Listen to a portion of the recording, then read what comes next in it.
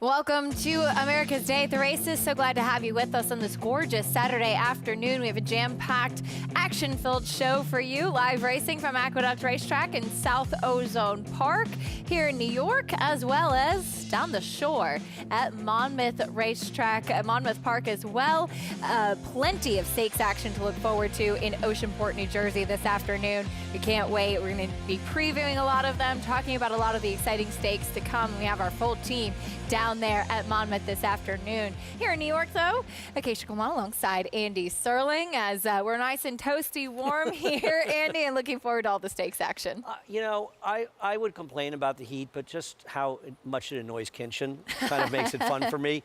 But yeah, no, we had some excellent racing down at Monmouth Day, a lot of stakes, and highlighted by the Salvador Mile, but also the Naira Bets Pegasus, and some fun opening, interesting races here as well.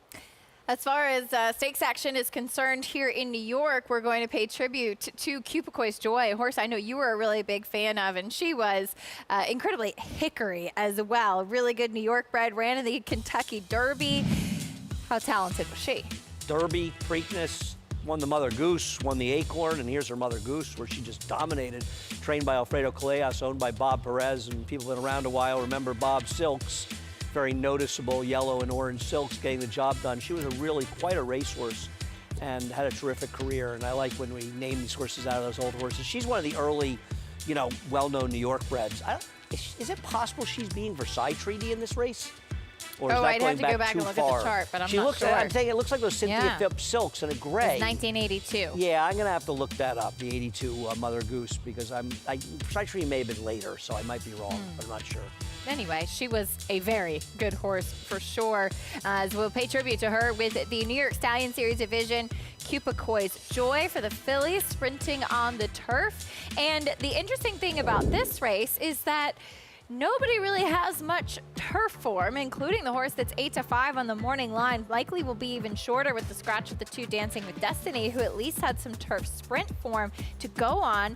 Celtic Dawn was really impressive in her 2 starts thus far, but she's trying the grass for the first time. Yeah, it's one of those situations where it's hard to really want to take what's going to be a very short price and the most talented horse in the race.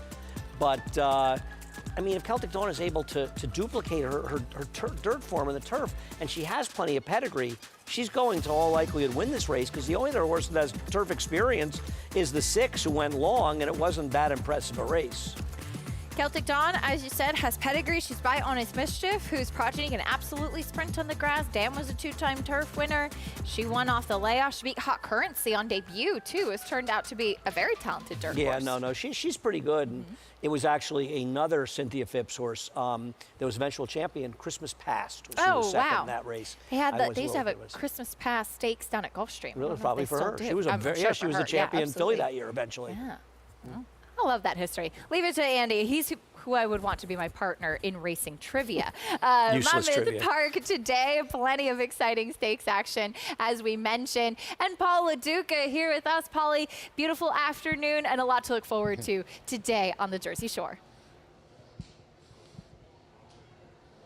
Yeah, Acacia, Andy, thank you very much. Myself, Megan Burgess, you're going to get Greg Wolf, along with Maggie Wolfendale will join us a little later in the car, but we got a 10-race program here at Monmouth Park.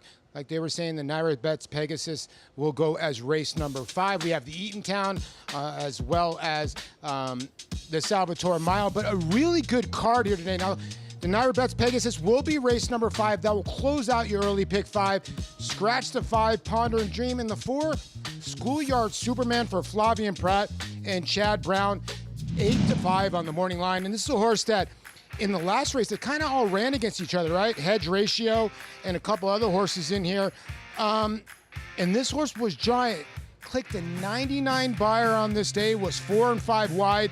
If you're looking for a sheet number, this is by far the fastest number in this race. Now, there's a couple worries for me for Schoolyard Superman, why you want to take this horse at such a small price. He was by right here, right? He was by the horse, and he, you know, kind of like battled as much as he could. I thought this was a really good effort. This is the one where he broke his maiden. But the race after that, the 99 buyer was a really good race. So my issue with Schoolyard Superman is he hasn't done it around 2 turns. He's a young horse. I get it. He's only 3 years old. but his better races have been around one turn. In his last race where he ran the 99 Beyer, Megan, it was with Lasik. So I think there's a little vulnerability, all the one to beat. I know that you like the horse on the inside, or you're going to cover the horse on the inside for George Weaver. It was very impressive first time out, Tricky Business. That's right, Paul. And the number 2 at Tricky Business, as George Weaver and R.A. Hill Stable have experience both with the sire, Vekoma, and the dam, as the Tricky Business might give experience up to some of his rivals in today's Pegasus. But boy, was he impressive as we take a look at that May the 10th maiden special rate, where he debuted at this mile, which I think is pretty interesting given his pedigree and his connections, as they are not afraid of a sprint fight. But he was able to settle and rate beautifully behind horses with a nice long stride, really giving me the indication that he's going to appreciate the distance as he does get it. And you can see here his stride. It kind of reminds you of his sire a bit with that left leg. His actions quite marked by his pedigree, as the runner-up and third place finisher of this maiden special, and King Pharaoh and Judge Boucher both came back to win their subsequent maidens. So that 87 Beyer speed figure might be a bit high, Acacia, but he certainly looks as he's got the talent to face winners for the first time today. I think he's incredibly interesting in this highly competitive but compact edition of the Pegasus Stakes. Of course, the local prep for the Haskell still to come over at Monmouth. We look forward to seeing all of those exciting contenders throughout the card and taking a look at what's coming up. Today's races, as always, presented by Claiborne Farm, an 11-race card. Belmont at the Big A, including the Cupicois Joy.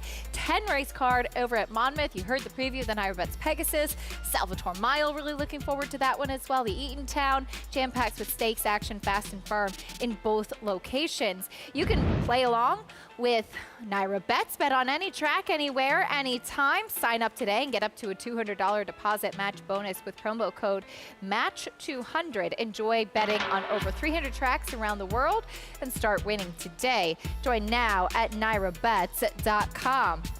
We alluded to that Salvatore Mile, a horse that's trying to defend his title in that race is Bishop's Bay. He won the Cigar Mile coming off of some disappointing efforts. Can he get back to the winner's circle in a place where he has absolutely been effective before? He's based some of the toughest competition. Bishop's Bay back in action later in the Salvatore Mile. That preview after this.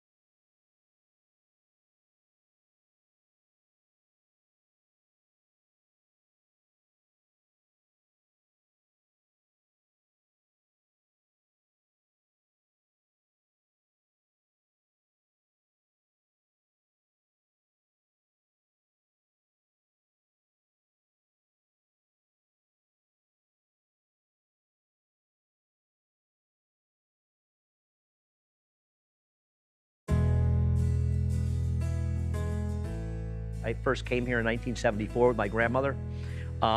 It was a Saturday in November. There were 38,000 people here. I'd been bothering her. 74. You know, I was cutting the charts out from the paper every day. I'd been going to Saratoga that summer. I want to go, I want to go. And we took the old Aqueduct special. We had those big tokens you used to use for them. It would pull up right in front of the station and just thousands of people pouring down the ramp, heading in for the double. And just the scene of it, and just seeing it as a kid and coming out here with her and being here with all of these people, it was just packed.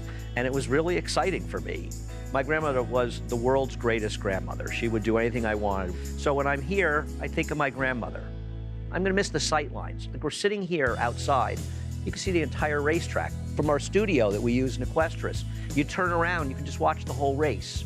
That's one of the beauties of Aqueduct, is the ability to watch a race in live without looking on TV and see the race. This place is like home to me, you know? I mean, there's something great about a racetrack you can take the subway to. So much of my life was around here. All of those things are all memories. They're not going to go away because the place closes. And I think life is about making good memories, and I have so many good ones here at Aqueduct. We love these little vignettes, and so special to look back on some Aqueduct memories with you, Andy. I know it's a place that has been really special to all of us as we are in the final 3 weeks here at the Big A before we say goodbye, go up to Saratoga, and of course get ready for the opening of the new Belmont Park. But this is a place where many of us have made some incredible memories. Well, it's the first track that you ever worked at when Yeah. you did some radio shows and came here. And for me, it's the first track outside of Saratoga, New York, that I went to. And when I mentioned I went with my grandmother, made many trips with my grandmother here.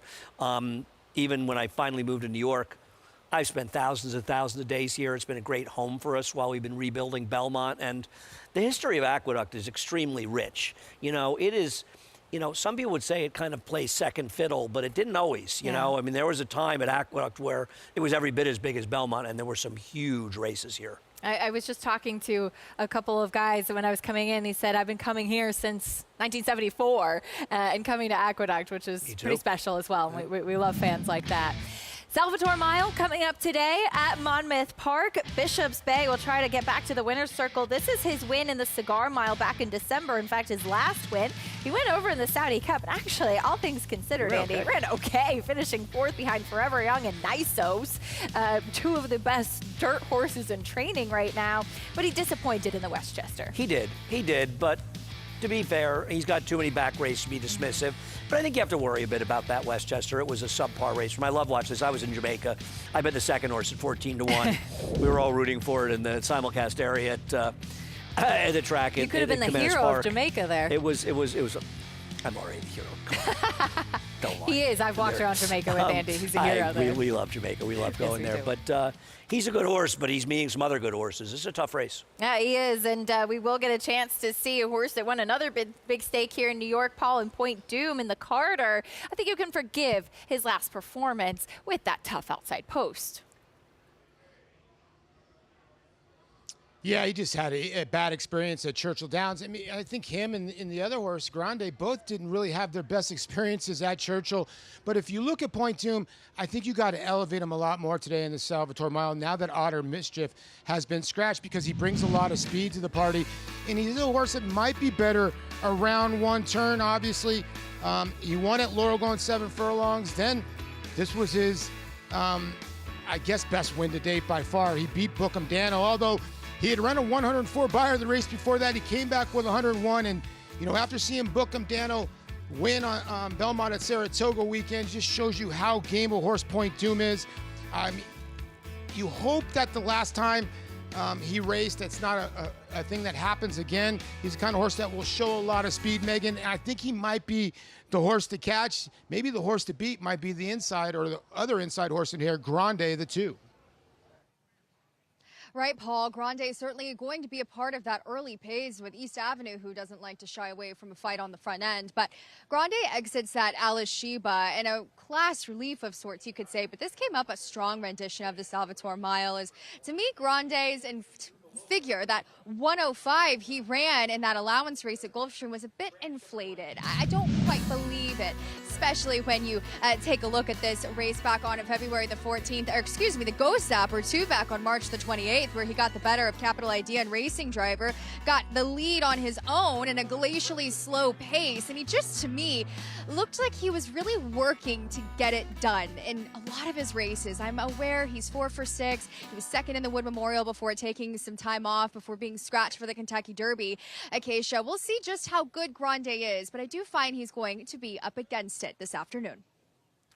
He'll try to turn things around today as well, Meg. Thank you, as we'll take a look at the field for the opener here at Monmouth. Get ready to kick off our live racing action down the shore, going a mile in the turf in a claiming race for the first race of the day. 3-year-olds and upward. We have a heavy favorite. Get to that one in a moment. Beginning, though, with the number 2, Bay Street Money, getting back on the grass, hard-knocking 9-year-old. Finished just behind the 9 Bar 14 in his last turf start, but he had a dream trip that day. I actually bet him he looked like a winner, and he just didn't finish in a race with a fast pace. Fidel Lacaille, very much the horse to beat, and a very short price. Yes. It was a big price that you would pronounce it as well as you did. I'm impressed by that.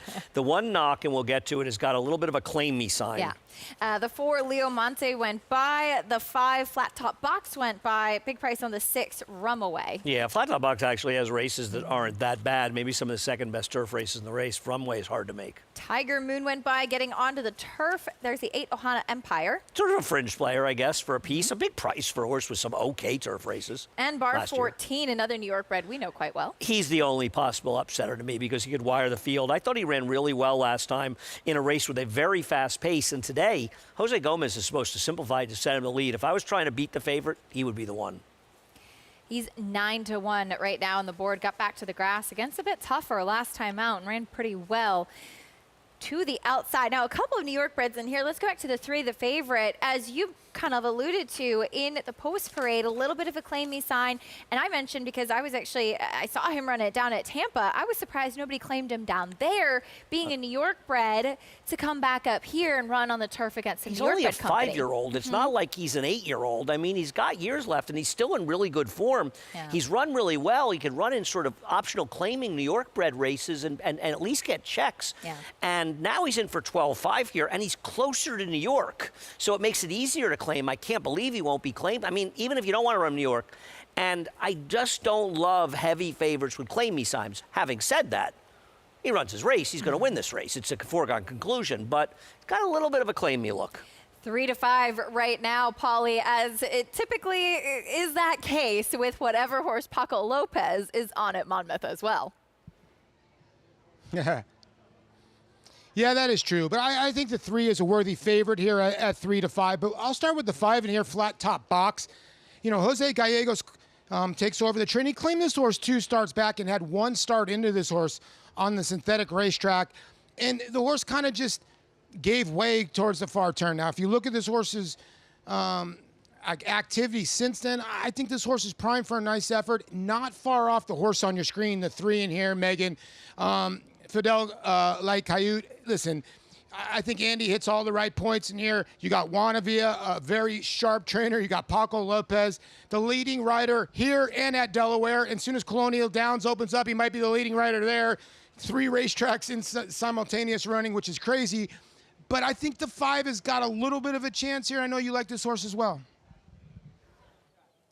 I do, Paul, but we'll start with that 3-5 favorite currently, as I'm not with this price on this horse in this spot. And I do realize that if he runs his A race off of a bit of a layoff, he will be the victor. However, just wonder with him, as you go through his races last time out, you know, he comes off 124 layoff today. He is fit from my eye for Juan Avila, who's having a tremendous start to the meet at a 26% clip, where last time out on February the 7th, the second place finisher did come back to win with that 83 Beyer speed figure, and Mad Dog in the runner-up that day, and has won 2 races races since. So he's certainly the class of this field and takes a bit of a step back in distance, and he surely wants the turf. As far as my top selection, the number 9, Bar 14, I agree with Andy. This horse has one way to go, and that's to the front end at a big price in here, where I'd imagine Jose Gomez hopefully is aggressive with him. And now I really enjoy seeing him consistently be run on the turf as he was earlier on, and those are where his better races have come from.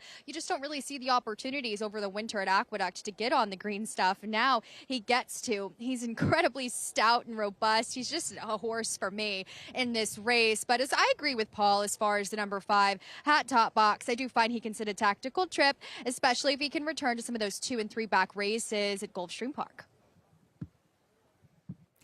Megan, thank you. We'll see how it plays out coming up here in the opener, 3-5 right now on the favorite. As we touched on, Bar 14 kind of being the quote-unquote other horse. As we were going through the post parade, you mentioned a couple of horses that could be little fringe players, including Ohana Honor.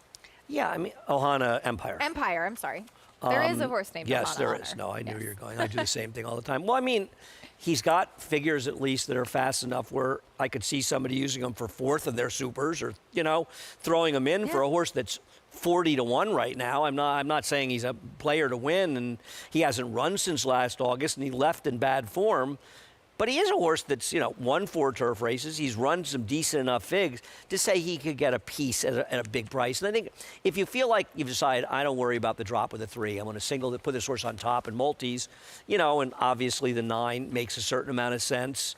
The 4-2 isn't impossible. The 5 is not impossible. But maybe you find somebody at a much bigger price, and if you're looking for a bomb to throw in, it's probably the 8, at least to me. Paco Lopez aboard your favorite, Fidel Cayuta, as we touched on, and he's been having a tremendous Monmouth meet, of course, as is often the case. He has 3 stakes mounts this afternoon. He's on a 10-1 shot, not something you normally see. She's scratched. That one is scratched, excuse me. Baby Vino, who you mentioned ran very well. And Granville the First, who I think has a little bit of an outside look in the Salvatore Mile as well. Of course, though, not just at Monmouth. We touched on Paco Lopez with a big win last week up at Saratoga in the True North with Bookham Dano, a fan favorite. Yeah, no, he's been pretty much the regular rider of that horse and ridden him very well since taking over from Myrat Ortiz, and obviously that Preakness win for him. I mean, that's a huge win to win a Preakness, and he rode that horse extremely well that day. And he's, it's one thing to sort of dominate and not win the big races, but you win a race like the Preakness, that's a huge win. Trainer Derek Ryan with Bookham Dano as well, saying that probably his next start would be in New Jersey running this summer. They're doubling the purse, and they're going to have like a Bookham Dano day. He's a New Jersey bred. That's cool. Owners are from New Jersey. I'm sure Monmouth Park, it's going to be so much fun there. And obviously, we'd like to see him in the Vanderbilt, but we're not going to. And they have mentioned they expect to come for the Forego. I heard from Jim Scappy the other day. They owe us nothing. I mean, they have been awesome. They have been incredible supporters of our racing. They've come, they've been really fun, but they've also come for our races. So if they're going to run in a lesser race at Monmouth with a New Jersey bred, that's, you can't complain. They've been great. And it'll be really fun for the New Jersey fans to get a chance to see him there as well. For sure. He's a cool horse. I mean, those are the kind of horses he stays in training. He runs his races. He holds his form. You have to love those kind of horses, and the horses that stick around develop a bit of a fan base. Yeah, so true. The longer they stay in training and running those big races, the more people start to follow them. And he has a very loyal fan base, of which there are 2 big members up here on the set, sure. Bookham Dano. Paco Lopez, though, aboard your favorite Fidel Cayute in the opener on the turf. Race 1 at Monmouth Park. You're watching it live here on FS1. We send it up to Matt Dinnerman for the call. He'll be the next one in. They've loaded Rumaway already, so Flat Top Box goes into the starting gate next. Tiger Moon post position at number 7.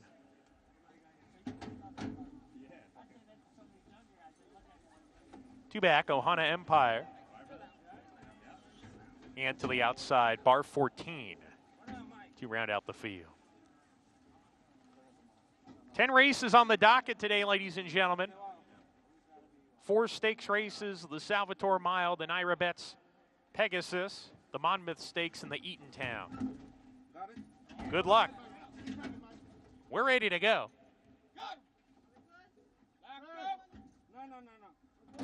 We're off and running on Haskell Preview Day from Monmouth Park. A couple runners got squeezed at the break. Rumaway, Tiger Moon got the worst of it. Bar 14 on the far outside, going right to the lead. Fiddle Coyote broke alert. Lee is happy to track this front runner. Bar 14, who gets over to the rail and shows the way a length and a half. Flat top box, he runs in the second position. Fiddle Coyote is between horses Leo Monte as they go into the first turn run. Bay Street Money on the rail. He's 5 lengths off the pace, a length and a half better than Ohana Empire. Then Tiger Moon second to last, Rum Away well behind the rest of the group as they approach the backstretch run. Bar 14 is carving out the fractions, gets a clear time of it, opens up 2 down the backstretch run. Flat top box runs in second with Fiddle Coyote, the gray horse, down on the inside. There's a gap of 3. Leo Monte is backed off the pace. He races with Bay Street Money. Another 3 lengths back to Ohana Empire with Tiger Moon to the inside. And still that big gap to Rum Away as they go towards the far turn. Bar 14 opens up 3 hitting the far turn run. Fiddle Coyote slipping inside going into the turn is saving ground and shown more rain to get after that front runner rounding the turn. Flat top box under some pressure too. And Bay Street Money trying to get underway on the fence. He's 5 lengths behind, saving ground as they come to the top of the stretch. Bar 14 still clear by 2 lengths coming off the turn. Fiddle Coyote chasing hard in second. Bay Street Money is tipped off the rail for a final try. Bar 14 keeps going. Bar 14, Fiddle Coyote trying to reel him in from the outside, and Fiddle Coyote is gradually gaining ground. It's going to be tight. Fiddle Coyote outside. Fiddle Coyote got it by a nose. Perfectly timed. Bar 14, unlucky loss and a heartbreaking loss in second. Bay Street Money third. Ohana Empire fourth. And the favorite gets the job done. Good call here by Andy Serling talking about Bar 14, and Jose Gomez trying to give him the slip. Went pretty fast too, 110, 122. Stopped the clock in 134, but Megan, the favorite gets the job done, the Paco Lopez effect. He does, and just one that I feel like unfortunate to have as far as betting the 9, unlucky there, but was able to control the fractions. Feel like Hayu got the perfect tactical trip as he sat in the pocket and saved ground at Keisha, but a little bit of a tough beat as I did put some money there on that outside runner. 3-9-2-8-5 at 70-1, Ohana Empire. Andy checking in fourth. You should have played the 10-cent super. Key for the super, right? To get Ohana Empire. Got a really good ride, by the way, to get fourth there with a logical second, third, including Bar 14. And wow, was that a brutal beat for him. Very tough beat for sure. Trainer Dave Donk, though, gets his final chances with some Big A wins. He has 2 in the stake later today.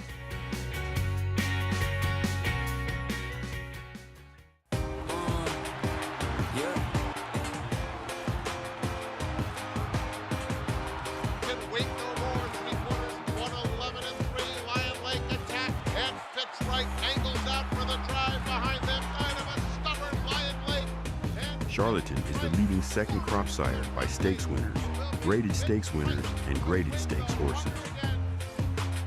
Charlatan, ultra impressive. It's a new day for a new king. You bet with Naira Bets. Bet any track, anywhere, anytime. Download the Naira Bets app to play today and get a $200 deposit bonus. Watch live horse racing. Get expert picks. Boost your bankroll with weekly promotions and hone your handicapping skills with exclusive tips and tutorials. Sign up now and use promo code MATCH200 for a $200 new member bonus. You bet with Naira Bets.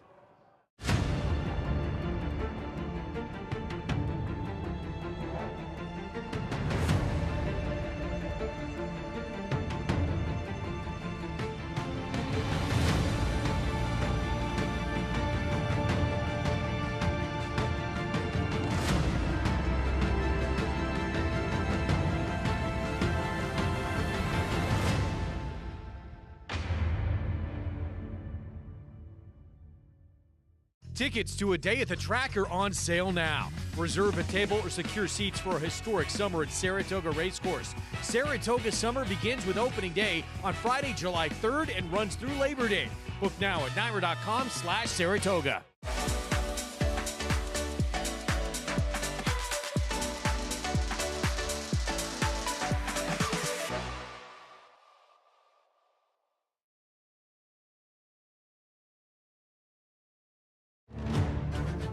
A surging debut at 2, an international tour de force, an explosive winner of 2 sire-making Grade 1 races. Raging Torrent running the race of his life, and Raging Torrent and Frankie Dettori cruise to victory in the Malibu. Raging Torrent's coming out party is in the Metropolitan Handicap. Raging Torrent, the next wave in the Lane's End stallion-making tradition.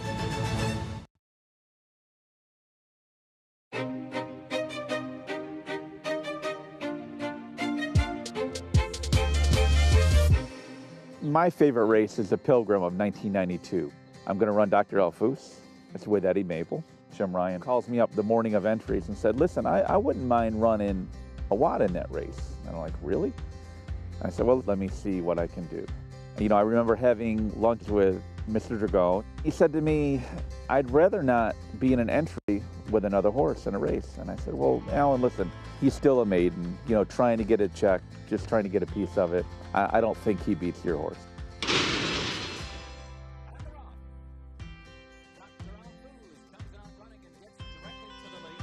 Dr. Elfus is just cruising on the lead here with Eddie.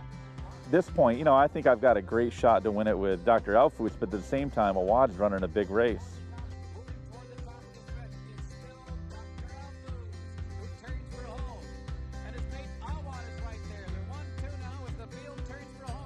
I'm thinking, oh crap, if this horse beats this other horse, I might be in trouble. They're dueling with each other. You know, which one's gonna win it? I mean, I'm thinking at this time, like, holy mackerel, I'm gonna be 1-2.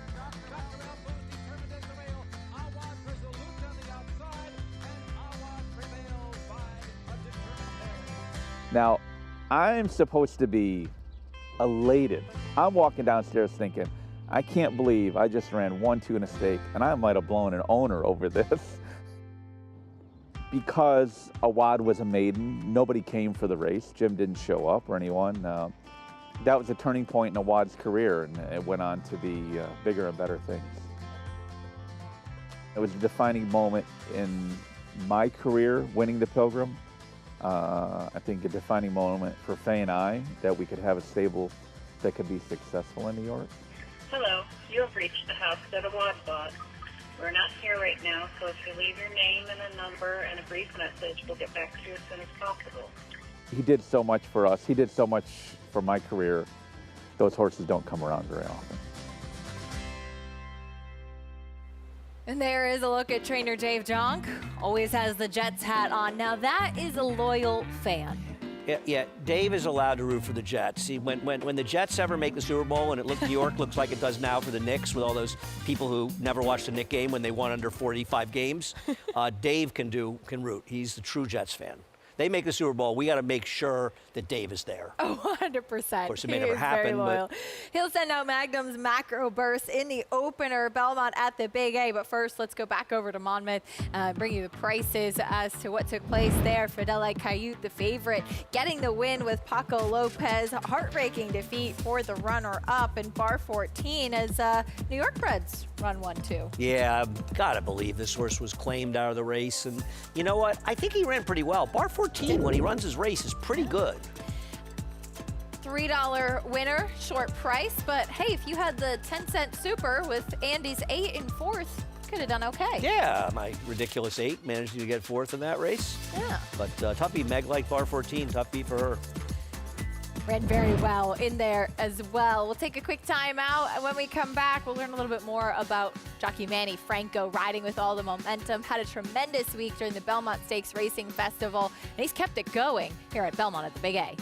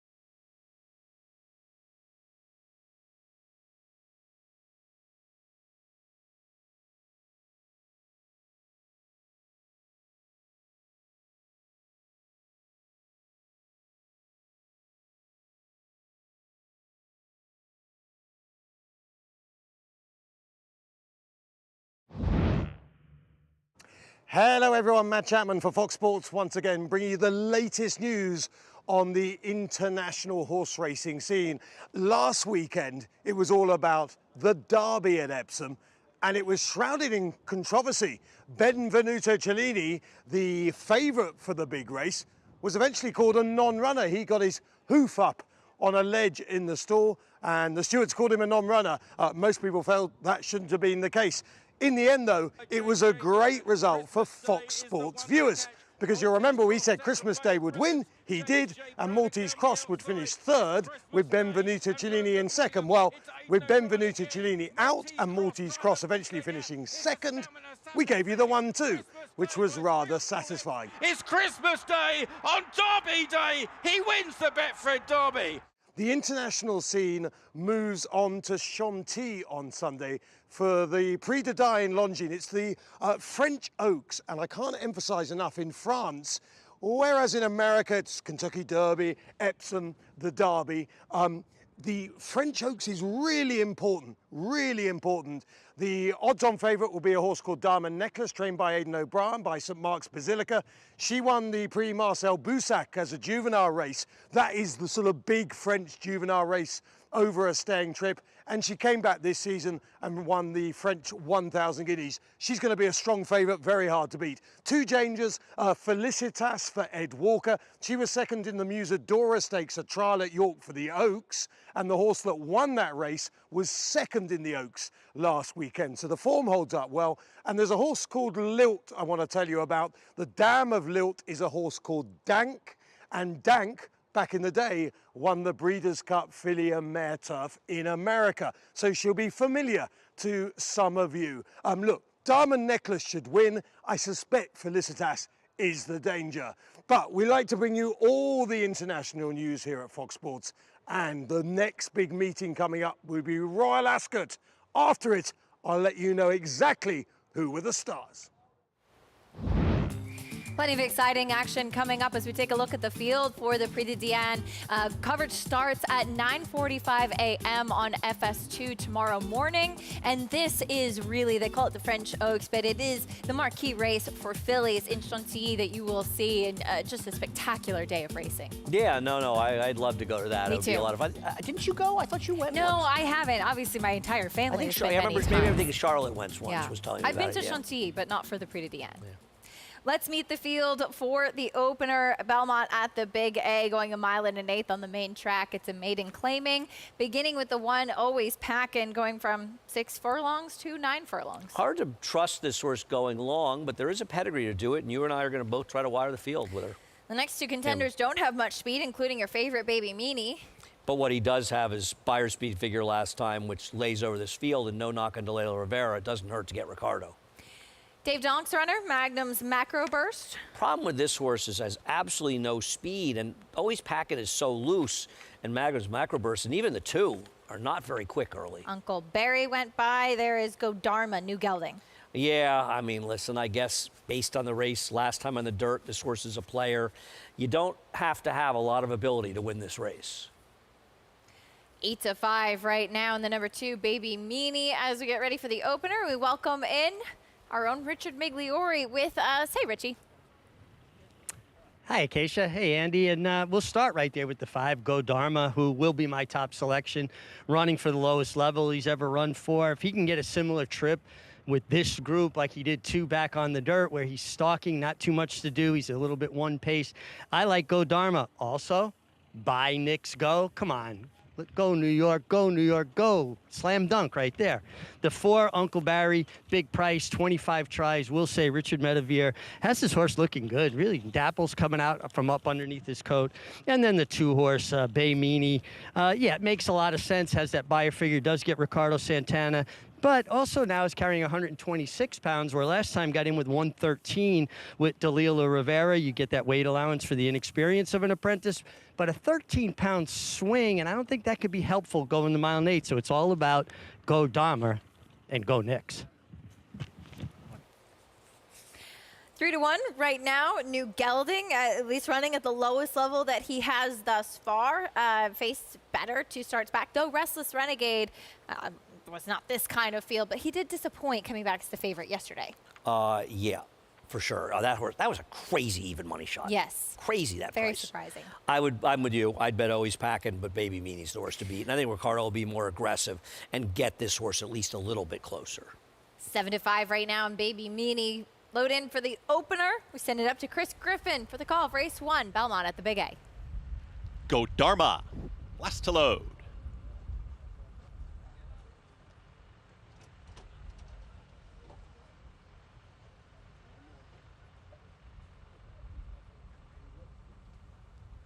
Goes in. All set. And they're off. Uncle Barry breaks sharply, and so does Baby Meanie towards the inside with Always Packin'. Ruben Silvera is intent on being up front, and Always Packin' takes him into that turn.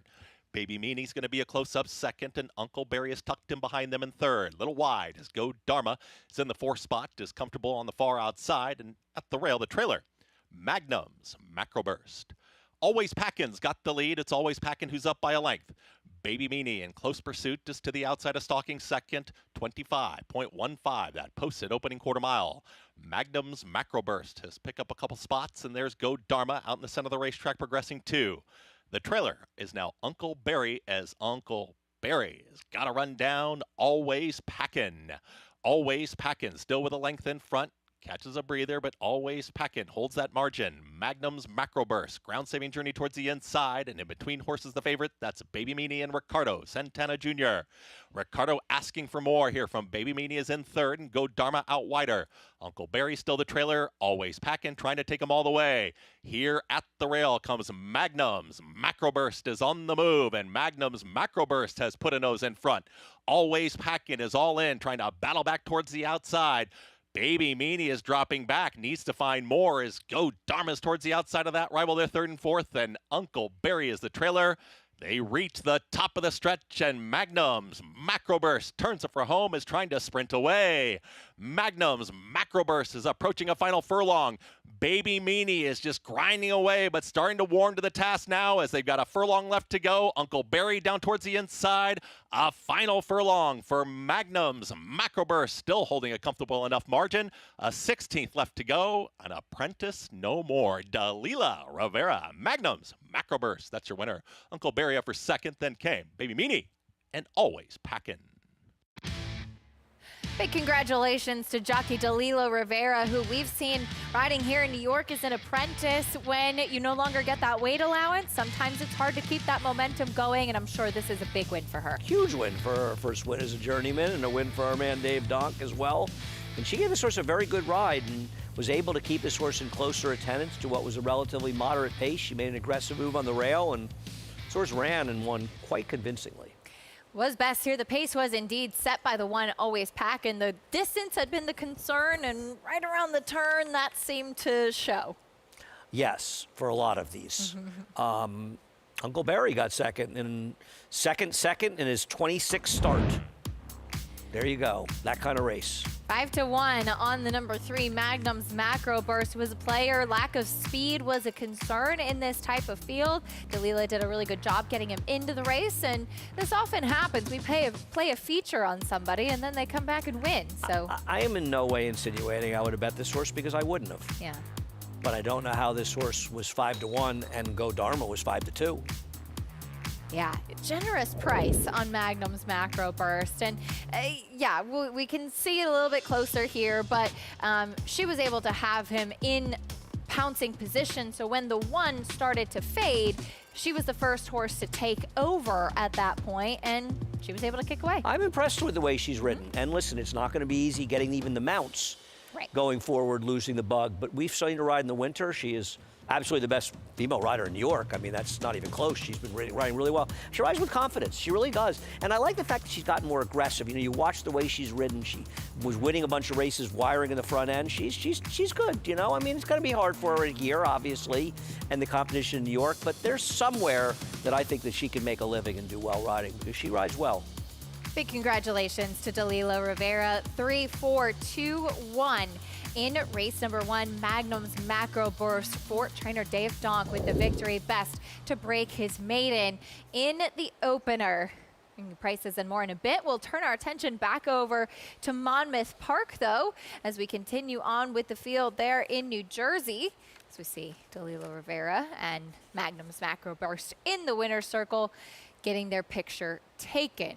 As promised, Monmouth Race 2 coming up, going 6 furlongs on the main track. And right now, taking a look at the field, the number 3, 12 Treasures, currently the favorite, last out winner at Laurel. And what do you know, ridden by Paco Lopez. I guess the question with this horse is 6 furlongs. This has never run 6 furlongs before and cuts back from 7, a horse that Moore was routing in the past, but is obviously the horse to beat.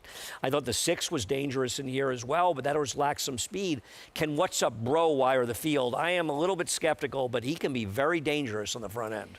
The 2 Doroteo went by, the favorite 12 Treasures went by. There's a look at the 4 La Frost, is lightly raced. Coming off a winner, Man Rajiv is riding, but looks a little slow.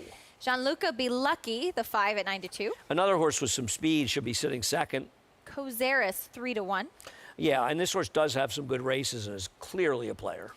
What's Up Bro has some speed to the outside. Yeah, and you know, he's going to be a fair price. Look at the fixed odds that have both the 3 and 6 around the 8 or 9 to 5 range. This one close to 5 to 2. What's Up Bro could wire the field. We'll see if he can hold his form for the new connections.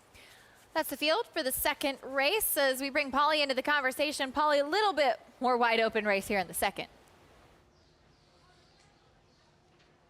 Yeah, I thought this was a tough event. When you look at the 3 horse in here, 12 Treasures, he's the one to beat. I mean, because you look back, he's kind of twirling, running on the turf a little bit. But if you look at his races, Andy, you noted it, the last 3 races sprinting at 7 furlongs, horse been very good. And the numbers speak for themselves. And Paco Lopez doing his regular thing, doing his little figure 8s right in front of the gate, letting the horse know that this is the first time I'm riding you. I've never ridden you before. Let's get familiar with the gate. And, you know, that could be the key for the 2 Doroteo.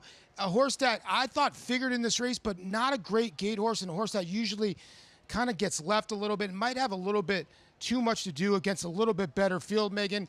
You know, the 6 Kozaris, you know, I like this horse. I kind of landed on this horse, but then I have trepidation because he hasn't won in 2 years. I'd agree with you, Paul. I thought it was interesting and due in part to the race flow. I do find there's going to be a bit of speed signed on that What's Up Bro will have to contend with, even though the outside runner likely fastest. But as far as the 6 is concerned, I just couldn't get over him physically, combined with the company he's been keeping. I mean, Madhouse 2-back he was running against in allowance races at Tampa, who came back to win the Grade 3 Count Fleet. And he's just been running solid races. Last time out, to me, he's kept the strongest company there with What's Up Bro.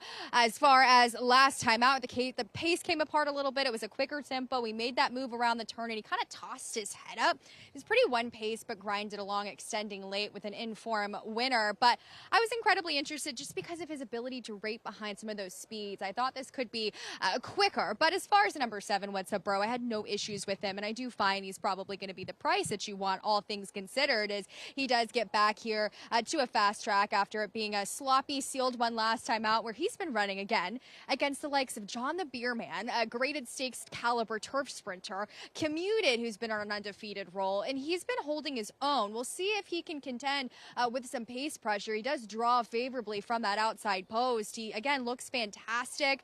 He's been breezing well, and I find that if he can hold off the likes of the number 5 and even the number 3, 12 Treasures, who's been breathing fire, he'll be incredibly tough, which brings me to the current favorite, 12 Treasures, who, as I mentioned, he came into the paddock incredibly sharp. Looking at his big frame and overall, I wonder if this is just kind of a starting point for him as far as distance. But I didn't love him and in the appearance of that blanket finish where he just got the job done at Keisha at a short price. But I'd agree this is pretty wide open and an interesting one. We'll see how it plays out. 5-2 right now on 12 Treasures. Megan, thank you. As Doroteo, the number 2, to be ridden by Tyler Gaffalione, who's in town today at Monmouth. You're going to see some big name jockeys throughout the afternoon with all of the stakes action coming up, as we'll look at what Tyler has on his agenda today. Plenty of stakes mounts to look forward to and some short prices as well. Yeah, looking forward to it. Now, Tyler I wonder if Tyler, we're going to see him in Saratoga or not. I know, last year he was coming back off an injury. Yeah. And I think that's why he and Matt decided to stay at Ellis. I'm curious if he comes. National Charter is a big player in that race. That was an impressive maiden win. Nebris is just a total wild card in the Monmouth, and obviously the horse to beat in there. It's going to be an enormous favorite. His Program Trading. I've never been East Avenue's biggest fan. The problem with him, his best races are on the front end, and he ain't getting the lead near. See if he can get back on track. He's a horse with moments of brilliance, like you said, with speed. See how it plays out, but a horse that Tyler has ridden quite a bit right from the beginning. So coming to ride him, and we'll see if it's a productive day on the Jersey Shore for Tyler Gaffalione, who will be aboard the number 2 Doroteo this afternoon. As far as 12 Treasures is concerned, he got the win last time out. He is a horse that in the past has been on the lead and been able to kind of open up when going longer. I'm with you, though. I think it's a little bit interesting as to how he might handle shorter today. I agree, and his recent form is very good. His last 2 races are good. I'm not knocking him at all. But I will tell you one thing. If the 7 What's Up Bro can hold that form for the new connections, they're never going to catch him on the front end. Fun one coming up in race 2. Co-favorites now at 5-2 between the 3 and 7. Matt Dinnerman standing by with the call. As well. Here's Lafrosse next up. Gianluca Bianchi.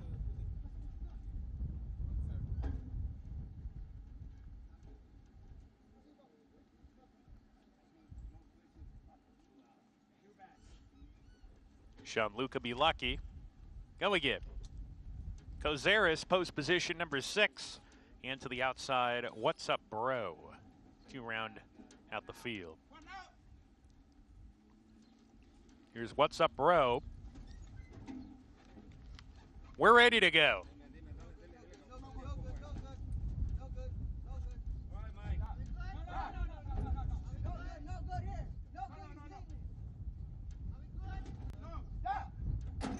And Lara. Good beginning for all. Gianluca Bianchi up on the pace. What's Up Bro on the far outside along with him. And now What's Up Bro snatches the lead away. Gianluca Bianchi back in second early. 12 Treasures runs in third. Kozaris to the outside. 3 back to his stablemate Lafroste. And Doroteo has no early speed as last early. The 6 runners in single file line separated by 10 or 11 lengths here. And What's Up Bro leads the parade approaching the far turn. He's opened up 2. Gianluca Bianchi happy to track right behind in second. 2 back to the favorite. 12 Treasures in third. Sent upon there. 5 back to Kozaris, needs to pick it up. The rider sounds the alarm on him. Doroteo has passed Lafroste, but Doroteo has a lot of ground to make up as they approach the quarter pole, and all of a sudden, What's Bro completely gives way here. What's Up Bro completely dropped anchor. Gianluca Bianchi finds himself on the lead here with 12 Treasures there on the outside, and these 2 spar as they come down the lane. 12 Treasures on the outside, narrow lead now. Gianluca Bianchi back in second, and 12 Treasures opens up the lead, kicks away, and puts this race to bed. Doroteo from the back of the field coming on. Looks like he's going to get up into second, but he will not catch 12 Treasures, who cruises in. Doroteo second, Gianluca Bianchi third, Kozaris fourth. 12 Treasures, and Paco Lopez wins the early double here as the son of Candy Ride just going to cruise alongside the 5 here, Gianluca Bianchi and Sammy Marin. Good to see Sammy Marin back in the saddle, but still Paco Lopez's world. It's the 2 here, Doroteo for Tyler Gaffalione. Again, not a great break from the gate, but runs a nice little second here. But Acacia, another winner for Paco Lopez. This one owned by Paula Capistro. We see her training out in Southern California. She owned this one. Congratulations to Paula getting the victory there. A horse that was bred by Godolphin, formerly running for Godolphin, and sometimes you see these horses claimed away. They find their homes at other tracks, picking up back-to-back victories. Back in New York, Magnum's Macro Burst with the victory. First journeyman win for jockey Dalila Rivera as she lost that apprentice allowance after a certain amount of time, certain amount of wins. It's always nice when you have a little bit more incentive for trainers to ride you. With the weight allowance, now it's a little bit tougher to cut your teeth, but wins really, really help. No question about it. And I mean, I think we all like what we've seen from her as a rider. The competition here is too extreme. It's nothing against her at all, just to even get the kind of mounts to be able to compete here, and we'll see what she ends up doing. Does she stay here in the winter? Does she ride? But she can ride. There's a place for her, for sure, riding the sport, whether it's in New York or not. She'll be aboard Daytona Moonshine in race number 2. This one, a mile on the main track, non-winners of 3 in life. The number 6, the favorite, though, Natural Hunk, as he gets a slight cutback in distance from the 2-turn mile and an 1/8 to the 1-turn mile, which should suit. Take a quick time out. Come back with more live racing, and we'll continue remembering the Big A and celebrating all of the history here at Aqueduct as we get ready to say a fond farewell.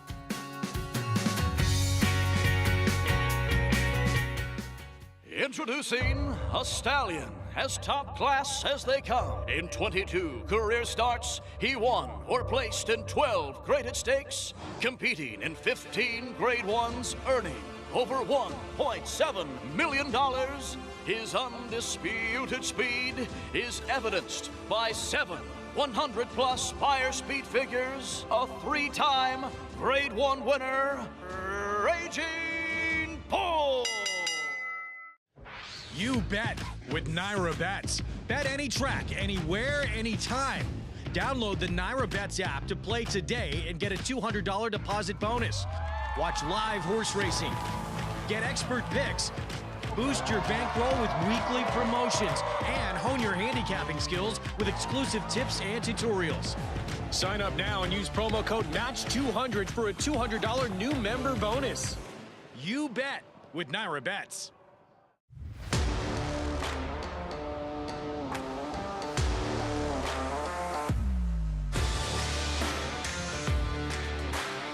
The lead belongs to Epic Ride. He is showing them a clean pair of heels.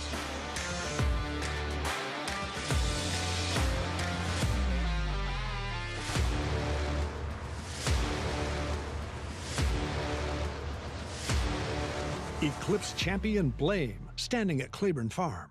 Gather your group and head to Saratoga Racecourse this summer. Enjoy a private suite in the 1863 Club or take advantage of flexible seating options in the Trackside Rail Restaurant. Head down the stretch to the Casamigos Spa Verandas for casual gatherings of up to 50 guests, or bask in the view of the historic paddock from the paddock suite and nearby Surfside Party Deck. The Mia Netto Easy Goer features world-class Prosecco with sparkling views of the backyard. Book your group outing today at naira.com/groups. Every 2-year-old champion has precocity, but only one can be called fierce. Fierceness! Brilliant at 2. A powerhouse win! Dominant at 3. Fierceness is putting on a show in Hallandale today. Fierceness to win the Travers. Tenacious at 4. Fierceness has won the Pacific Classic. All the makings of a champion. Fierceness. New to Coolmore America.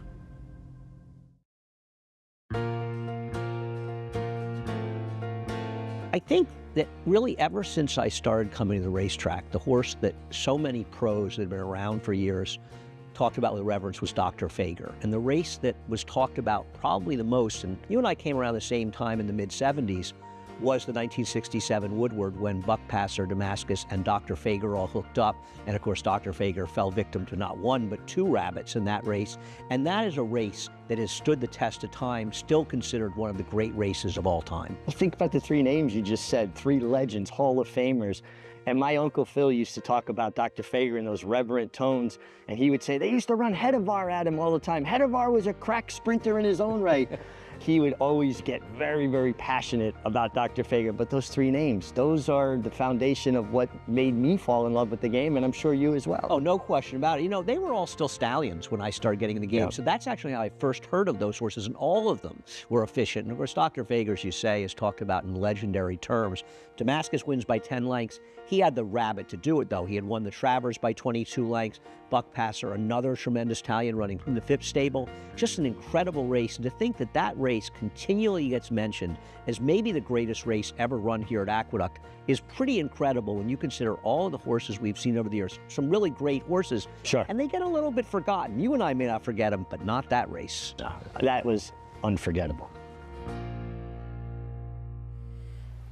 They called the 1967 Woodward the race of the century with those 3 big horses in there. Absolutely loved that sit down between you and Richie, and just amazing to look back on that history. A friend of mine in Saratoga, there's 6 kids in the family, said his dad, I don't know if they took a train down, I think, and they all came down to New York to go to that race with their kids.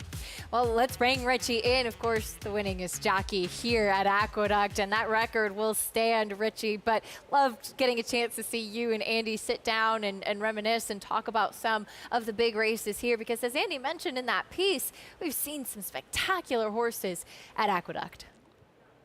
Oh, over the years, it's the best of the best that have competed here. Obviously, Secretariat made his first 2 starts here at Aqueduct, and they had this farewell here. Seattle Slew. I mean, just so many over the years. And, you know, for me, coming out here when I was 9, 10 years old with my father on the subway from Brooklyn, it was the portal into the world I wanted to be a part of. It's just an amazing place.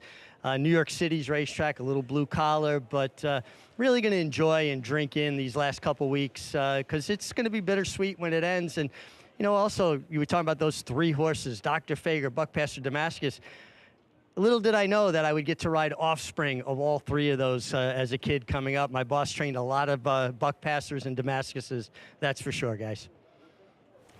It will be bittersweet. Of course, we're looking forward to our new home at the new Belmont Park. No but doubt. as Richie said, going to soak in and enjoy these last couple of weeks. And of course, some special moments for the fans towards the end of the Big A as well. Aqueduct's been a great home for us for racing, and I think it's important for people to realize also many great horses have come through Aqueduct.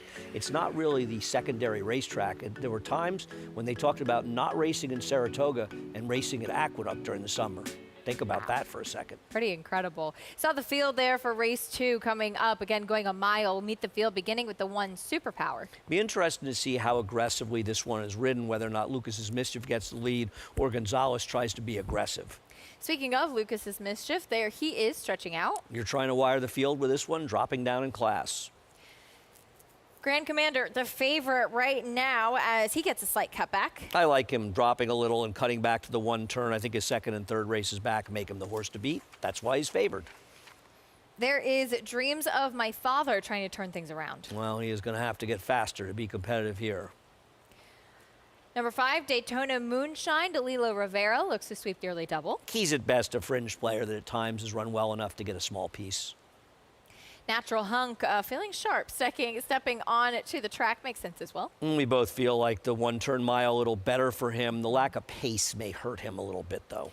And Airborne Elite to the outside. Javier got a Wayne Potts horse home in Saratoga for his first win in New York in almost 5 months. We'll see if this one can add to it. He should be at least a little forward. That's a field for race 2. Go back over to the number 3 Grand Commander, who I know you like, and he and the number 6 Natural Hunk have a similar kind of look to them, and they come out of the same race, in fact, in that they both should appreciate a little bit less ground. And the other thing I think about him is that while he's kind of lost some of his speed, with a rider like Manny, I think Manny's going to be acutely aware that perhaps an Achilles heel here is being too far back. And I expect Manny to at least get him in somewhat contentious position early. And I just feel like the cut back to a mile suits him. No great shakes. He's under 2-1. I'm not making a clever pick here. Warming up there on the track with Manny Franco aboard. For more on how everybody's warming up, let's check back in with Richie. Yeah, I mean, everybody's making a nice impression on the racetrack. I'm going to talk about the 1 Superpower. This is who I like. I think he's just dropping down to a more appropriate level. He looks fantastic in the flesh, like the way he's warming up. He's going to have to be aggressive from that inside, though. You don't want to, you know, come out and be a little bit too quiet and then get shuffled back. I think he'd be well placed if they ride him away from there, try to put him in the game. But I thought Superpower made some sense here. And the inside post just kind of, I think, simplifies things. You got to be aggressive. You got to go forward. The 6 Natural Hunk makes a lot of sense. I was talking with Jimmy Ferrara, the conditioner, who's just been having a terrific run. Horses look good. They've been running good. And just talking about, Aqueduct and what it's meant to us. And, you know, he said, really sad that it's going to close, understands why, but Aqueduct's been good to him over the years, as it has been to me as well. Natural Hunk makes a lot of sense, making a really nice impression on the racetrack. And then the 7, Airborne Delight. I like him turning back. He had everything his own way last time, getting a half and 50.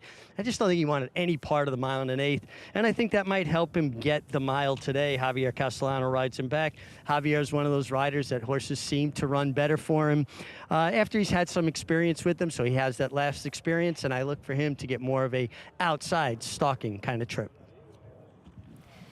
See how it plays out in race 2 here. Richie, thank you so much. As we'll take a look at the 6 Natural Hunk, who, as he touched on, making a nice impression on the track. This is him winning 2 starts back.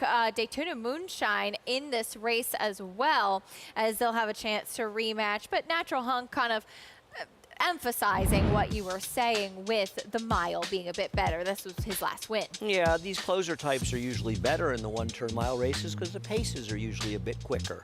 So last time out, victimized by a slow pace, he frankly didn't run that badly at almost 50-1 that day. And this race was good enough to be competitive here. I worry about the lack of speed. You know, we talk about the time from US Pace Projector, which has both he and the 3 Grand Commander in similar position back in 5th and 6th. I think Grand Commander is going to be closer today, but I also think the Natural Hunk can absolutely win this race. I picked the race 3-6. You have a different idea in here. Well, I thought the number 2, Lucas's Mischief, was interesting from a pace play, and he's dropping down to the lowest level at which he's been running. Now, as you touched on, it could be interesting to see what Superpower does from the inside. According to the pace projector, Lucas's Mischief looked like he should be in front. I am curious as to how it will play out. Listen, a lot of horses win that I don't like, and he would be just another one of them. What do you think of him at 4-1? To me, that seems like a bit of an underway. I thought he was going to be a bit of more of a price. Yeah, I mean, especially in this group, which I thought was pretty evenly matched. I understand his big win was on the front end, and he did beat Sanzio, came here with a win a little while ago, but that was at Finger Lakes, and he was 6-5 that day.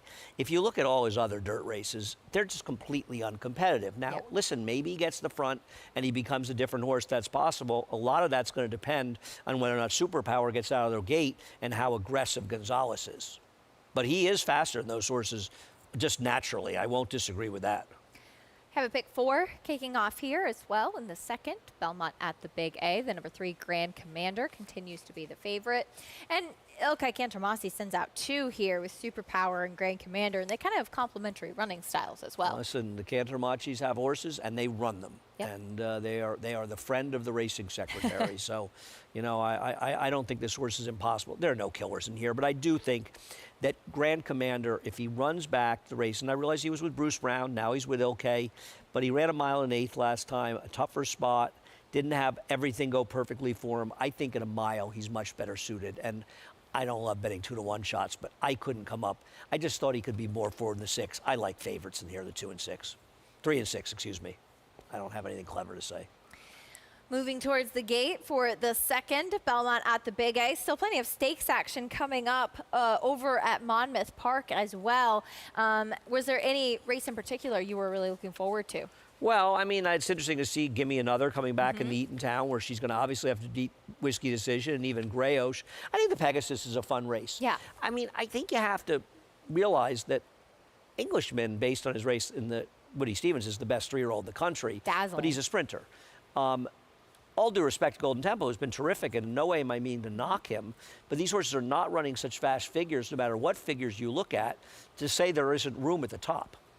It's a very good point as far as the 3-year-olds are concerned. Right now, Golden Tempo, the clear leader, but there's some horses maybe kind of that could progress through the second half of the year. You think of races like the Haskell and the Travers still to come in just a few months. Jim Dandy as well, and if Crude Velocity can handle 9 or even 10 furlongs, it's not impossible he ends up being the leader after the summer. We'll see how things play out. It should be an interesting summer. Absolutely. Race 2 coming up here in New York. Let's go to Chris Griffin for the call.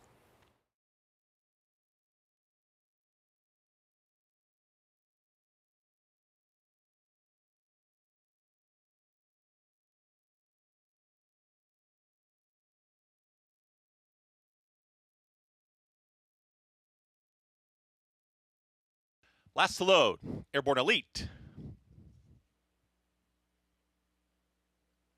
All set.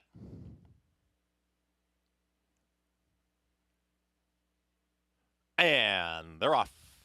Off awkwardly there was Superpower, the early trailer. In between horses, Dreams of My Father, and here's Lucas's Mischief, and Lucas's Mischief puts a neck in front. Edgard, Zayas, and Lucas's Mischief well off the rail. Center of the racetrack gets set to come out of the chute and hook up the backstretch on an easy lead. Dreams of My Father is a stalking second. Out wide of their Airborne Elite is traveling in tandem with Grand Commander. Making up quick ground with Superpowers in fifth is now 3.5 lengths in front of Natural Hunk, and far, far back is Daytona Moonshine. 22-4, the opening quarter mile. It's Lucas's Mischief, the target. Grand Commander is now taken second, shoved along to the outside. That's the gray and Airborne Elite, not making up ground yet. Dreams of My Father's at the rail is still in fourth, and Superpower in behind them from the back. Natural Hunk needs to get rolling, and Daytona Moonshine still the distant trailer. 45.41 for that half-mile time. Lucas's Mischief is opening up the margin once again and doing it all on his own. Lucas's Mischief is now up by 3-4 widening lengths. All in, Grand Commander is trying to cut into the margin as Lucas's Mischief will approach the quarter pole, is still well in front, and Edgard Zayas is now asking for more, is coming back to the field a little as Lucas's Mischief at the top of the stretch. Grand Commander continues to give game chase, is slowly making up ground. Leg-weary leader up front with a furlong left to go. Lucas's Mischief trying to hang on. Grand Commander and those red blinkers to the outside now seizes the lead. From far out of it, Dreams of My Father. Grand Commander got the first jump, and Grand Commander gets the win. Lucas's Mischief will hold second. Airborne Elite and Dreams of My Father. Number 3, Grand Commander able to run down the pace setter, Lucas's Mischief. Grand Commander made a lot of sense, and Manny Franco kept him in shouting range. No, it was a good call by you on the bigger priced Lucas's Mischief, and I love the ride by Edgar Zayas. To give credit, though, to Grand Commander first, Manny was very good. Manny won this race. We talked about it beforehand. Manny understood that his potential Achilles heel was his lack of speed. They were moving up front, and Manny rode this horse to get in the race. And if he hadn't been in attendance to the number 2, he was never getting by him in this race. So give Manny a lot of credit for getting the win here. But as far as Lucas's Mischief, you know, he went too fast the first quarter and a half, but that was the right ride. The wrong ride is nursing him along, letting the field in the race, letting everybody bunch up. And I think that riders are afraid to be too aggressive sometimes. It's the right thing to do. As you see, the number 2, Lucas's Mischief, hanging on that inside left lead. He didn't want to switch to the outside till very late, and he was just getting so leg weary. You could see able to run him down was Grand Commander, but absolutely, I think if you liked the 2, Lucas's Mischief, that's exactly what you were hoping for him to go to the front end. Right. Like that. I mean, you've got to ride speed horses the right way, and sometimes you have to go a little too fast, but it's better than doing the opposite, and I know the MIG agrees. 3, 2, 7, 4, excuse me, in race number 2, Grand Commander gets the victory with Manny Franco in the saddle. Trainer Fernando Abreu, though, he's 1 for 1 so far at Monmouth Park. He's trying to make it 2 for 2 as he'll send out Cadena, the number 1, currently 5-2 in race 3.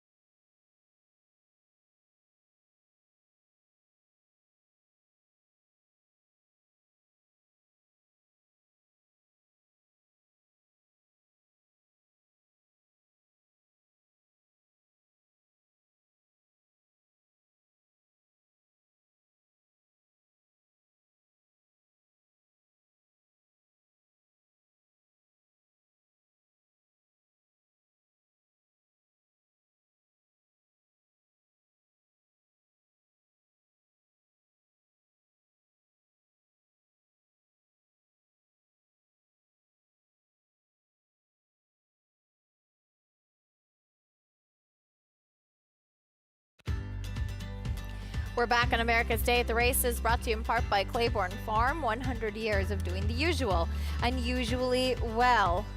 Here in New York, in race 2, number 3, Grand Commander with the win.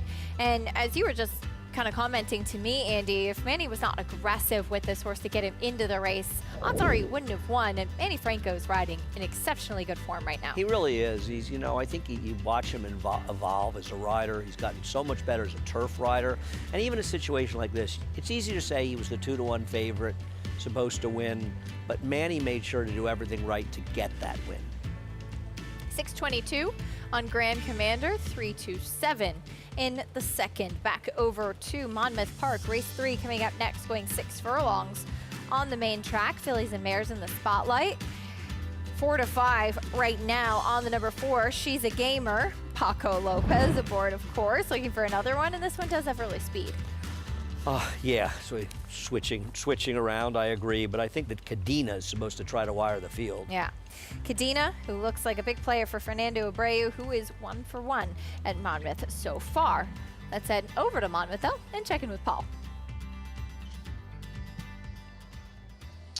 Yeah, it looks like those two mares should battle out, or the filly, the 4 here, and the mare on the inside, who does have a lot of speed. So that's kind of why I landed on the 3, Taven, in here. I think that she might get a good trip in here, the mare by Gervin.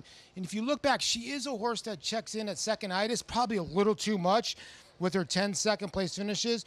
You know, she had 6 second-place finishes last year. She's a kind of mare that always does get a little bit of hot. It is hot out today here in New Jersey, even though we're by the beach here in Oceanport. It's clicking about close to 90 degrees, I would think, on track. And you know, I'll take this horse right now at 6-1. When you look at the 1 and the 4, my only trepidation with the 4, Megan, She's a Gamer, lost at 30 cents on the dollar last time out. She might have to deal with the 1, Cadena.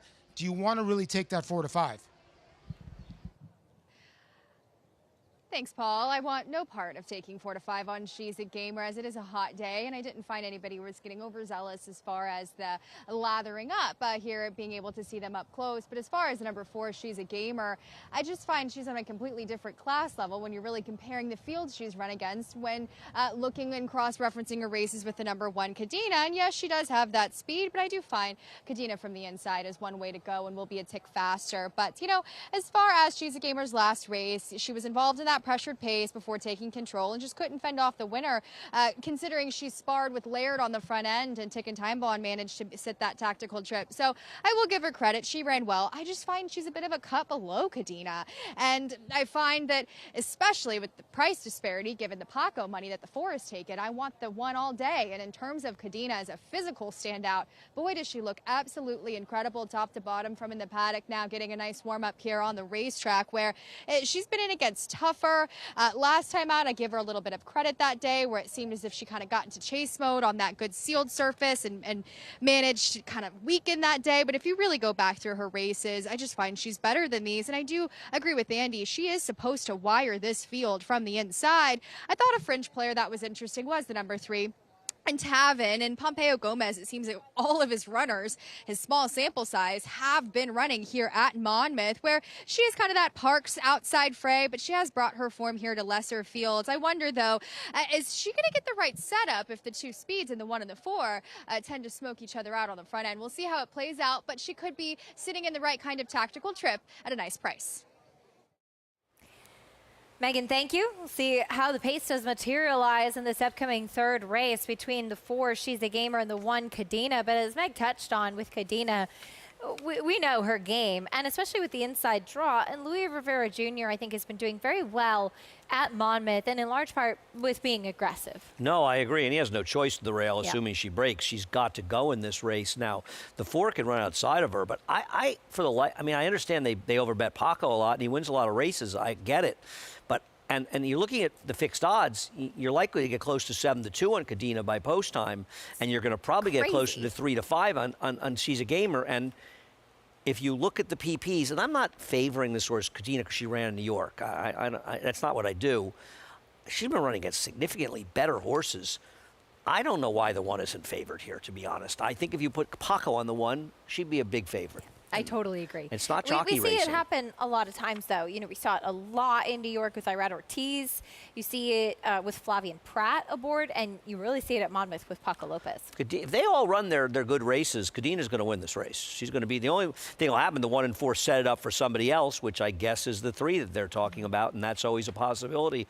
But I'm not sure this pace is going to get super hot, but maybe it does. See how the pace does materialize. Cadina from the inside. And the number 4, She's a Gamer. Let's see what plays out as you see Louis Rivera Jr. aboard the number 1 Cadina already in the gate. They'll load the rest of the field.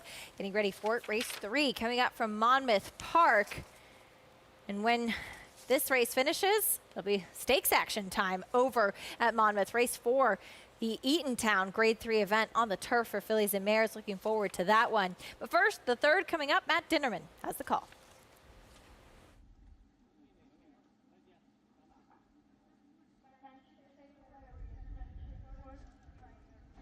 Money Magnets to post 5.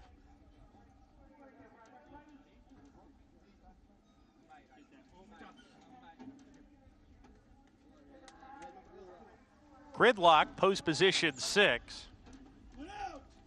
Butter Kisses to the outside.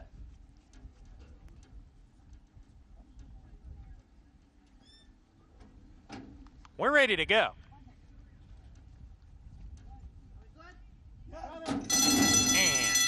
They're off. Gridlock stumbled right out of the gate, but he recovers pretty quickly, the gray horse. She's a Gamer on the lead with Cadina, who's firing forward, and She's a Gamer between horses is going to ease off the pace. Cadina on the lead. Money Magnets right there. She's a Gamer, pretty quick, is in the 2nd position. Cadina's got the lead, and now the rail's open for Winky Winky to come forward to challenge. A contentious tempo up top here, and Winky Winky makes an aggressive move to the lead. Leads a neck now. Cadina in the 2-path 2nd. She's a Gamer, 3 wide. Those 3 across the track. Money Magnets 4 deep as they round the far turn. 3 back to Gridlock in the 5th position, passing Tavin, who's losing position here, and Butter Kisses has been out sprinted as they round the far turn. Winky Winky calls it a day. Money Magnets, She's a Gamer, kick on together, and Gridlock's trying to come on the scene down on the inside. Top of the lane, She's a Gamer has the lead now. Money Magnets under pressure, 2nd to keep up, and She's a Gamer's cruising. She's a Gamer with a furlong to go, puts 4 lengths on the competition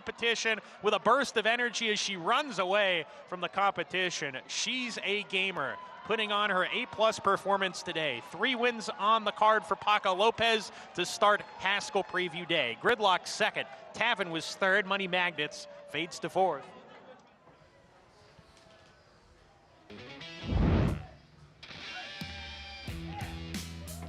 Well, She's a Gamer. Absolutely crushes here.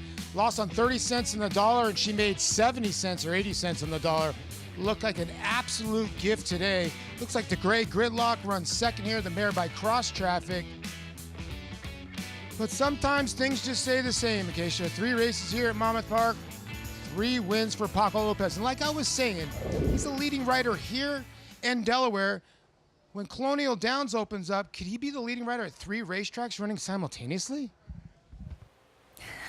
He very well might be, Paul. You know what they say, you can't sweep the card if you don't win the first 3.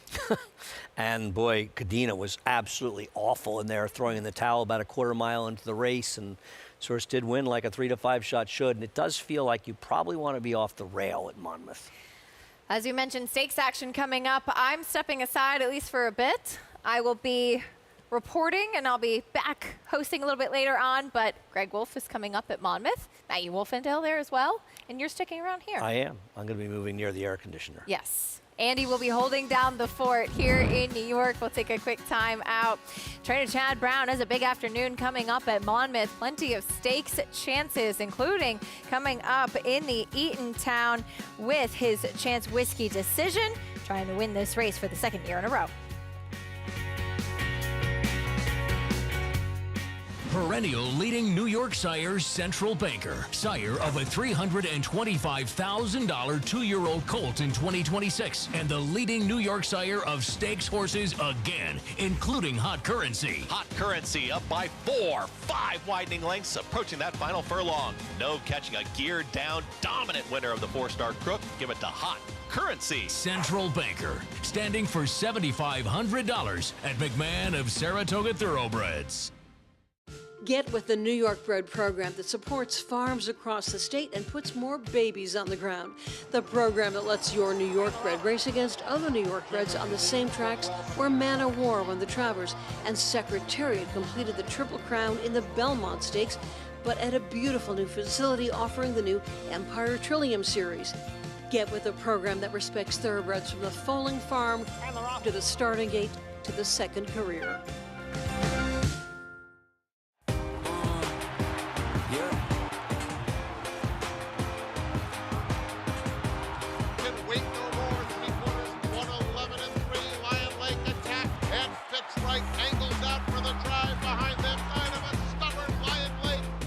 Charlatan is the leading second crop sire by stakes winners, graded stakes winners, and graded stakes horses. Charlatan, ultra impressive. It's a new day for a new king.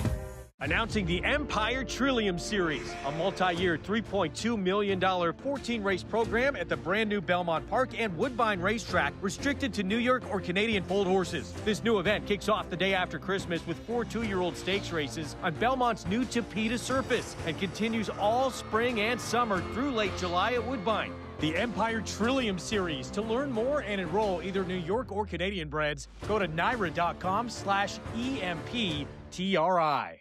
Racetrack Television Network brings you every race, from every track, on every screen, every day.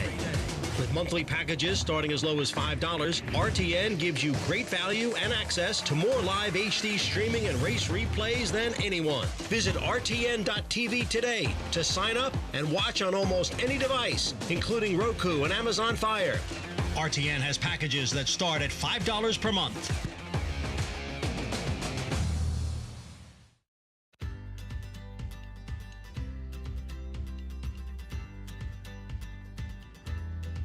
Great to be with you on our Fox Sports 1 coverage. Could not ask for a better Saturday afternoon here at the Jersey Shore. And everyone has come out, witnessed by the fact how long it took me to get to this racetrack this afternoon. Everyone either going to the beach or out to the racetrack today. Great to be with you here on our Saturday coverage for Haskell Preview Day. 4 stakes on the card. Obviously, as we get into these tougher races today, the man who has dominated to this point, Paco Lopez, he's won the first 3 races on the card, may shift to seeing Flavien Prat getting a lot of W's. He's going to be aboard the favorite in every race of these stakes going forward, which we will have coming up next with the Eatontown. But for right now, it's Paco Lopez who rules here, has ruled this Haskell Preview Day through the first 3. 3 consecutive victories here to start off the afternoon, teaming up with Kelly Breen here. 4 wins, 4 runner-ups, and 12 starts now for this 4-year-old filly by Game Winner. She's a gamer. Odds on at 3 to 5, returns $3.40 for the win. And that Paco pick 3 for 50 cents, $5.35 to kick off this Saturday action. First of 4 stakes on the card, Grade 3 Eatontown, mile and a 16th on the turf. And Flavien Prat, here we go. He'll be on Whiskey Decision, who won this race last year.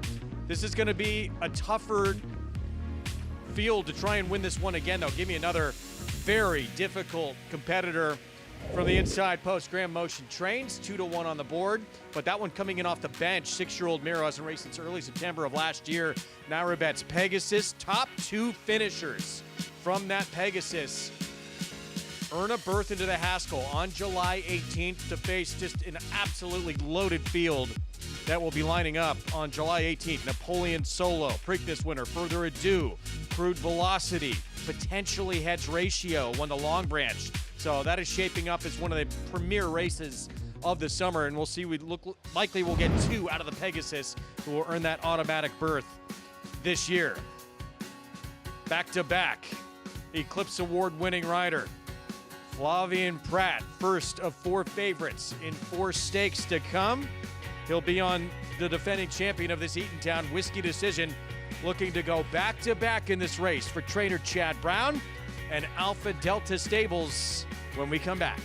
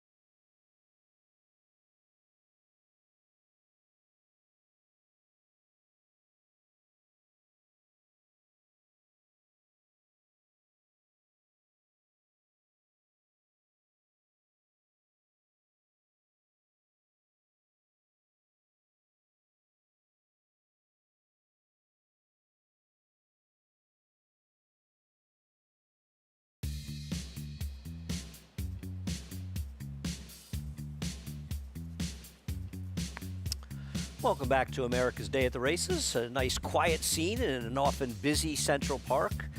Things have cooled down a little bit in the city as we come upon race number 3, another race at 1 mile like our last race. And the favorite is number 5, Sagamore Mischief. There were some scratches, particularly of the 3, Bourbon Chase, who would likely have been the favorite. We'll see how things play out on the front ends. We'll start with the number 1.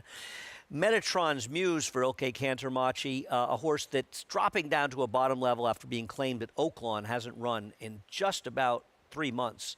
March 15th, the last time. The 2, Laughing Boy, at one time a stakes quality horse with a lot of speed, may not have the speed to be forward here, should be stalking as he goes out for a new trainer. The number 5 with a 3 and 4 scratched is Sagamore Mischief.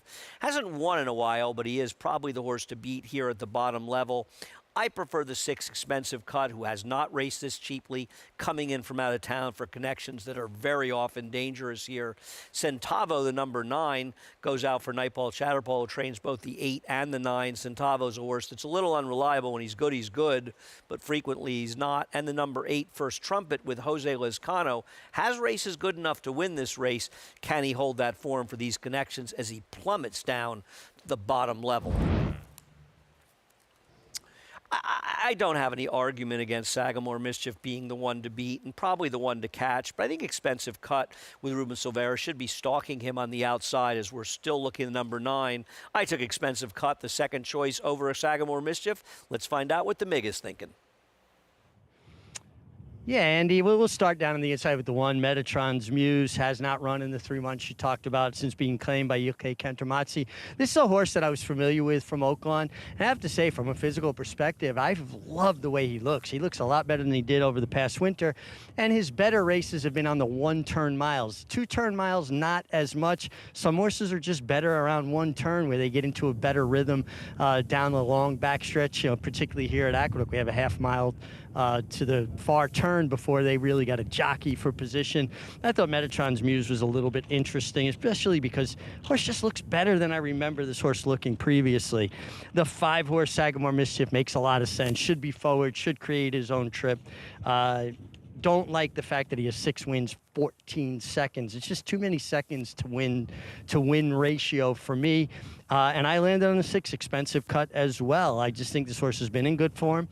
And this horse has just been eye-catching. Caught my eye in the paddock, continue to catch my eye in the post-parade. And when they keep calling back to me, keep making me pay attention to him, that's why I landed on the 6, Expensive Cut, as we head now back to the Jersey Shore.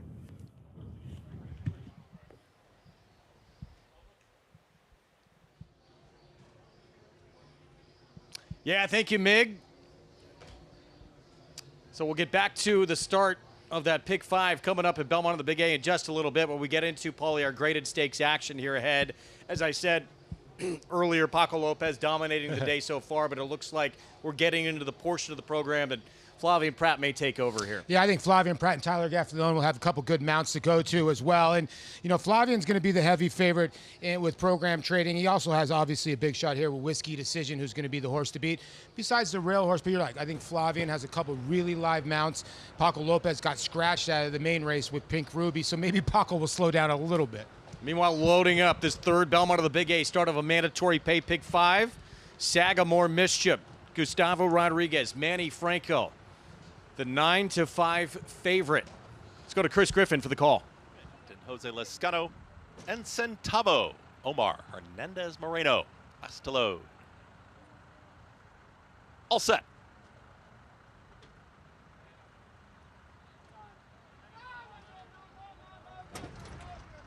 Movement there towards the outside. And they're off. Slow beginning for Metatron's Muse. Fast beginning in between horses. Sagamore Mischief with that speed. It's Sagamore Mischief right to the front. Is hard sent and chased to the outside. First Trumpet. Quick early tempo as Sagamore Mischief is wrestling with First Trumpet as they come out of the chute. Just in behind them. Patiently ridden is Expensive Cut. Is now a clear 3rd. Towards the outside, Centavo. Down at the rail. That's Laughing Boy and Metatron's Muse. The early trailer, 22.69. The pressure is on up front. Sagamore Mischief with a neck advantage, but First Trumpet will not let the leader get away. Continues to be shoved along by Lescano. Wants to stay right with Sagamore Mischief. They're 1-2. An Expensive Cut gets a Dream Journey in behind them from third. A half-mile left to go. Centavo still in fourth. From the back, here comes Metatron's Muse, is on the move, saving ground with Laughing Boy at the back end of the field. They're well into the far turn, 45.76 the half-mile time. Sagamore Mischief starts to dispatch of First Trumpet. Here comes company to the outside. Expensive Cut is going to take the overland route. At the rail, just having to steady was Metatron's Muse as Gonzalez looks for room. Sagamore Mischief, Manny Franco asking for more, and Sagamore Mischief still there with the advantage. Sagamore Mischief, Metatron's Muse is weaving in between horses. Expensive Cut is trying to keep it tight, but here comes Metatron's Muse from in between horses. Sagamore Mischief still there. Sagamore Mischief, Expensive Cut just won't give up that spot towards the outside. Metatron's Muse tries to push on through and now does. Here comes Metatron's Muse late. Metatron's Muse will win it. Over Expensive Cut, then Sagamore Mischief and Laughing Boy. Despite not breaking very well and rushing up and having to steady a little bit behind horses, the number 1 Metatron's Muse finally able to get that ground, and feel like Ruben Silvera was doing what he could to keep that one in. Good race riding as the number 5 Sagamore Mischief. Finally, that pace took a toll on him, and the 1 and 6 were able to get by him, but it does appear that Metatron's Muse won a very, very narrow victory, I should say. 2-5 the 2 shots. The second and third choices battling it out to the wire. It got close, but it does feel as though Metatron's Muse, the wire came just in time. Let's head back to Monmouth Park and Maggie.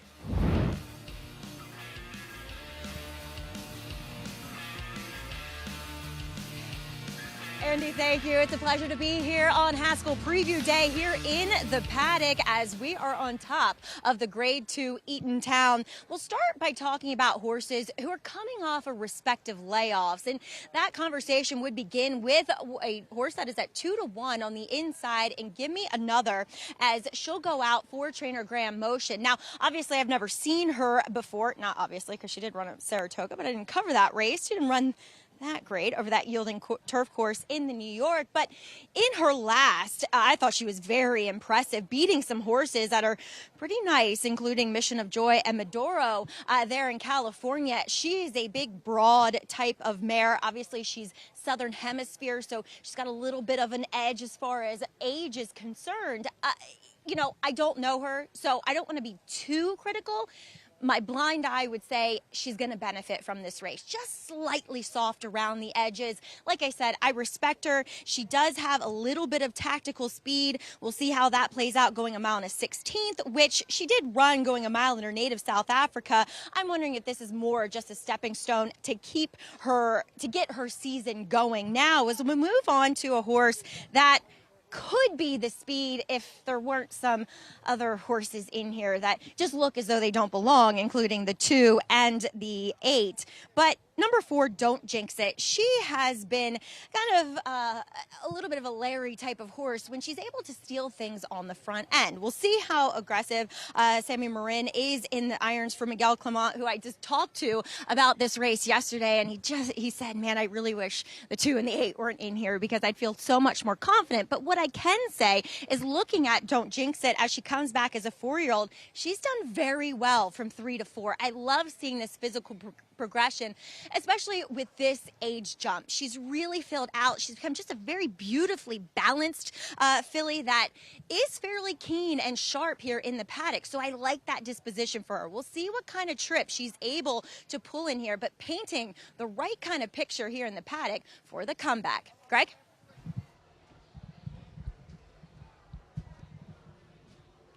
All right, Maggie, thank you. 8 minutes away. Grade 3, Eatontown, first of 4 stakes to come here on Haskell Preview Day. And, you know, we expected a Whiskey Decision, I should say, to be the favorite here at 4 to 5. This is a serious challenge, though. And Give Me Another, Grade 2 winner. But off the bench, what do you expect from the one? Well, she's a 6-year-old mare, right? And you look at Graham Motions, she's 8 for 12 lives. She won almost all of her races. She's undefeated coming from South Africa.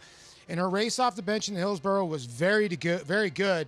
Michael DeCock, one of probably the best trainers in the world. Obviously one of the best trainers, if not the best trainer in South Africa. But this horse should run big. You know, Graham Motion's horses usually run well here at Monmouth Park. She was second in the second start of last year to last year's female turf champion. She feels pretty in the grade 3 Modesty. She has serious class. The question mark is just coming off the bench here, and now as a 6-year-old, is she maybe lost a bit of a step? We won't know until we see this race. There's no evidence one way or the other, really, but right now, second choice on the board at 2-1 with, as you mentioned, an incredible resume. Those 8 wins, 3 runner-ups, and 12 career starts, and here they come onto the racetrack as you see those prices from that mandatory payout pick 5. Belmont at the Big A. Metatron's Muse kicks things off. $7.58 for the win there. Elkai Cantermachi and Sylvester Gonzalez, your winning connections. They got 2 wins on the card due to the Cantermachis and Metatron's Muse. That was a good ride by Sylvester Gonzalez to stay with it with expensive cut. You know, the horse in here is the 6, Grayosh. What do you do with her? She seems like she hasn't progressed at age 5. The 6 in here, do you go somewhere else? And the comeback race, it didn't seem like she took a big jump forward, really, and she would need probably a big jump to beat either Whiskey Decision or Give Me Another, don't you think? Yeah, it's tough, right? Because she did win last time, and you don't want to knock her, but the 1 and the 7 here are in another kind of stratosphere when it comes to numbers-wise, and I think that's why the 7 right now probably will stick at that 4 to 5. So we'll kick things off of the post parade with graded stakes winner, Give Me Another for Graham Motion. Got the W last time in the John C. Maybe out at Del Mar. This horse has raced at 5 different racetracks. Now will be the 6th different racetrack since coming to North America. This is a tough spot for Creative Stuff, whose only win was against Maiden Claiming Company. Yeah, New Jersey bred, probably out of her league here. Don't jinx it, Miguel Clement. This one wants to be forward. Yeah, it brings some speed to the party. The filly by Kitten's Joy. She did lose to Fionn last time, a very nice filly. Here's Grayosh for Chad Brown, Tyler Gaffleon. You just wonder for Flanagan Racing if she's really getting better at age 5. I look for other ones in here. Whiskey Decision, 4 to 5 favorite, won this race off the layoff last year, trying to go back-to-back. She's had some real traffic issues in her last 2 starts. With a better trip, she's the one to hold off.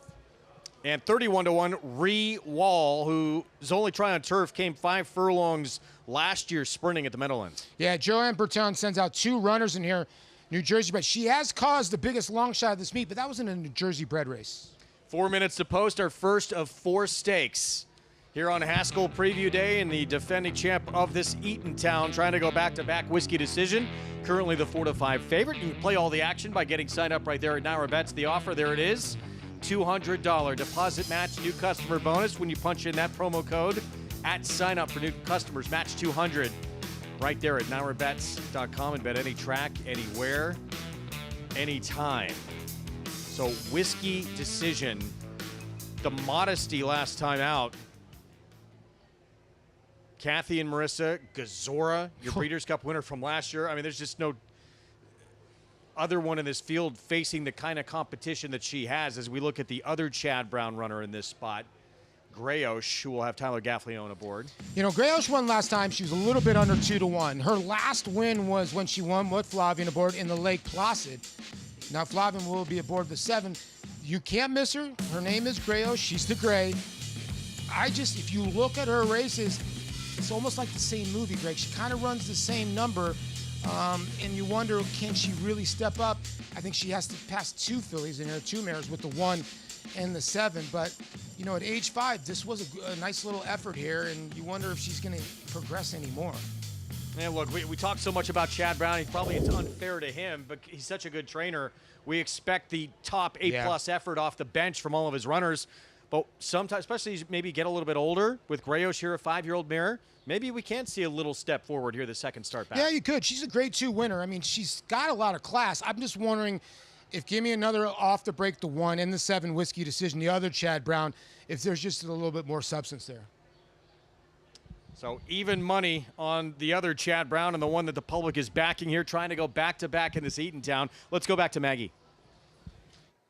Yeah, picking up where you guys left off with number 6, Greos. Obviously, I feel like I'm most familiar with her as the majority of her starts have come in New York, and I was on hand for her comeback race now as a 5-year-old, where she dead heated in what was a 3-horse photo. It also included her stablemate Matilda, but dead heated for the win with Being Betty, who would come back and take down the Mount Vernon for New York breds, but would regress a little bit from the buyer's speed figure standpoint to an 83. Now, I do think Greos was the beneficiary of a pretty darn good trip in that she was saving ground. She was checked fairly sharply and significantly going into that first turn, but then thereafter, yes, she had to wait for a little bit of room. But let's face it, turf racing is often a lot about ground saved and ground lost, and she definitely was the one who saved the most ground through the entirety of that race. However, I do think that shaking off a little bit of ring rust is going to move her forward. She was very aggressive in the prelims leading up to that effort, and while she is her typical kind of animated and forward self today, she just seems a little bit more relaxed, and she's gotten such a lovely warm-up with Tyler Gaffalione aboard away from the pony.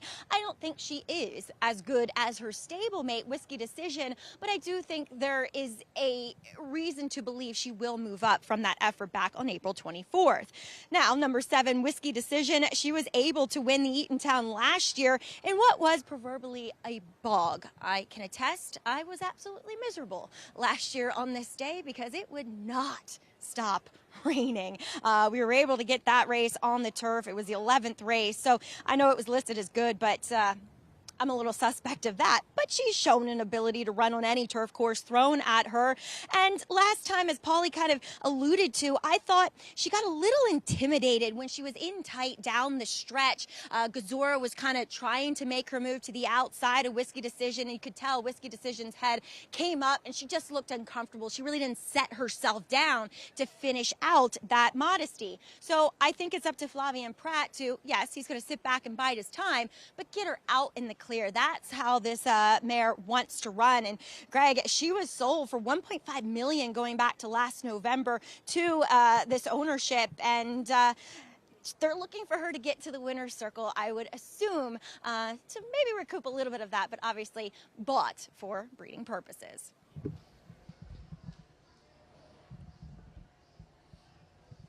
We'll see if she can add a little bit to the resume before she heads to that next career. 4 to 5, back to Greos for a moment. She could improve. Even if she does improve, though, it seems like a tall order to try and turn the tables on her stablemate. Yeah, it is. Just because, it seems like I said that she's not really progressing with Whiskey Decision. Is the type of horse that I wonder what, like Maggie said, when she wants to lay a little bit off the pace and not be too much forward. Greos seems like she kind of runs in circles. I always thought she'd be better going a long distance to ground, and she ran okay too back. It seems like she's more of a grinder on the turf. How aggressive do you think Sammy Morin on the 4 Don't Jinx It is going to be in this spot? Is this the one coming in fresh, has shown the ability to be forward and on the front end? Is that the only way for Don't Jinx It to win this race? I think so, and why not? Sammy usually on the send, and this horse did win gate to wire, almost shocked last time at 73 to 1. It's good to see Sammy. Sammy got off to a really hot start. He was working a horse out at Delaware Park, and he basically fractured his ankle. It's unbelievable. It just shows you how tough these guys that he's riding back. If I'm not mistaken, he might have some pins in his ankle too as well. But it's good to see him back, and he's a very good turf rider. 7 to 1. His mount here, Don't Jinx It. Her 4-year-old debut coming up. When last seen, she was setting the pace in the mile and 3/8 Grade 3 Jockey Club Oaks, strictly against 3-year-old fillies, and now tackling obviously older company in here. See how far she can take that speed off the layoff. And then give me another one who is, at times been forward as well and has that inside post. Yeah, I don't know if she really wants to get to the front end, but I think she's going to sit that really good trip behind the 4, and hopefully she can save some ground. She might not get the first jump. Whiskey Decision might get it, but we'll see what happens. We'll give me another. First of 4 stakes on Haskell Preview Day. Grade 3 Eatontown will kick off the stakes action. Mile and a 16th on the turf. $150,000 person, Whiskey Decision. Looking to go back-to-back after winning this race last year. That was off a layoff for Chad Brown. Alpha Delta Stables here, Flavien Prat. He'll be aboard the favorite in each of these 4 stakes coming up. Matt Dinnerman with the call here on our Fox Sports 1 coverage. The outside post. Here's Rewall.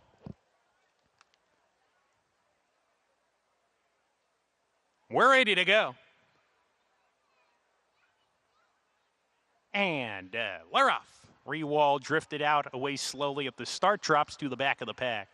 Don't jinx it, prominent, but here's Creative Stuff, the gray horse moving forward. Give me another, also close. Give me another, nose in front of the big long shot, Creative Stuff. Now Creative Stuff takes over, and Give Me Another concedes the lead, takes a hold, will track in second. Don't Jinx It is third. Then the Chad Brown trainees. Grayosh, Whiskey Decision, they're side by side, and Rewall takes a spot at the back as the 6 fillies and mares hit the first turn run. Creative Stuff on the lead at 99-1. Leads a length and a half. Give Me Another in a good position. Second, not going fast at all up top here. In third is Don't Jinx It in her 4-year-old debut, joined by Whiskey Decision on the outside. She's past her stablemate Grayosh. Grayosh racing alone in the 5th position, and she's 5 or 6 lengths behind the front runner. 2.5 more to Rewall, who can see them all. 5 furlongs to travel. They went the half in 50-2. Creative Stuff just coasting on the lead, a length and 3/4 ahead. Give Me Another with no excuses second. Don't Jinx It third. Whiskey Decision there on the outside of her. 2 back to Grayosh and Rewall as they go into the far turn. They should be picking up the pace soon here. Into the turn they go. Give Me Another, without being asked, grabs the lead from Creative Stuff, and Whiskey Decision is following the move of Give Me Another. Jorge Ruiz has not asked her for her best yet. Whiskey Decision, Flavien Prat getting to work aboard her, but she's right up alongside at the top of the stretch. Give Me Another hugs the rail. Whiskey Decision on the outside trying to run by her. Give Me Another has something for the final furlong and puts away Whiskey Decision at the 16th pole. Give Me Another for the Graham Motion Barn, coming home strong in her 6-year-old debut. She's a win machine, and she wins the Eatontown Stakes. Whiskey Decision second, Grayosh third, Don't Jinx It fourth. Well, the layoff meant nothing to Give Me Another for Graham Motion as she continued her winning ways. Perhaps being a bit more forward helped her as Whiskey Decision had to make that huge run around the turn, and I think a lot of us thought maybe she'd roll on by, but not really close. Whiskey Decision ran fine, but she was in a different league than Give Me Another, who just drew off to an impressive victory in this race. A nice win, and big win for Graham Motion, a horse who won a Grade 2 out at Del Mar in September in her last start. And you know what, guys? I guess Paco Lopez is not going to sweep the card.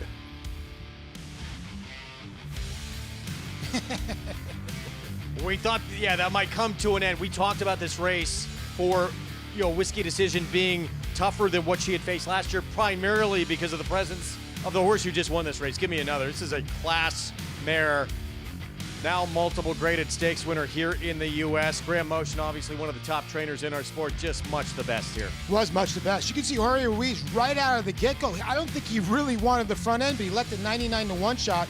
Creative Stuff go. Kind of sat off that one and kind of got first jump and was always just traveling so good, the 6-year-old mare from South Africa. And you can see Whiskey Decision tried to test her, but just no match as Jorge Ruiz is just going to extend this mare. And 6-year-old debut, pretty good. Early on in this race, and Give Me Another just had great position, obviously drawn inside, but no speed from Don't Jinx It, which was a little surprising. Yeah, it was a little surprising. A 99-1 shot did not go fast. 114 and change. You thought Sammy Marin with Don't Jinx It would try to go to the front end, but Give Me Another just in another league. Grade 3, Eatontown, Graham Motion, Newstead Stables, Jorge Ruiz. It's Give Me Another to kick off our stakes action on Haskell Preview Day still to come. 2 berths on the line to the Haskell and a date with a Preakness winner, Napoleon Solo, and Pat Day Mile winner, Crude Velocity, who will line up in the Haskell July 18th. Stay with us for the Pegasus to come.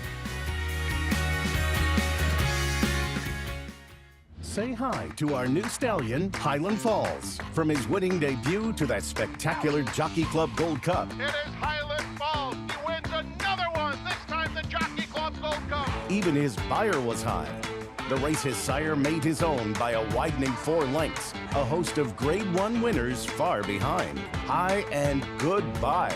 Running a 107 when second in an All-Star Whitney. The rise and rise of Highland Falls. High class, on the track and on the page. This is his dam, winning the Acorn and then the Distaff. Aim high.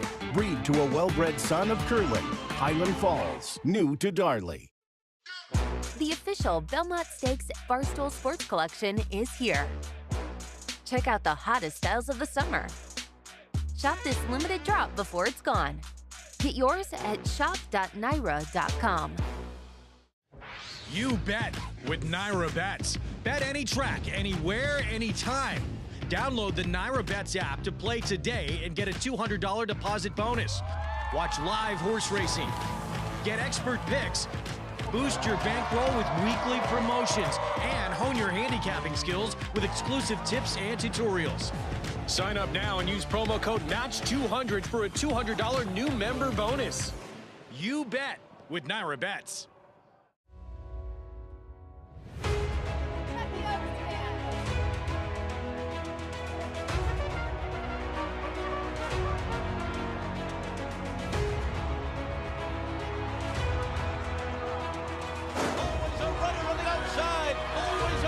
Keeps coming. Explorers down towards the rail, but it's always a runner. She's going to do it in the Kentucky Oaks. Always a runner. She's always runners on top of the world. It's just super exciting.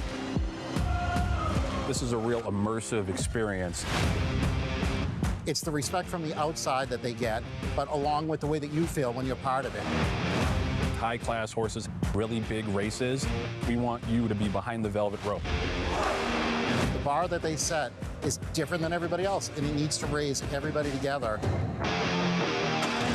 Your job is to show up and have fun. We'll take care of the rest.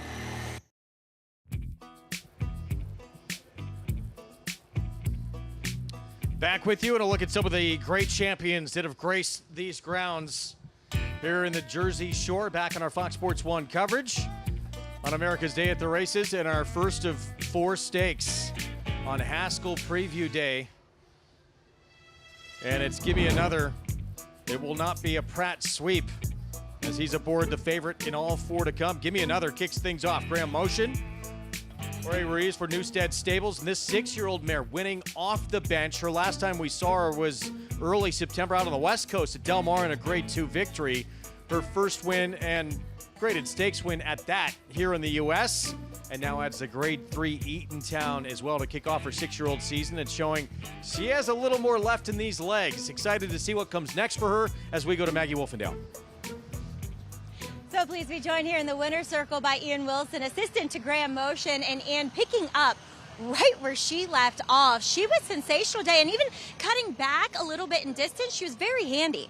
Really handy. I mean, you know, she kind of set the trip just like we wanted her to, and Georgie gave her just such a fantastic ride today. It really looked like she was the winner from start to finish. It was really impressive.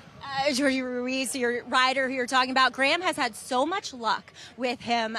Talk a little bit about the relationship. I know Graham doesn't try to give him any instructions either. We don't give Georgie too many instructions. We did have some instructions today, and he followed them perfectly. I had a translator help me, so that was helpful. But no, he was perfect. He comes out to Fair. He's local to Maryland, obviously, down at Fair Hill, and he breezes a lot for us in the morning. I mean, like you said, we've had a lot of luck for him, you know, over the last couple of years. And another thing you guys have had a lot of luck with is importing these South African horses. Seem to know the right ones to bring to the States. Can you enlighten us a little bit about that process and, you know, finding the right horses for these conditions? Yeah, I mean, you know, Stephen and Jessica Jal of Newstead Stables, they've, you know, sent quite a few horses over the last couple of years, and we've had some luck. This is their big horse, and she's just so cool. She was obviously undefeated in South Africa. There really wasn't much else for her to do there, and that's why they brought her over here, and it, you know, she seems to be getting better and better as she gets older. It's really fun. Congratulations. Nice way to get back and start her, quote, 6-year-old season. 6-year-old, yeah. Thank you so much. Ian Wilson doing a great job for Graham Motion, and give me another. Well, she did. Give him another. Okay. Maggie, thank you. Does this Paulie off the bench, graded stakes win, her second U.S. victory. Now the last 2 times she's lined up here on this continent. graded stakes winner in both. I think the other key, Greg, I think she likes to hear her feet rattle. So you go out to Del Mar, you're going to get a really firm turf course, right? And she won the John C. Maybe. She got a really firm turf course today, and I think she just loves it. And like you said, this was a pretty good effort. I would think Bauer-wise, this is up there. So give me another off the bench. Returns $4.40 for the victory. Winner of the Grade 3 Eatontown. Last year's winning Whiskey Decision has to settle for second, as Chad Brown runs second and third. And we move on to the Naira Bets. Pegasus, again, top 2 finishers earn a date into the Haskell July 18th. And a date with some of the best 3-year-olds in the game. Schoolyard Superman, huge performance in defeat last time out, Paul. But the 2 really huge races from him, they've both been 1-turn miles as we take a look at the Monmouth Park 3-year-old stakes series. Hedge ratio, Klarovich, Chad Brown could line up in that Haskell as well. Won the Long Branch. We'll see what happens today. And, of course, the Haskell, the big one where a lot of big names are pointing to. Yeah, and I think the Long Branch was a better rendition than it was last year. But here's Napoleon Solo. He's already stamped his ticket. He's coming to the Haskell. I think his running style will lead right into this racetrack, Greg. You see Chad Summers. And who knows this racetrack better than Paco Lopez? Preakness winner, Napoleon Solo, and sold privately since that victory. But he was very good on that occasion. We thought, going back to his 2-year-old season, what we saw from him in the Champagne, he was one of the most talented colts in this crop, and he proved it again in that Preakness.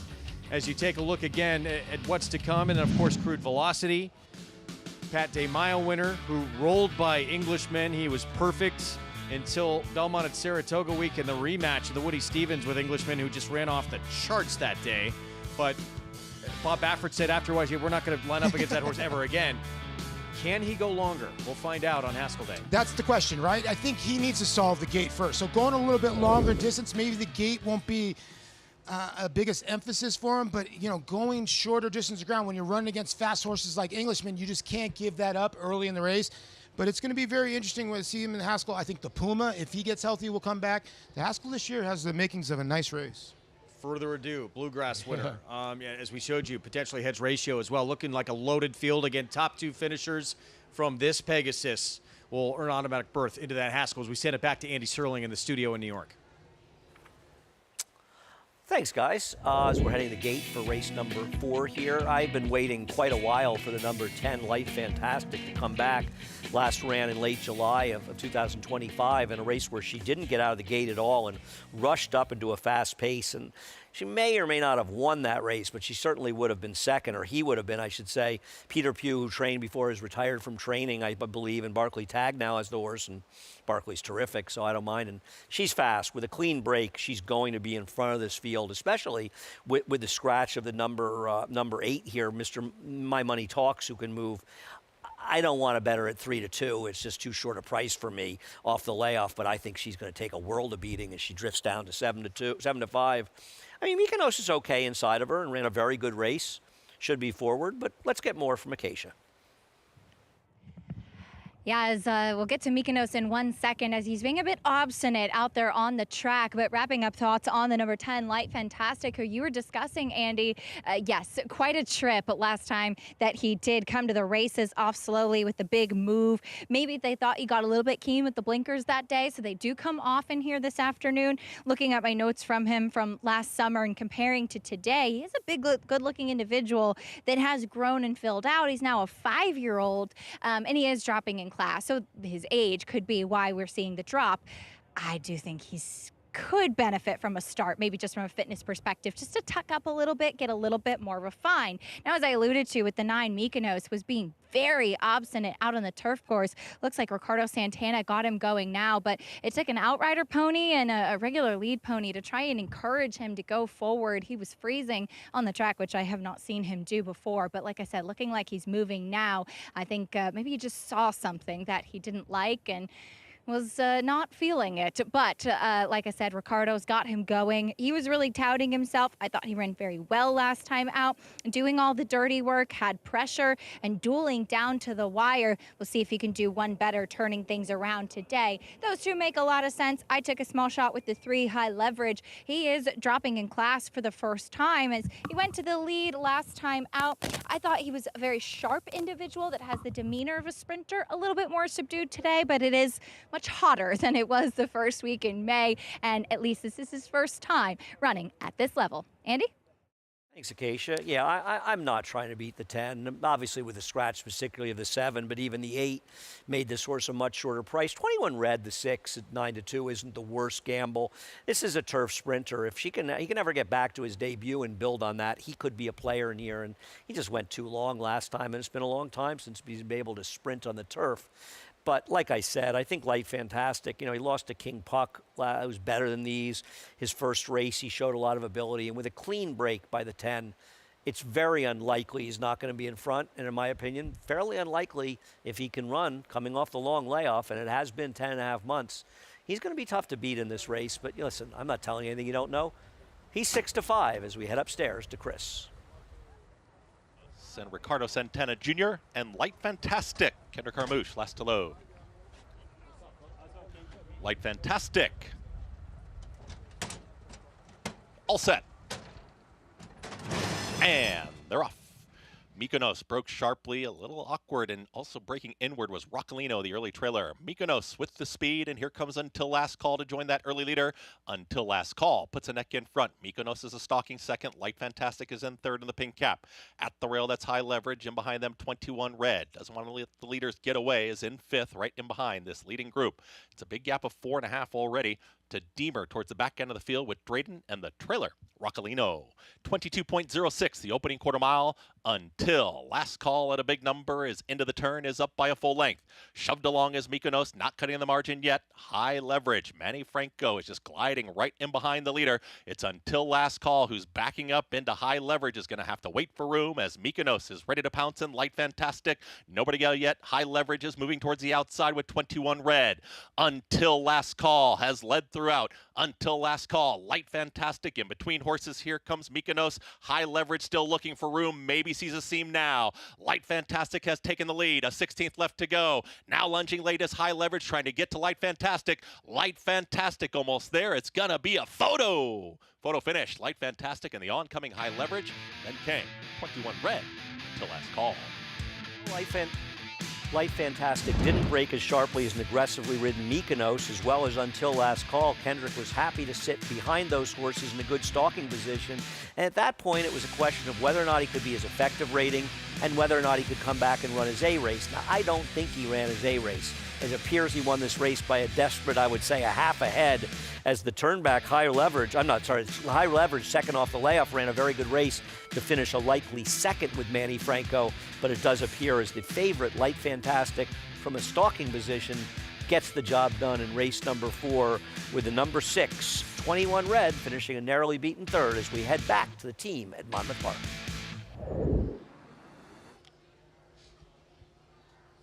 Head bobber, but it does look like Light Fantastic hangs on. A little slow out of the gate yet again, as he was last time, but looks like still gets that victory as we get set for the Naira Bets Pegasus, and a ticket, 2 of them, on the line to the Haskell on July 18th. No surprise, the 4-5 favorite Schoolyard Superman, who, I was bringing up to you, and we had to move on to something else, but the 2 biggest races we've seen from him, 1-turn miles to this point. Yeah, his one race around 2 turns was the Withers. I don't hold that against him. That was a really tough race, but he was the favorite that day in the Withers.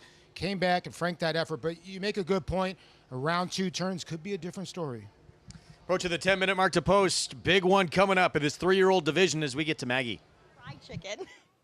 As we'll take a look here at some of the inside runners that are coming in off of maiden breaking scores. And the rail runner in here, National Charter, was very impressive in breaking his maiden second time out here for Rusty Arnold, I should say back at Churchill, when stretching out to the 1-turn mile. He did break very well, and he pressed the leader from a somewhat uncomfortable inside position. He allowed that horse then to clear off, then went around him and kind of moved to the lead at the quarter pole. Now, he was reluctant to switch over to his outside lead, but once he did about the 16th pole, he really did level off nicely. So just hinting at a horse that is still in the developing stages. At the end of the day, these are still younger, inexperienced horses, these 3-year-olds. But I love his presence here in the paddock. Now, he is a son of Constitution out of an elusive quality mare, so the pedigree is there for him to handle this stretch out to the two turns. Physically, he's a little bit more compact, but there is a lot of substance to him. So he's kind of that in-betweener. I don't want him going too much further than this. I don't know if he's a true classic type of horse, but I do appreciate the way that he kind of finished that race, and although it wasn't the prettiest through the lane, he really kind of put it together in the late stages. Has a lovely presence here in the paddock. As we'll move on to the horse right outside of him, Tricky Business, the New York bred, who was able to get the job done with a pretty fast figure in his debut, beating Judge Boucher, who we saw come back and win yesterday, as well as King Faro, who won up Belmont Stakes Racing Festival at Saratoga a weekend ago. Looking at him, he is a half-brother to another well-known New York bred, Russian Realm. This horse looks nothing like his brother. It's so funny, thinking about genetics, and that he's a bit more of a finer bone type. Russian Realm, very heavy, just a heavy horse all around. And this guy's very light and kind of looks fleet-footed. And as he is going to stretch out to 2 turns for the first time in only a second start, I think he's well up to it. He's incredibly fit here for George Weaver, as we'll also take a look at number 3, Star Sweeper. Now, is that Long Branch effort where he finished second, just ahead behind Hedge Ratio, who he really is? Because before that, none of his previous races would give him any chance. Well, the only thing that's different about, that last race outside of the number is the location. So maybe he's a horse that A, likes it here at Monmouth, or could be turning the corner here for Lou Linder, who's, when he spots his horses aggressively in these kind of bigger spots, they tend to outperform their odds. Lovely presence with this horse here, kind of nice energy, ears forward the whole time, nicely listening to his groom's cues, but very eager in his demeanor, long-legged type as well. So I do think he is a horse that does like these longer distances. We'll see what he does here if he can back that race in the Long Branch up here in this Pegasus. Greg?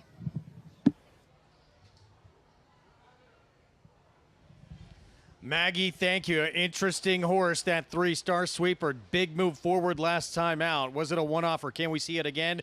This horse, though, the 4, Schoolyard Superman, your heavy favorite at even money based off what he has done in New York in 2 one-turn mile races. Flavien Prat for Chad Brown. 2 berths on the line to the Haskell, July 18th to face the Preakness winner Napoleon Solo. When we come back in this Naira Bets Pegasus at 1.16 miles.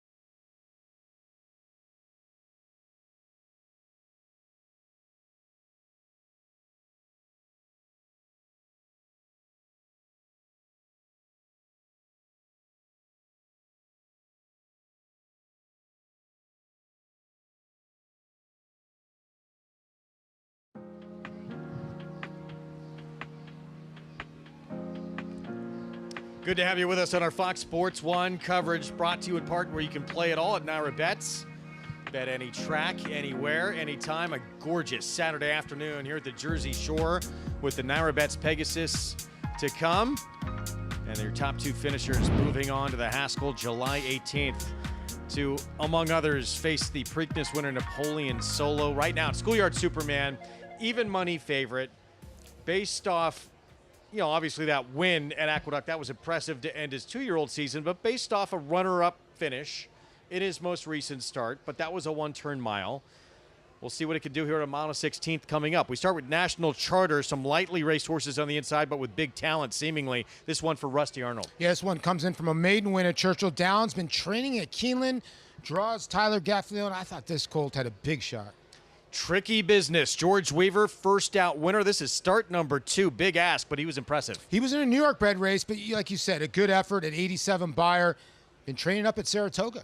Here's the one Maggie talked about, just leapt to a new level in career start number 8 last start in the Long Branch, just missed. This horse stumbled at the break. I think this horse got brave, went on the lead. I wonder if Francisco Martinez sends. Here's the favorite, Schoolyard Superman, Pratt for Chad Brown. Yeah, son of Practical Joke out of a Tiz Now mare. And Baby Vino, interesting as well, taking money, trained by Lindsay Schultz. Paco Lopez won the first 3 on the card today. He will ride. Yeah, the only reason he didn't win the 4th, he wasn't in that race, but this horse has gotten better with each start. Got around 2 turns. The son of Vino Rosso is improving. So Baby Vino coming off an impressive maiden win. That was in Hot Springs, Arkansas, with more on this 3-year-old by Vino Rosso. Let's go back to Maggie. Yeah, taking some money is Baby Vino, and pleased to be joined by his trainer, Lindsay Schultz. And Lindsay, it feels like Baby Vino has just continuously, with each start, gotten better, faster, and has grown up a bit. I think so. Maggie's always shown us a lot in the mornings, but he's learned something in all of his races as we've stretched him out, and competition's been pretty tough at Oaklawn. It really has. Those are some salty races for sure. I thought overcame a good bit of trouble in his last race too. Absolutely. He's had trouble in a few of them, but yeah, he got stopped and made another run, which is hard to do. I saw him on March 1st. I was just telling you, he was a little bit of a tough nut in the prelims. But as you said, Oaklawn, the paddock there can do that. What are you seeing from him today? I thought he looked fantastic. Yeah, he's acted good today. He's developed some since his last race. He's put in some good works on the track, so we're looking forward to it. And plus, you got the man, the king of Monmouth Park, and Paco Lopez. Lindsay, best of luck, and thank you so much for your insight. Thanks, Maggie. Greg?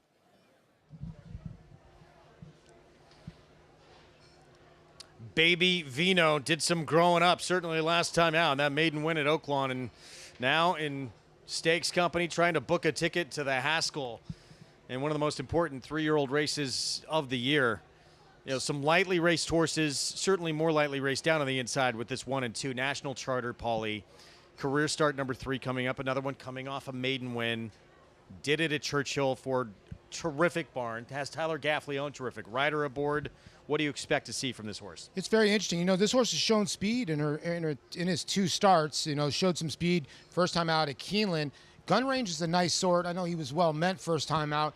And National Charter then went around, I guess, 1 turn at Churchill Downs, ran a bang-up race. The constitutions for me get better with racing. I thought this horse had a ton of upside, but the 4 probably just got a little bit more, I guess, seasoning over the 1. Yeah, meanwhile, Tricky Business, the 2 next door, off 1 start being thrown into this kind of company, that's asking a lot. But he was very impressive, including, as Maggie touched on, who he beat in that debut, Judge Boucher. We saw come back to win earlier in the week. Belmont and Aqueduct, and 3rd-place finisher came back to win out of this race as well. It was a good race. This horse was kind of 4 or 5 wide most of the way, then seized control and just went on with it. This is an impressive race because most of the time when you get to the lead at the top of the lane, kind of the target, he kind of went on with it this day, the son of Vacoma. Now, Flavien Prat was aboard on this day. Flavien's never ridden the 4 Schoolyard Superman. He'll be aboard of that one for Chad Brown. Obviously, does a lot more business with Chad. Sammy Marin will pick up. But this horse strided out nicely. So start number 2, and it's Stakes Company. Going to be a lot different ball game than Maiden Company that he faced in the debut, but we'll see. A lot of times you see that jump forward and improvement in that second start. We'll see if he can do it against this level of competition. No question, though, the horse to beat mainly off that last start. Schoolyard Superman, here he is, and that was in late March the last time we saw him. It's a really tough read with the 4. Do you really want to take that even money off that last start? Because you do have the 1 and the 2 in here. Although their maiden wins has run pretty fast, not as fast as the 4, but that's really one number here. In the 6, Baby Vino, is that the horse that's really going to like the distance? And it was a stablemate Hedge Ratio. He came out of that race to win the Long Branch, won it, but really dropped precipitously off in terms of how fast he ran. So maybe a concern with Schoolyard Superman as well as we get back to Maggie. And guys, is the distance really the right thing for Schoolyard Superman? A son, a practical joke. Now, he does have a lot of size and scope to him, so physically it's there, but his one try around 2 turns was his worst race yet, and that was back in the Withers. Looks fantastic, but as we get it up to Matt Dinnerman, can he live up to that even money backing here in this Pegasus? Here's Baby Vino. We're ready to go. And they're off for the Naira Bets Pegasus Stakes. Tricky Business away awkwardly. National Charter bobbled a little bit coming out of the gate, but he's on the lead at once. Schoolyard Superman tracking second. Baby Vino 3 wide in third. Then Stars Sweeper, Tricky Business down on the inside, scraping paint as they go into the first turn. So National Charter is the pacemaker early, well off the rail, and jockey Tyler Gaffleone's trying to ration his speed. Here comes Schoolyard Superman and Flavian Pratt to engage, and these two hook up with 3/4 of a mile to go. Baby Vino sets up shop right behind in third in a good spot, 2 off the pace, 2 lengths clear of Stars Sweeper, and 2.5 more to Tricky Business as the quintet hits the 5 furlong marker. National Charter off that maiden win in Kentucky, a half length in front of Schoolyard Superman, pressing from the outside. Then Baby Vino, Star Sweeper getting closer, within 2 lengths of the lead, level third, 2 clear of Tricky Business as they're halfway home. Half mile to go. National Charter a neck in front. Schoolyard Superman turning up the pressure, and Schoolyard Superman comes calling for the lead. National Charter under a ride now, second down on the inside, and Baby Vino is 3 wide right there. These 3 across the track as they round the far turn, and National Charter has something left. National Charter with Schoolyard Superman. They are together. Baby Vino in an all-out drive third. Then comes Tricky Business and Star Sweeper. Top of the stretch. National Charter off the turn with the lead. Schoolyard Superman is losing contact with him. He's left behind in third now. And here comes Baby Vino. Baby Vino let loose on the outside by Paco and rolls right by National Charter and opens up the lead. And this race is over at the 16th pole. Baby Vino off that maiden win at Oaklawn is running away from his competition in the Naira Bets Pegasus. Baby Vino in a romp. He won by 8. Schoolyard Superman second, National Charter third, then Tricky Business and Star Sweeper.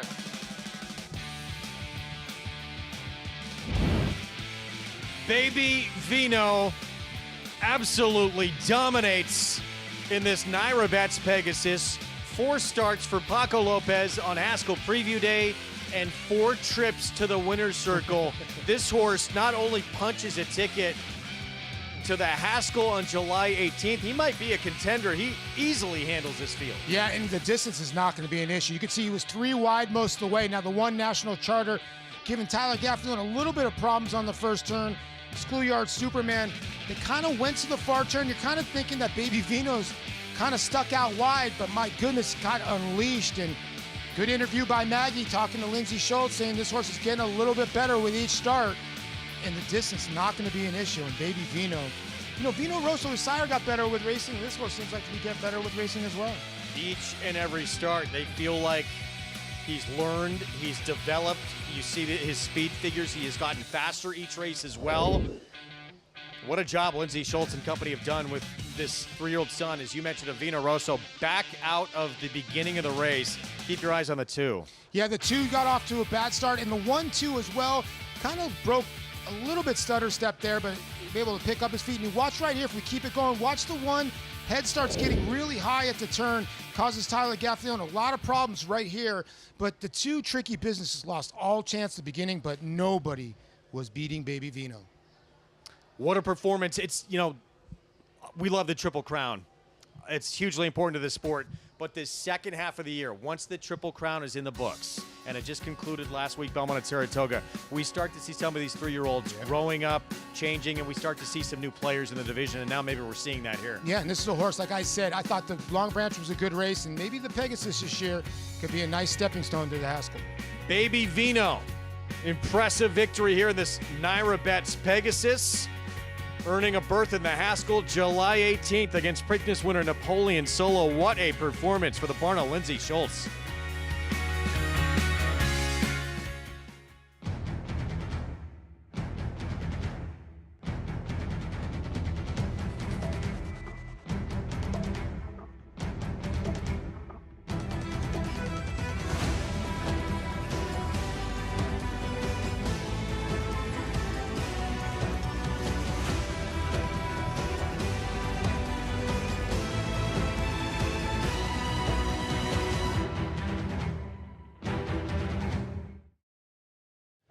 You bet with Naira Bets. Bet any track, anywhere, anytime. Download the Naira Bets app to play today and get a $200 deposit bonus. Watch live horse racing. Get expert picks. Boost your bankroll with weekly promotions and hone your handicapping skills with exclusive tips and tutorials. Sign up now and use promo code MATCH200 for a $200 new member bonus. You bet with Naira Bets. A warrior from the start. Dornoch is coming back. Dornoch in the Remsen. What separates the best isn't just talent, it's meeting the moment. Look your rival in the eye and say, not today. It will be Dornoch to win the Belmont Stakes. And Dornoch stubborn. Dornoch wins the Haskell. A world-class athlete made for the fight. That's Dornoch. Adelphi Racing Club offers the unparalleled excitement of owning thoroughbred racehorses at a fraction of the cost. We're not just a syndicate, and our members aren't just investors. We are partners. Our New York-based high-performing equine athletes, trainers, and jockeys compete and win at the highest level circuits. Contact us online to get a taste of the Adelphi difference, and let's win races together.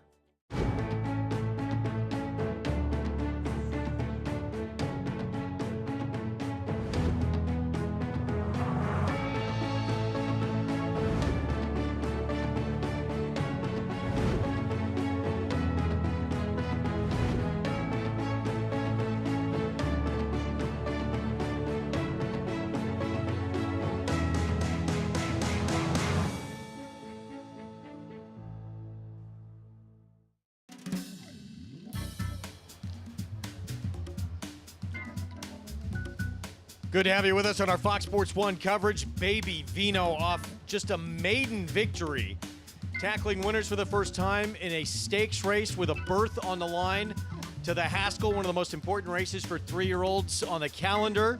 And he steps up again and doesn't just win, Paulie. He dominates this field. Yeah, congratulations to Cosmo Stables. 3-year-old son of Vino Rosso out of discreetly mine mare, discreetly grand, and the Kentucky-bred Lindsay Schultz decimated this field, just left the 2 kind of favorites right behind the 1 and the 4, and the race was over at the top of the lane. Might have to change his name. I don't think he's a baby anymore. Paco Lopez, 4 mounts today, 4 wins, and now he's going to the Haskell. Right? And he's already got a mount for the Haskell and Napoleon Solo, but if something goes wrong, he's got a backup mount with Baby Vino.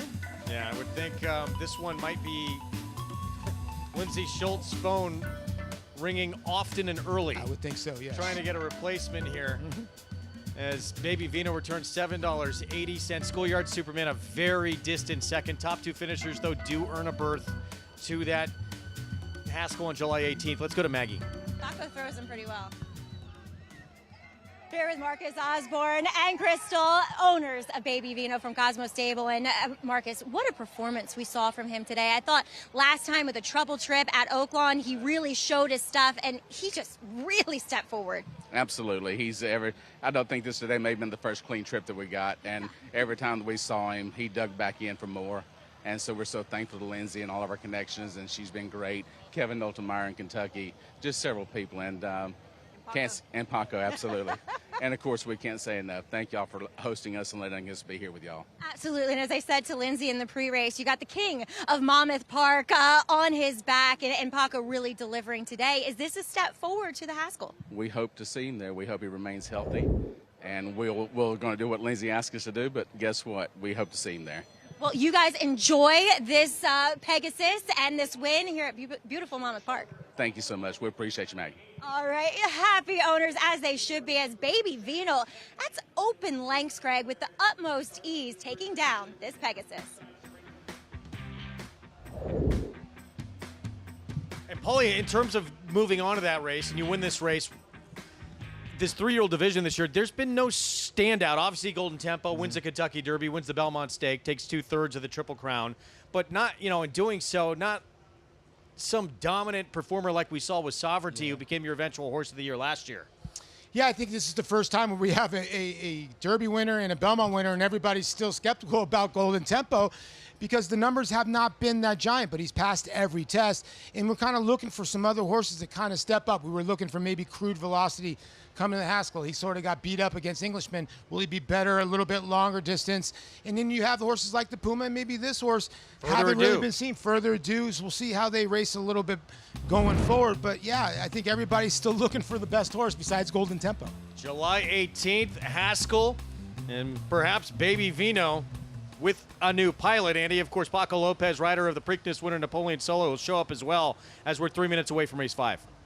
Thanks, Greg, as they're on the track for race 5. The one photo is my top choice in here, going out for Dave Duggan and Javier Castellano. Should be forwardly placed, along with the 2 Deacon Blues for my buddy Steve Christ and Dave Donk. See if this horse can improve. Second time going long, has some speed. So does the number 3, Vitalize.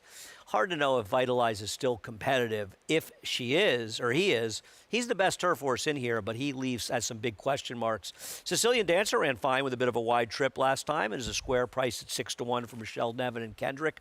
Dylan Davis on Nona Joe for Rudy Rodriguez. Another horse had a wide trip last time, but did not do much running in that race. Royal Ascension goes out for Tom Morley with Ricardo Santana, making his second start, and he did run a promising second his first time, but that was a race that I think was a little bit weaker than the one he's facing, but maybe as a second-time starter, he can improve. Blue Pill goes out in his 13th start with just 1 third-place finish for trainer Jimmy Ferraro. He's a big price in here. And you're getting 9-1 on Miguel Clement's other runner, Manor Park, another one making his second start. This one with a good trip, really did very little running first time out, thus the 9-1 odds. I don't mind 5-2 on photo. I think that's a fair price, all things considered in here. And last time out, no fault of Javier's, but I think you could argue with the outside post. He kind of moved a little soon. He was caught wide in the first turn, no fault of his own. Now he draws the rail. He should get the right trip, and he is the right horse to beat in this race, and I think Acacia agrees with me. I do, Andy. There are several coming out of that Dreams of Rome race, and I do think that the number 1 photo is the one that you want, given the type of trip that he had, as he was caught 4 wide, being early on the pace, and I thought he really did all the dirty work and digging in to finish 4th that day. That was his first start with the blinkers back on. He's a sharp, energetic type, as he always has been. He was much better back in the paddock. They saddled him outside and in the company of a lead pony, and then he got sharper once he got out onto the track, and Javier Castellano warming him up really well, circling him on track, which I think was the right move, and he has since settled nicely. But he's continued to fill out, and like I said, I think he's the one that you want out of that race. Now, the number 3, Vitalize, I've always felt that he's a turf horse, so I like him getting back to the grass. Now, there is, of course, a question to bring up with the fact that he missed a lot of turf season last year, being sidelined from May of 2025, and then he comes back in April of this year as turf season is starting back up, and he is running for a claiming tag. So that's a little bit of a negative with that last race. He was not claimed, and he did no running that day. Now he gets back on the grass, and he's in for the 50. I think this is the right spot for him. He has had quite a few chances. He looks great, though, as he's second off the layoff now. He's a horse that I've always thought, like I said, turf and longer as well. So these are the conditions that I like. See if he can turn things around, getting back onto what I think is his preferred surface. Now, the number 6, Royal Ascension. As I always like to see these Vivian Malloy homebreds, and great to see Mrs. Malloy here on the track today as well. I'm with Andy. I think he's meeting a tougher field than he did last time out, and he got a pretty good trip with a runoff long shot pace setter that day. And he took a little bit of time to get going, but he finished nicely to be second that afternoon. He was pretty small. I didn't cover his first race. There's not much of him, and he got very sharp once they got the call for riders up, and much more revved when getting out on the track. Hopefully he is one that mentally can improve from that first start to his second and build off of that second place finish, at least showing some promise in his debut and looking like a horse that probably did well from a fitness perspective as well. Greg? Acacia, thank you. And that's sort of the upside play, I guess, in this field, right? The 6 Royal Ascension making just start number 2. Yeah, good effort first time out with Ricardo Santana aboard. The Tom Morley runner, son of Shin Forward, was about 9-1 on that day. You know, you got to decipher whether that race was really that tough, but a good effort. I thought the 4 Sicilian Dancer, since blinkers have been added, second time Kendrick, seems like the races so far since the layoff in April and May have gotten a little bit better. You're getting that price at 6-1. Start of a mandatory pay pick 5 begins on the lawn here at 1/16. New York breds trying to get that first win on the resume. $50,000 maiden claiming race, all for sale for that price tag. And the favorite from the rail for trainer David Duggan with Javier Castellano. That is the 1 photo. Let's go to Chris Griffin for the call. Manor Park goes in. All set. And they're off. Deacon Blues broke sharply. Ruben Silvera forwardly placed right to the front. Royal Ascension is going to join that early leader. And here's Photo at the rail. Leisurely pace early, and Photo is going to push on through. Deacon Blues will now take back a stalking second. Tight hold here, Vitalize. And Zayas moves forward at the rail in third. Royal Ascension broke sharply, is now back to 4th. And towards the outside of that rival comes Manor Park in 5th. Towards the inside, Sicilian Dancer is there in tandem with Nono Joe, and the early trailer, Blue Pill. The leader stretches the margin now, and Photo front running 23.02 for that posted opening quarter mile. Photo well within himself is 4.5 lengths in front. Here comes the first through from Manor Park. Manor Park is tugging at Manny Franco, wants to move forward, is to the outside here of Vitalize as Photo is trying to catch that breather. It's Photo in front. Second there still sits Manor Park, and at the rail, that's Vitalize. Following them is Sicilian Dancer. In between horses, real tight there, Deacon Blues. Royal Ascension, Santana Jr., they're on the move. They've taken 4th and 48.15, the half-mile time. The 2 at the back, Blue Pill and Nono Joe. They're into the far turn now, and Photo has been carving out the fractions. Photo still in front for Javier Castellano. Manor Park is asked for more towards the outside. Vitalize is looking for room. Zayas at the rail, in behind the leader, Photo, who turns up for home. And Photo starts the sprint. It's Photo in front. Vitalize is bowling through, is trying to push on out, but keeping that rival hemmed in. Manor Park and a clear run. Here's Sicilian Dancer lifting late. Photo's in front, but for how long? It's Sicilian Dancer to the outside. Blue Pill from far out of it. Here comes Blue Pill late up on the grandstand side. Blue Pill, Sicilian Dancer, Blue Pill at 21-1. Sicilian Dancer second, then Manor Park and Nono Joe.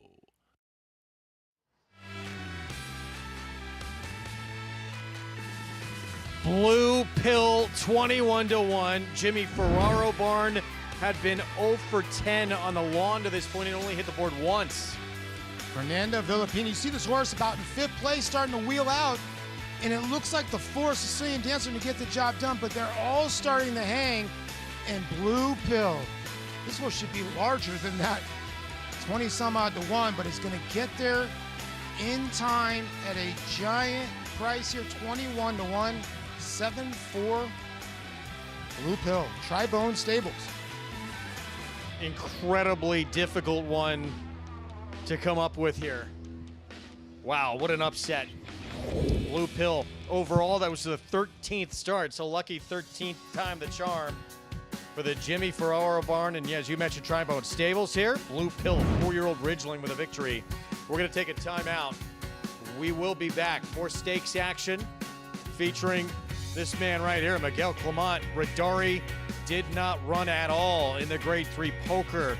Quick return off that Performance Belmont Saratoga Week will be different in the Monmouth.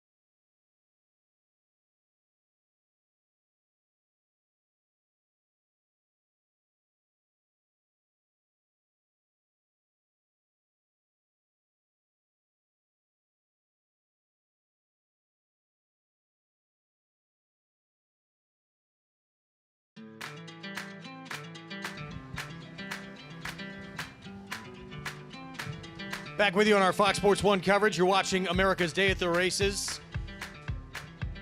Sun shining on the Jersey Shore out here at Monmouth Park.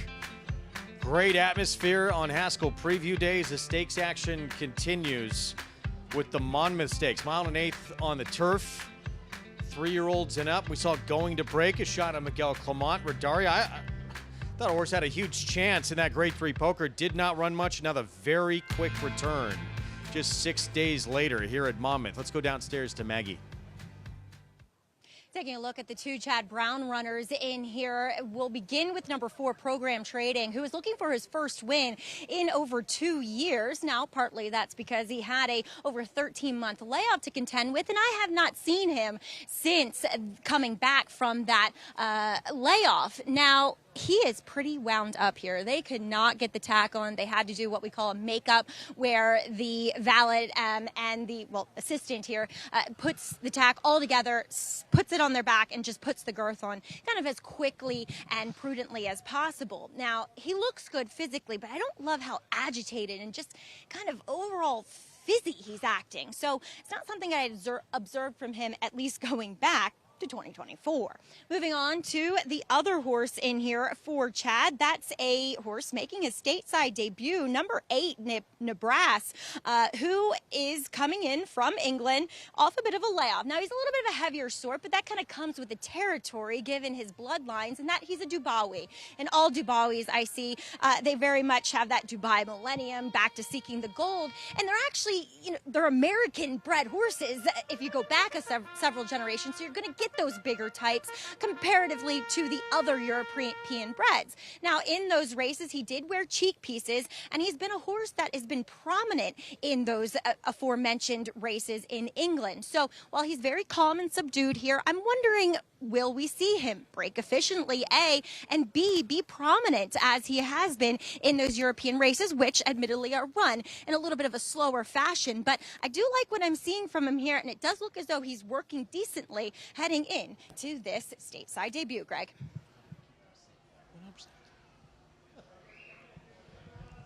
Maggie, thank you. Here we come. Post parade coming up for our stakes action continuing here. $125,000 purse in the Monmouth, a race along with the Haskell that this horse won. Big Brown back in 2008 after taking the first 2 legs of the Triple Crown, did not complete the sweep of the Belmont Stakes, came back to win the Haskell and then won on turf.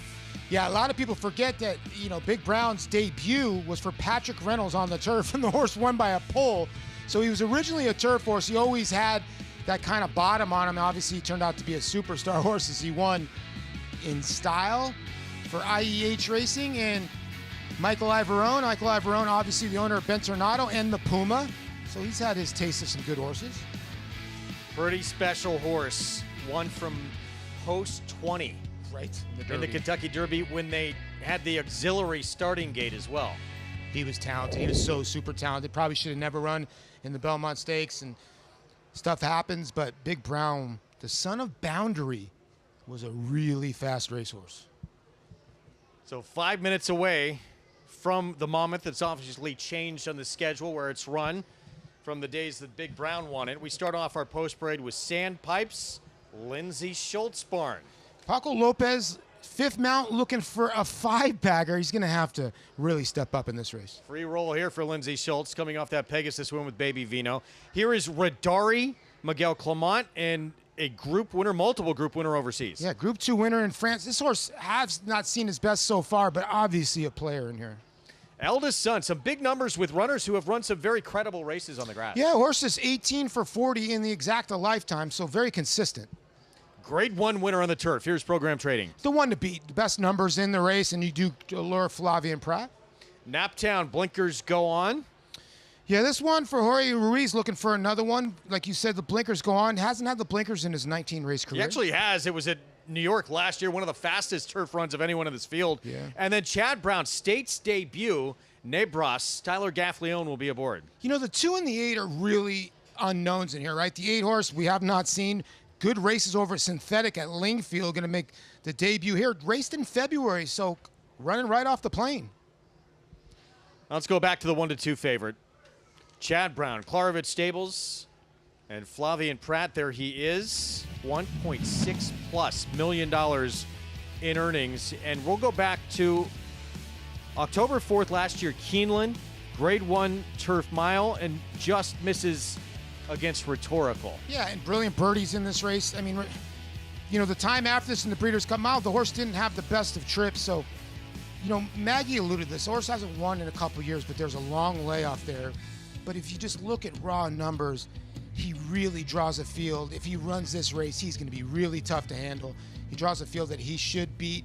I think the unknowns are the 2 Radari and the outside runner, the 8 Nebras. I think Radari is way too big of a price.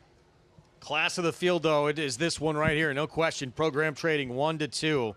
Coming out of yet another, but we showed you getting beat by Rhetorical. Just got beat by him again in the Grade 1 Turf Classic at Churchill Downs. But a heavy favorite here as we're 3 minutes to post. Meanwhile, Radari, multiple group winner. Took money in that Grade 3 poker. Belmont at Saratoga Week, 8-1 on a quick comeback as we go back to Maggie. He was really disappointing in that poker. Number 2, Radari in here as they were putting on blinkers for the first time. Miguel Clement cutting him back in distance, felt as though it would make him be a little bit more prominent, a little bit more handy.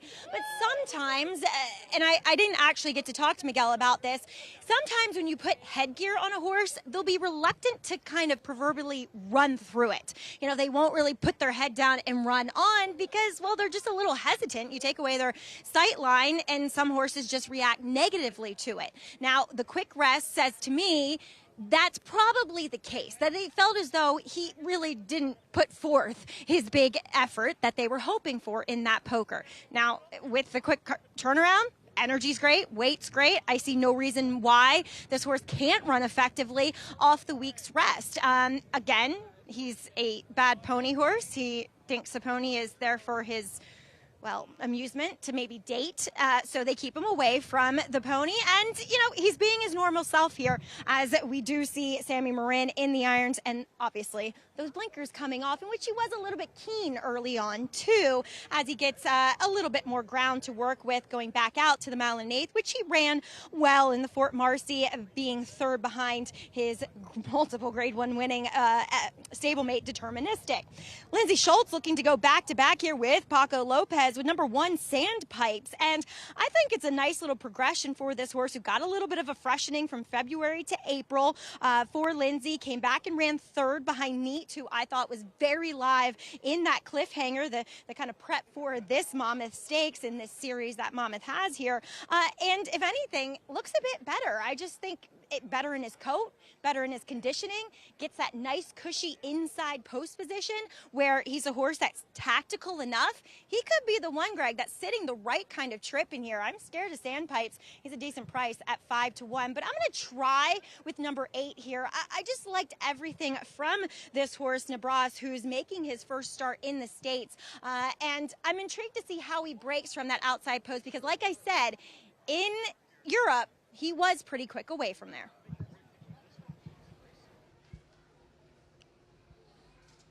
He's a bit of an unknown, Paul. We don't know what we'll get from Nabras. 9-2 right now on the outside for Chad Brown in the States debut. These horses are tough to figure out, right? Because with Chad, sometimes the horses with not the biggest credentials over in Europe are sometimes Chad's best horses.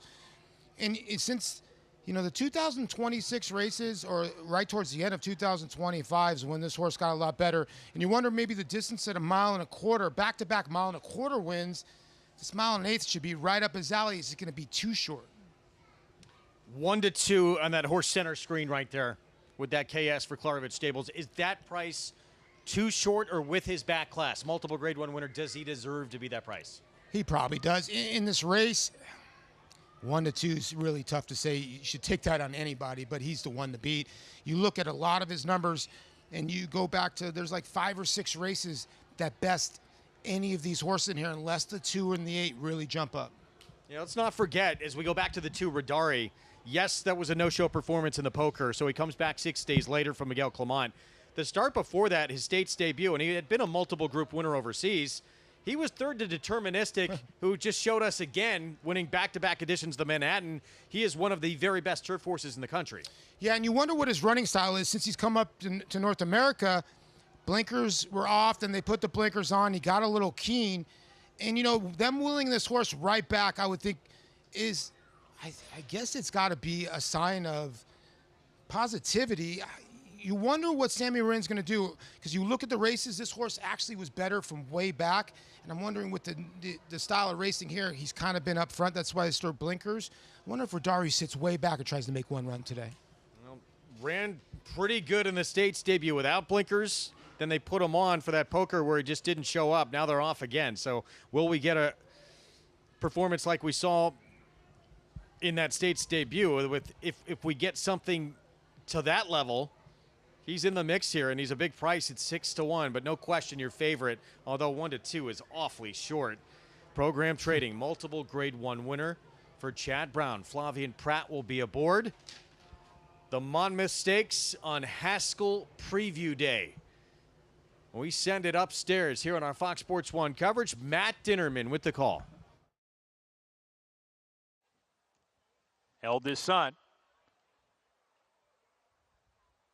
goes into the starting gate.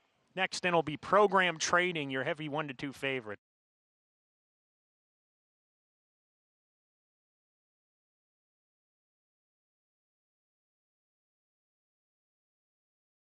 Naptown, post 7. Nabras to the outside. Nabras coming up. We're ready to go. And they're off in the Monmouth Stakes. Uneventful beginning. Eldest Son shown rain to show speed. Naptown hooks up with him. Radari takes back, runs in third. Sandpipes down on the inside of that one. Program Trading biding his time in the second last spot. And at the back is Nebras, his stablemate, as they come out of the chute onto the main proper course here. It's going to be Eldest Son to set the pace with Naptown well off the rail here in about the 3 path. And now Naptown strides out to take a short lead. Eldest Son on a hold the track. And Naptown clears off going into the clubhouse turn. Gets towards the rail and opens up a length and a half on Eldest Son, who runs in second. Sandpipes third, then Radari, Program Trading, and Nebras as the 6 runners in pretty much in single file line. Around the clubhouse turn they go. Naptown leaving the rail open. Sandpipes is moving forward, making an aggressive move to put some pace into this race now, and Sandpipes is going from third to first onto the backstretch with Paco Lopez looking for his 5th win today. With 5 furlongs to go, Sandpipes picks up the pace. Naptown a length behind now, he's running in second. 2 back to Eldest Son. Program Trading getting closer. Level third now, Radari back in 5th, patiently ridden.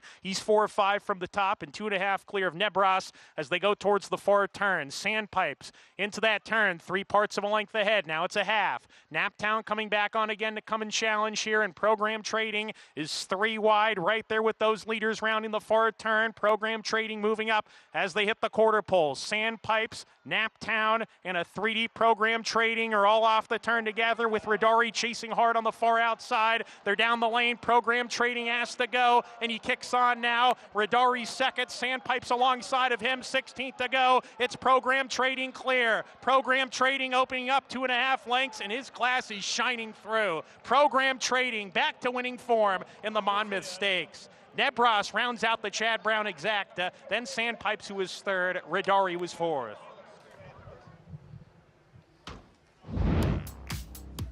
Class prevails in the Monmouth. Chad Brown, Klarovich Stables, Flavien Prat on the board. This horse just too good for this group. Yeah, too good. Sat the tactical trip, and you can see the stablemate, the 8, wide most of the way. And this horse really wants a lot more distance. Nebras, the 8 for Tyler Gaffalione, trying to lean in a little bit, but straight and strong was the Klarovich runner. Flavien Prat, and a horse that just been running too well not to get a W in the last couple of years. 6th career win, 14 starts, and his first win this year for this 6-year-old. And for Flavien Prat, it was aboard here. This horse never really got to save any ground. Not really. He kind of just took the overhand route when Sandpipes and Paco Lopez took the initiative on the turn. He decided, I have to go now. It kind of included Radari, the 2 and the 8, but the 2, again, causing his own problems a little bit, fighting Sammy Marin down the backside. Yeah, he looked rank early on in the running of this race. 4-8, 1-2-3.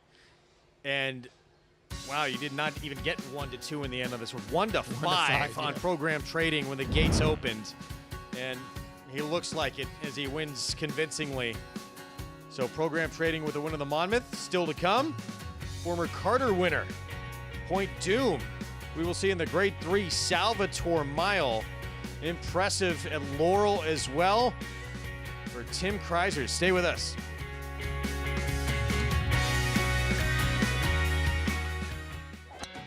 Excelling on a cross of New York turf and Kentucky bluegrass. A 6-time graded stakes winner, including the Grade 1 4-Star Dave, Grade 1 Turf Mile, and the Grade 1 Maker's Mark Mile by leading champion European sire, Lope de Vega. So he's got that going for him. Carl Spackler, the ultimate greenskeeper, standing at Lane's End. Enhance your handicapping with AI Fast Facts, exclusively on NYRA-Bets. Open your NYRA-Bets app, click View Runner Details, and a stat-driven fact will appear for all U.S. thoroughbred racehorses. Download the NYRA-Bets app to start using Fast Facts today.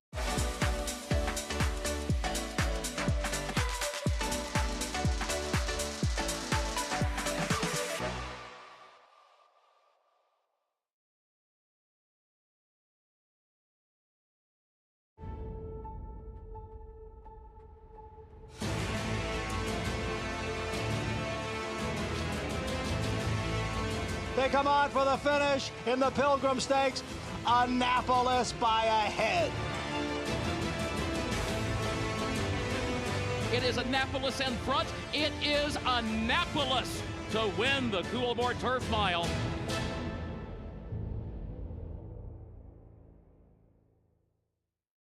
What if you didn't just watch horse racing, but own the moment? With Bond Racing Stable, you can experience the thrill of ownership without the full cost or commitment. It's easy in a racing partnership with Bond Racing Stable. They do all the work while you get access to the backstretch, morning workouts, the paddock, and the winner's circle. Whether you're new to racing or a lifelong fan, Bond Racing Stable makes it easy to get in the game. Don't just bet on the race, get in the winner's circle. Contact Bond Racing Stable and ask about a racing partnership today. Racetrack Television Network brings you every race, from every track, on every screen, every day. With monthly packages starting as low as $5, RTN gives you great value and access to more live HD streaming and race replays than anyone. Visit RTN.tv today to sign up and watch on almost any device, including Roku and Amazon Fire.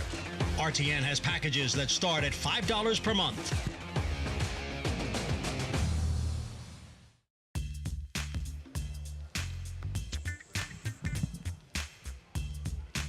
Coming up later tonight on our coverage of America's Day at the Races, starting at 8 Eastern on Fox Sports 2, 43rd running of the Pepsi North America Cup.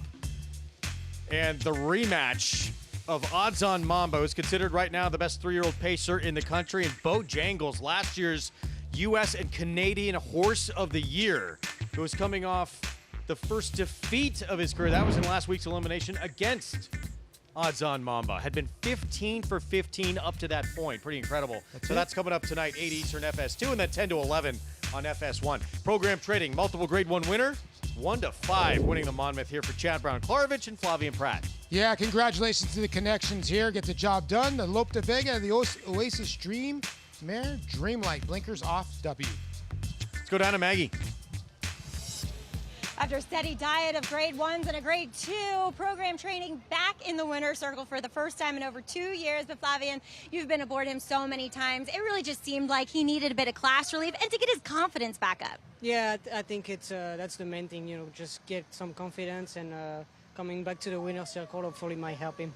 Now, Bishop's Bay, who you'll be aboard a little bit later in the Salvatore Mile, a horse that likes to be forward, but there's a lot of other speed in here, especially to your inside. What's the game plan with him? Yeah, I mean, we'll break running. I mean, he's usually a good gate horse and put himself in a race. And, if they outrun me, fine, and otherwise we'll be somewhere close. Well, I know that you are not a Knicks fan. You're a Spurs fan because of Wemby, the alien. He's French. I want to see how well you can do, as we'll get you a T-shirt here to throw. We'll bring it in. Are you any good? Not Wemby, that's for sure. Let's check out Flavien's arm. Yeah, that's all right, Greg. He's modest. He's got a good arm on him. Wemby, watch out.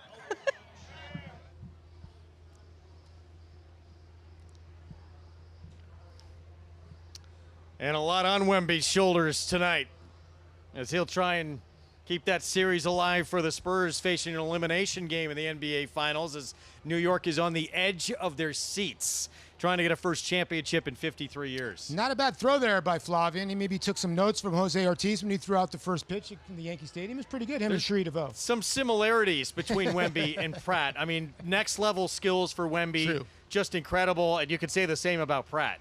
Pound for pound, he probably comes up to Wemby's waist, but not the same kind of athlete.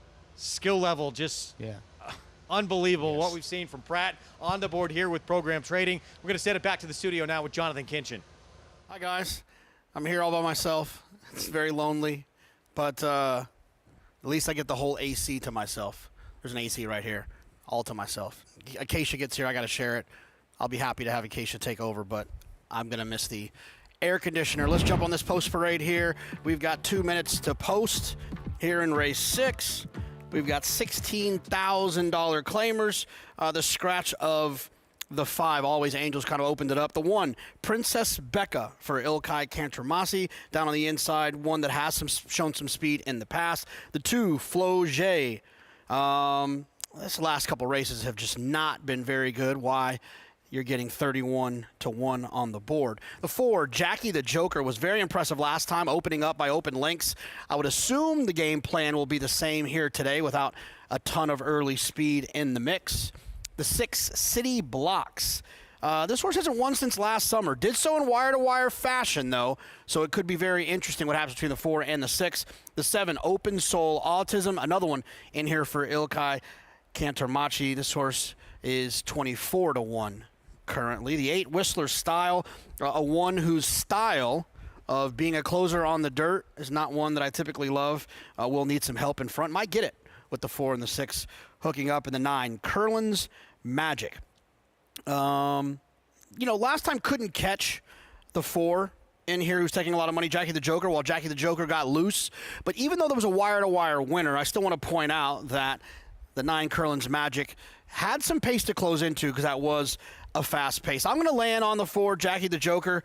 In order to run the way Jackie the Joker did last time, showing that much early speed, I think that suggests that it's a horse that can battle through a little bit of an energy depletion by using all that early energy. So I'm hopeful that the 4 is going to run well, and I'm hopeful that my friend Acacia Clement likes the 4 as well, and that she's willing to share this air conditioner when she comes up here at 540. I'm willing to share, Jonathan, but we got to put it in the middle in between us because it is rough up there. But yeah, I do like Jackie the Joker as well. And Jimmy Ferraro looking for his own rolling double here as Blue Pill got the win at a big upset in the last race. And I think Jackie the Joker is incredibly logical in here. She's a horse that sometimes through frequent racing can look really drawn up or not that great in her coat. She looks fantastic today. I have no issues with her at all. It got a little close at the end last time out, but she was able to dig in and hold on as the pace setter in her most recent start. She's doing really well right now. Good weight and coat, especially for her standards. And we'll see if the Ferraro barn can pick up another one here. Taking a look at the number 6, City Blocks. She's just getting a significant drop in class. She faced really tough company recently. Helen's Revenge, who's been on a streak. Bam's Bliss Kiss several times, who I think might be the best New York by claim we've seen recently in a stakes winning type. She's been some big prices and she's not run well in her recent starts, but she's a horse that won going back to last year for $17,500. So it's not like this is a drop out of nowhere. I think it's just being realistic given what she's been running against lately and her poor performances. She makes a lot of sense in here. It's funny looking at her in contrast to some tougher company. I often kind of complain about the fact that she is a little bit narrow, doesn't carry the best weight and conditioning, or maybe look the best in her coat. Maybe it's her just doing better. Maybe it's also in relation to her competition as she looks so much better today. I, though, landed on the 1, Princess Becca. Big drop in class and second off of the claim for Ilkay Kantarmachi. I like Ilkay's runners when he's had them for a start or two. She was protected against much tougher last time. I thought she warmed up beautifully out there on the track. As they load in for race 6, Chris Griffin has the call.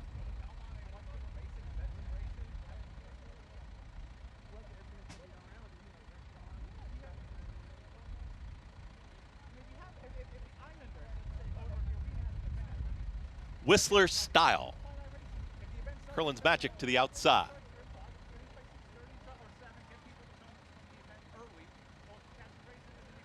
Start of the pick 6.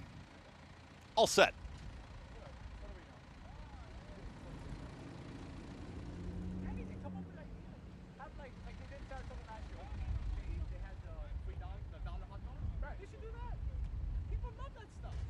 And they're off.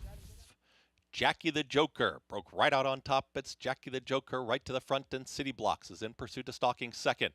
Princess Becca's at the rail, moves up in third, and to the outside of them, Open Soul Autism. That's the leading 4. They are now 4 lengths in front of Curlin's Magic out in the far outside portion of the racetrack is trying to cross over. Flows second to last, and the trailer, Whistler Style. Very strung out field here as the leader is tearing away. Jackie the Joker in front, 22.65. The opening quarter mile is up by 2. At the rail, it's Princess Becca, starts to progress, and City Blocks is traveling in tandem with less than a half mile left to go. Open Soul Autism, trying to catch that leading group, is now 6 off the leaders. Far, far back, it's Curlin's Magic, Whistler Style trying to roll from the back, and flows. 45.46 for the half mile time. Jackie the Joker just bowling right along.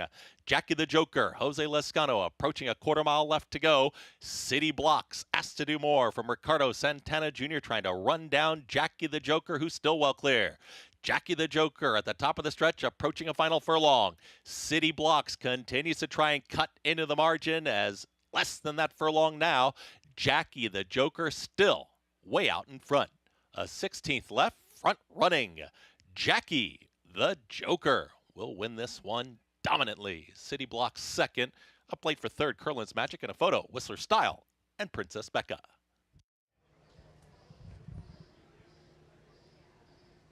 Jackie the Joker leading every step of the way, just as she did back on May 23rd, Belmont at Aqueduct as well. 7-year-old mare with back-to-back wins now. Well, the Jimmy Ferreira barn just going great guns, right? Won the last race with Blue Pill at 21-1. And then Jackie the Joker, good call here by JK. I know you like this horse as well. Just never gave him a chance. I know, don't get started. I didn't have Blue Pill either. Not many did. Jackie the Joker, 12th career win for this 7-year-old mare. Jose Lescano aboard for the victory. And for a moment, you know, I don't say City Blocks looked like she's going to win, but wow, just increased that margin. Jackie the Joker just finding more. This horse just got to the front end, improved position. And, you know, Ricardo Santana rode this horse last time. He rides the second place finisher, and Jose Lescano gets aboard and says, thank you very much. At 5-2, Jackie the Joker with the victory. We'll have the prices to come. Meanwhile, back to Monmouth. Race 7, 14 minutes away after just seeing program trading win the Monmouth. This race, main track, mile and 70 yards. The New Jersey breds in this allowance optional claiming field. 8-5 favorite outside Happy Offering. Is this going to continue with Paco Lopez today? He lost to a horse named Super Fractor last time that actually super freaked and won very easily. Paco looking for his 5th on the card today. The one to beat, definitely. One with the first 4 amounts that he had on this Saturday afternoon. We're saying goodbye to Paula Duke. It was fun. Yes, thank you. Good seeing you here. We'll see you back tomorrow. I'll be back here tomorrow for a nice little card. Megan Burgess joining me after a short timeout with a big one still to come. Grade 3 Salvatore Mile. Flavien Prat, we just saw him win on program trading in the Monmouth. He'll be aboard the one to beat. In that race for Brad Cox as well, the multi-millionaire Bishop's Bay back in action. Coming out of the Grade 3 Westchester, where he's beat by Antiquarian for the 10th win of his career. Still ahead on our coverage from Monmouth.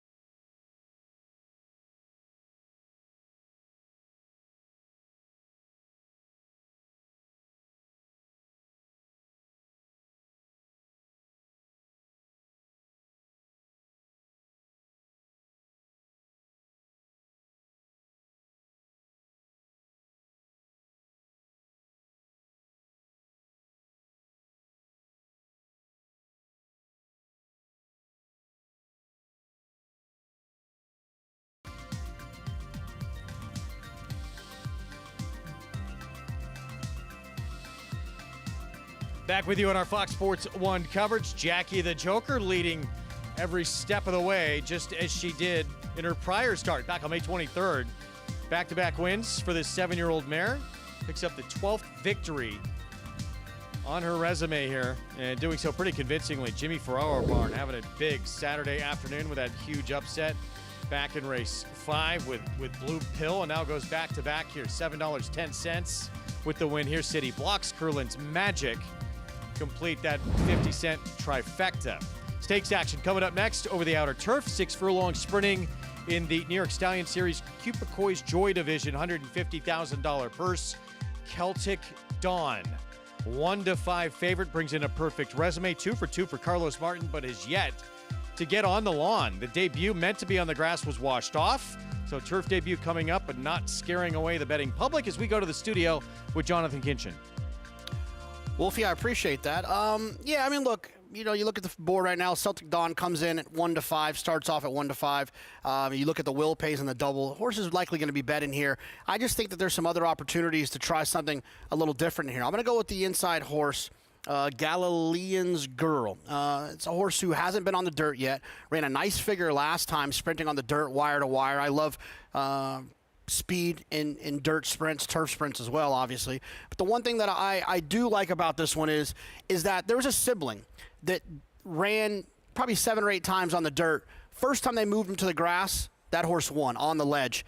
And not only did that horse win first time moving to the grass, ran the best lifetime figure on the grass. So something tells me that this horse could improve on the grass. If that's the case, from the inside draw with all that pace, I think this horse makes a little bit of sense at a big price, while some of the other ones are being a little bit overbet.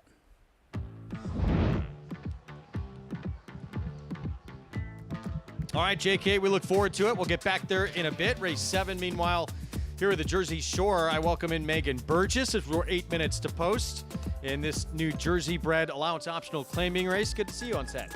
I haven't seen you in 1,000 years, Greg. This is It so has been a fun while. Getting to catch up with you, and it's going to be fun. A couple hours, and then you'll get rid of me, but I'll come back. Don't worry. Grade 3 Salvatore Mile. More of you is always a good thing. Flavien Prat on the board, program trading. He'll be aboard Bishop's Bay in that big one still to come. What do you think about Bishop's Bay today? He's just towers over. I wouldn't say towers over this field, but he's just yet to really run a bad race. I find he's just been so beautifully managed by Brad Cox. He's a horse that's that grade 2, grade 3 dweller and just thrives in this spot.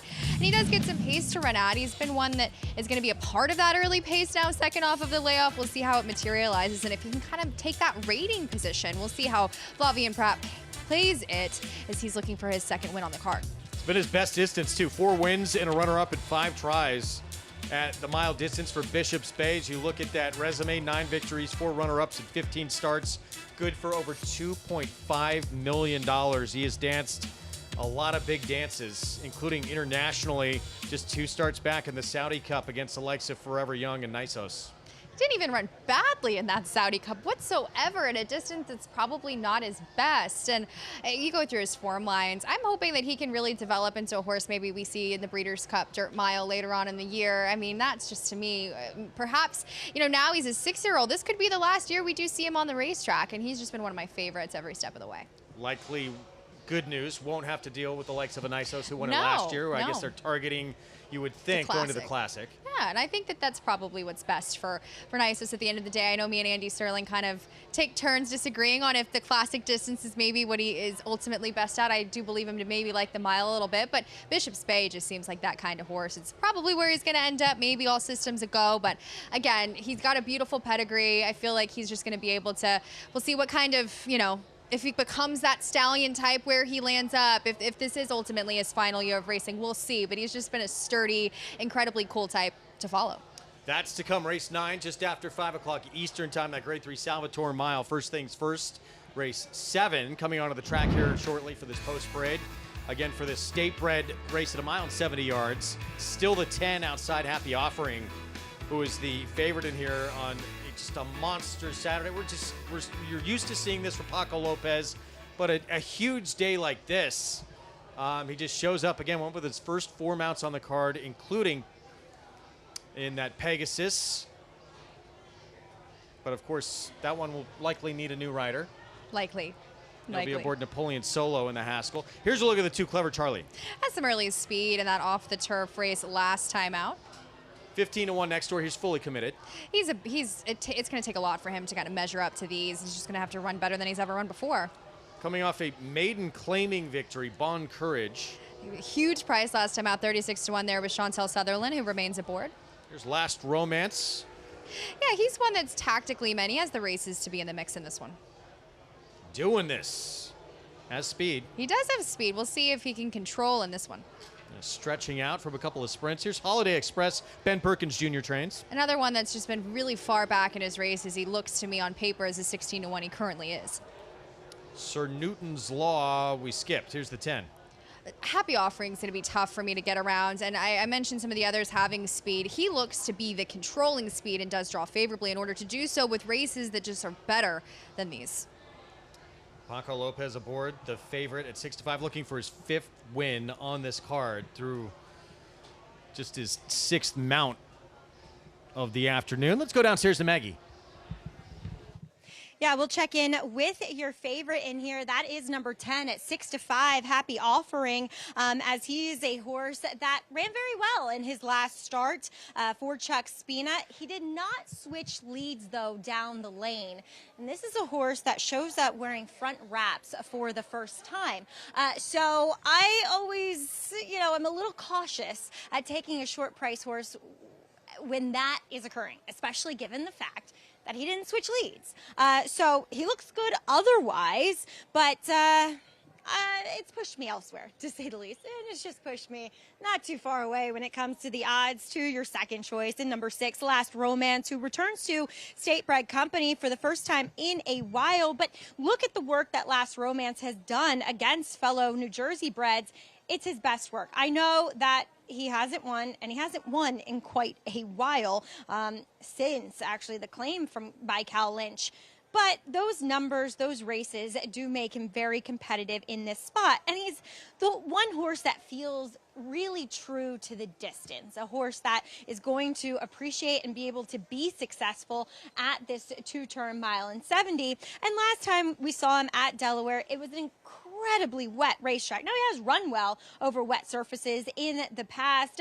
He was just kind of chasing the leading group, and he stayed on well while wide in the stretch, beaten by the gate to wire favored winner that day, the best distance. So I thought the last Romance looked the best in the paddock, and I liked him on form coming into this. Do want to mention my good friend Eddie Owens' horse in here, number 9, Sir Newton's Laws.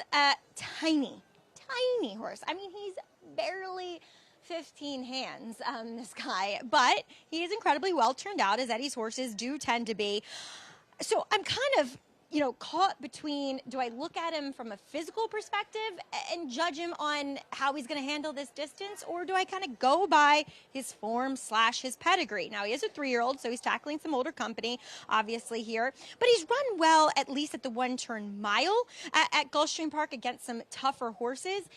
And I just thought, since he's kind of been picking up a little bit of pieces in some of those shorter races, he might be able to be successful, be more tactically and forwardly placed in this spot here. It appears as though he's doing well, Greg. Just a long shot I thought I'd mention. All right, thank you, Maggie. 2 minutes away from the 7th race coming up. Starts at pick 4. Still 7-5 favoritism. Happy Offering's been favored throughout. You see the win, Megan. Obviously, the only victory on the resume. It came at a mile and a 16th. It was certainly a lot slower than what we've seen the last couple of starts sprinting. Is that maybe just, though, a horse growing up, coming back, who's gotten better now as he's gotten older, or is he stronger sprinting? I wonder as well in the beginning stages of this meet, because the speed, especially when you're sprinting here at Monmouth, sometimes with those speed figures, I wonder if, not inflated, but if they look maybe a little bit better than what they actually are. And also given his company, I mean, you also look back at that May the 30th race where he went from, he was 50-1 off of the bench, shortening up, and then you get him back on May the 30th at, less than even money. And he did. I think that the 5.5 was probably a little too sharp for him. It was a good effort chasing behind, and then Cairo Surprise comes back and to win a stake here June 7th with that 83 buyer speed figure. So definitely heeding the warnings of Maggie, because I completely agree with, the switching of the leads, the front wraps, the description, the acute description of some things that you definitely want to take note of. But just it's hard to ignore some of the horses that he's been running against in his recent efforts. I don't think we ever really got a good look at the 9 in the post parade. Let's go back to Sir Newton's Law for just a second. 9-1 on the board. Let's get a look at the crowd on hand here for Haskell Preview Day. Any reasons to think the 9 could be a player in this race? Absolutely. I mean, I really liked the cutback for him, though, and as Maggie described him as tiny, he is, and that's my only drawback to him is he has the consistent figures. I mean, if you really go through his form lines, he's been running against some really strong open optional claiming races, and now he gets into New Jersey bred territory. We'll see if he ultimately wants to go this distance, but I don't think he's impossible underneath whatsoever. His 2 races actually going long on the dirt. You got a better figure than what Happy Offering, your favorite, did going long when he broke his maiden. Although Sir Newton's Law didn't win those races. So 8-1 there, but we know, as we see in New York with Flavien Prat, and when Arad Ortiz Jr. is there as well, here in New Jersey, Paco Lopez, because he wins so much, he gets overbet. Is this one getting heavily overbet in your opinion? I think his last couple of races make him the horse to beat, and then combined with the Paco effect. But I will say this, when you really go through the card and the horses that Paco are riding, they run for him. And especially from a handicapping perspective, sometimes it almost makes you scratch your head, because the horses that he gets aboard, they run here in New Jersey. Making their way to the gate for the 7th, as we told you and previewed a little bit earlier, that Grade 3 Salvatore Mile still to come. Could not ask for a better Saturday, although you and Maggie might disagree with that. Maybe a little too warm. It's a little warm, but we're having fun. It's a great energy here. It's a great card. We love being on the Jersey Shore. We just got done with a massive week of racing, and we're spoiled once more with some really nice horse flesh. So it's a good one. Even money now. Wow, on Happy Offering. So Paco looking for number 5 for Chuck Spina here, outside post here in this 7th. As we continue along on Haskell Preview Day, loading up. We set it upstairs here on our Fox Sports 1 coverage. Matt Dinnerman, the call. And went out. So he'll get another chance to do that. He'll get back behind the starting gate, and then they'll reload Clever Charlie. They've already loaded doing this. He's the only one in the gate currently. Holiday Express, he's going to come up to post 8 and go into the gate himself. Clever Charlie being led back behind the gate. The gray fully committed coming up. They're going to load him. Clever Charlie will be in a moment.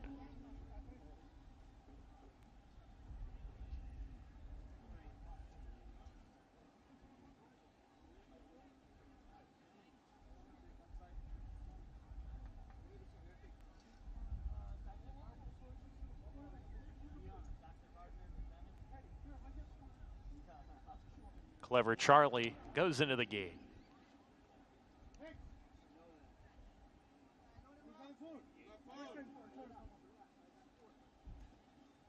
Sir Newton's Law coming up.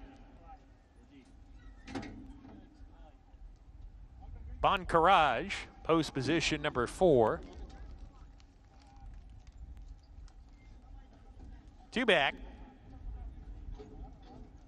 Last Romance with Angel Cruz and Happy Offering and Paco Lopez.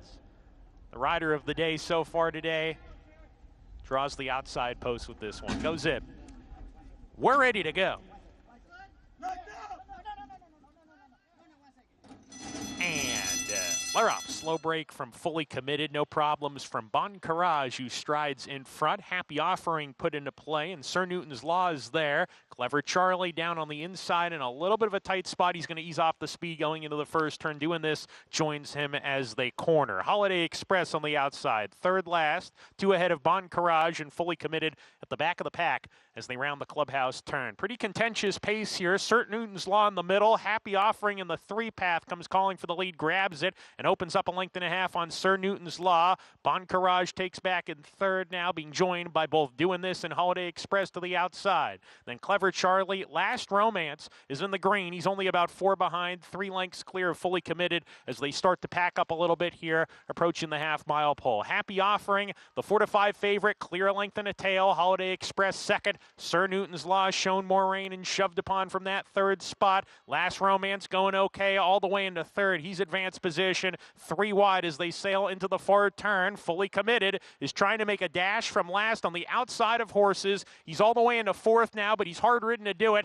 as they round the far turn. Happy Offering still going okay. Last Romance in the 3-path coming to challenge here, and Holiday Express is between that pair with Fully Committed still trying. He's in fourth, 3 behind under a ride getting outside, top of the stretch. Happy Offering still up top. Last Romance grandstand side. Holiday Express trying between horses, struggling to keep pace with Happy Offering. Last Romance bearing down for a fight. These two with a 16th to go. 1-2 Fully Committed third, trying to lunge late. Happy Offering just keeps going under Paco. Happy Offering, Paco Lopez, 5 wins today. Happy Offering all the way. Last Romance second, Fully Committed third, Holiday Express fourth. Happy Offering just refusing to lose. Paco Lopez, 5 wins. He's only had 6 mounts this afternoon, just dominating this Haskell preview day, and this one digs in. He did, and it wasn't a tremendously fast pace whatsoever. You can kind of see down the lane with this horse as he really picks up his knees and his action as you go through his form lines and see the turf there as he won today going long on the dirt. And Paco, he doesn't let the greats of obviously Flavien Prat, Tyler Gaffalione into ride. He's still having himself a day as usual here at Monmouth.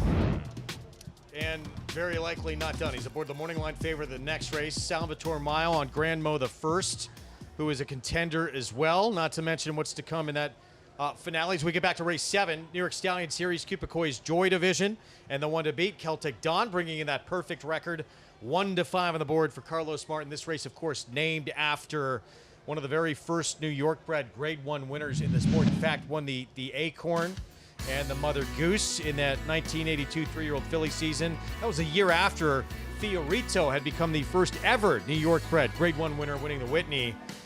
Pretty incredible performer, passed away back in 2004 at the age of 25. She was incredible. You go through her form lines. I mean, Kentucky Derby participant, was second in the Coaching Club American Oaks. Just one of those hard-knocking New York breds that I obviously wasn't alive to see her run, as Richie Migliori will probably have a little bit more of that in-person description of her. But man, was it fun to kind of catch up on her history, and she's a pretty cool, sturdy horse. Don't rub it in our face how young you are. Mig, of course, I'm sure you have very fond memories of Cupicoy's Joy.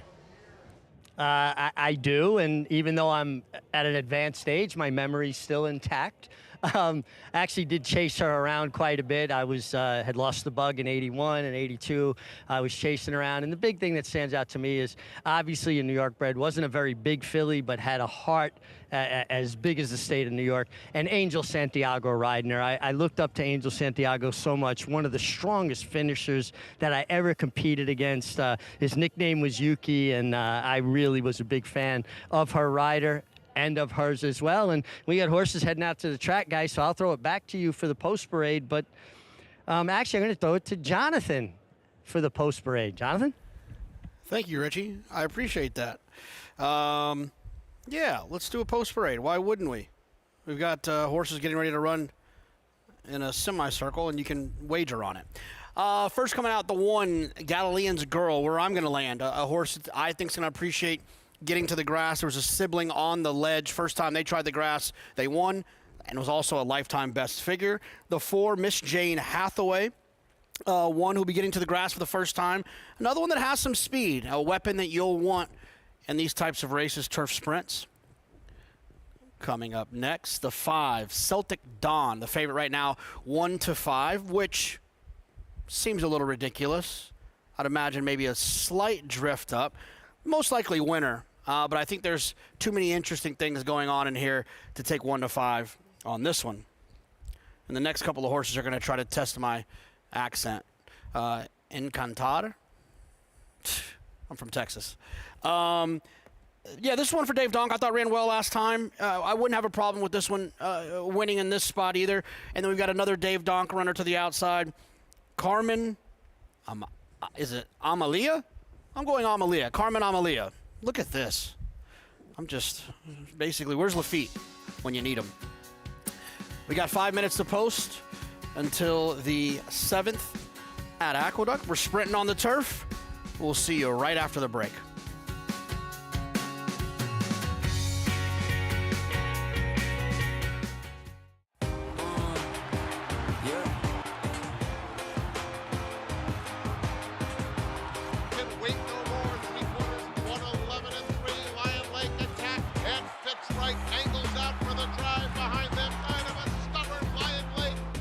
Charlatan is the leading second crop sire by stakes winners, graded stakes winners, and graded stakes horses.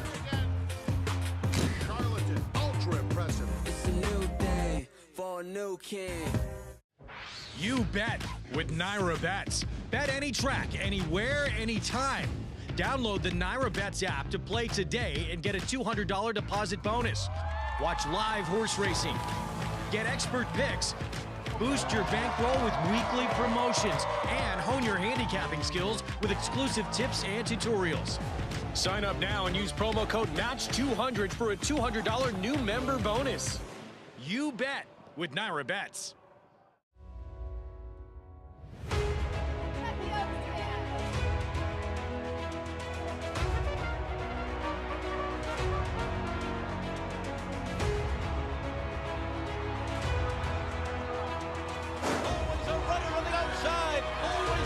Keeps coming, Explorers down toward the rail, but it's always a runner. She's going to do it, and the Kentucky Oaks, always a runner. She's always runners on top of the world. This is where it all begins. These are the recruits for next year. They're going to be part of our roster, part of our team. The pavilion, it was jam-packed. It has remained jam-packed. Phenomenal feeling in the pavilion, on the grounds, in the back ring. You have a chance to make 5, 10, 100x. Big sale with a lot of quantity, but they're going to sell over 4,000 horses here. We had quality racehorses today, I believe, that will go on and we'll be reading about in years to come. Keeneland sale. You got to be here. RaceLens is the most in-depth product in horse racing, with unique features found nowhere else. True odds, predictive analysis, and pace projection. RaceLens. It will change the way you follow horse racing and take your game to the next level. Tickets to a day at the track are on sale now. Reserve a table or secure seats for a historic summer at Saratoga Racecourse. Saratoga Summer begins with opening day on Friday, July 3rd and runs through Labor Day. Book now at naira.com/Saratoga.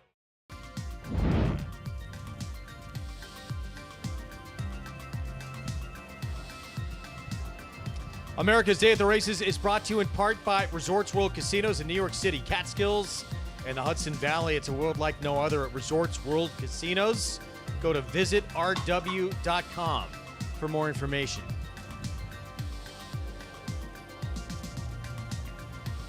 Race 7, Belmont of the Big A, New York Stallion Series, Cupicoy's Joy Division. 6 furlongs on the turf and a huge favorite, 1-2 now on this one right here. Celtic Dawn, who is yet to be on this surface. For Carlos Martin, the debut was washed off the grass, debuting as a 2-year-old back at Saratoga. Despite that, heavy favorite, Javier Castellano back aboard as we send it back to JK in the studio. Thanks, Wolfie. Yeah, I mean, there's still an assumption here with Celtic Dawn, excuse me. Like you mentioned, like you heard Greg mention, this horse was meant to debut on the turf. So obviously there was some intent that they thought the horse would appreciate the grass. Won that day anyways on the dirt, then comes back here and runs on the dirt again. Why not? You got a horse that's won on the dirt first time out, give it a shot. The horse wins at odds on. Now, when you have a horse that wins at odds on, that means that horse was supposed to win. There wasn't anything in there that was meant to beat a horse like Celtic Dawn, excuse me, Celtic Dawn. I guess they both work, right? The Boston Celtics. Just kidding. But I do think that there's this idea that this horse will improve getting to the grass based on the original intent.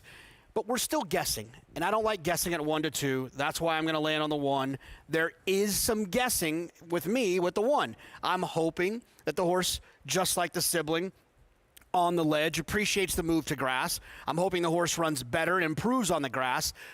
But I'm okay with hoping when I'm getting 9 to 1 to hope. Getting 3 to 5 to hope, or 3 to 5 to think. You think that Celtic Dawn's going to appreciate the grass. It's not typically a long-term way to win at the races. I'm going to go with the 1, and my fingers are crossed that my friend Richie Migliori will tell me that the 1 looks like a horse that might appreciate the switch to the grass. Yeah, Jonathan, and happily I can report, yes, there's definitely some confirmation that points out that the 1 Galilean's Girl would like the turf. Pros and cons, right? Pedigree's there. The Grand Am was bound on by, trained by John Hertler, a nice turf mare here in New York. Naz Alvarado does not get to ride the turf very often because he rides at Finger Lakes, and they don't have a turf course. So that's a con. The pros are the pedigree and the physicality. The 4, Miss Jane Hathaway, for you Beverly Hillbillies fans, this is where I landed. Definitely see some turf confirmation there, and this horse just looks good. She also has 2 shortened ears. She had frostbite as a yearling, and they had to nip the top of her ears off. And then the 5 Celtic Dawn. I agree with you. Don't want a horse that's trying something for the first time at a very short price, where they say hardly a man is now alive that paid a mortgage at 3 to 5 on a horse doing something they had never done before. But this is a homebred from Mark Holliday's Blue Devil Racing, and she is undefeated, so you understand why she's taking the money she is, as we're going to send it upstairs for this version of the Kupakoi's Joy and Chris Griffin. Kupakoi's Joy. And they're off. Breaking inward was Galilean's Girl. Breaking sharply is Miss Jane Hathaway, right to the front, and Celtic Dawn is going to let her lead, as the leader is Miss Jane Hathaway, whose clear is up by a full length. Celtic Dawn is a comfortable second, and moving up on the outside, here comes Encantar, is traveling in tandem with Galilean's Girl. The debuter, Carmen Amalia, is the early trailer as they work up the backstretch, and Miss Jane Hathaway with no pressure, 22.38 for that opening quarter mile. Celtic Dawn does not want to lose ground here to that lone leader, Miss Jane Hathaway, and Raylu Gutierrez into the turn. Celtic Dawn in full pursuit is within 3/4 of a length of the leader. In Kentar, Dylan Davis, called upon for her effort, is going to be 3 wide. Just behind them, Galilean's Girl, they reach the top of the lane. Miss Jane Hathaway still in front. Here comes Celtic Dawn in close pursuit and now rushes on by. Celtic Dawn has seized the lead, has a furlong left to go, is opening up in the final stages. And Kantar is trying to run up into second, a 16th left. Blue Devil Racing Stables homebred. Celtic Dawn dominates in the Kupakoi's Joy. And Kantar for second, then came Miss Jane Hathaway and Galilean's Girl.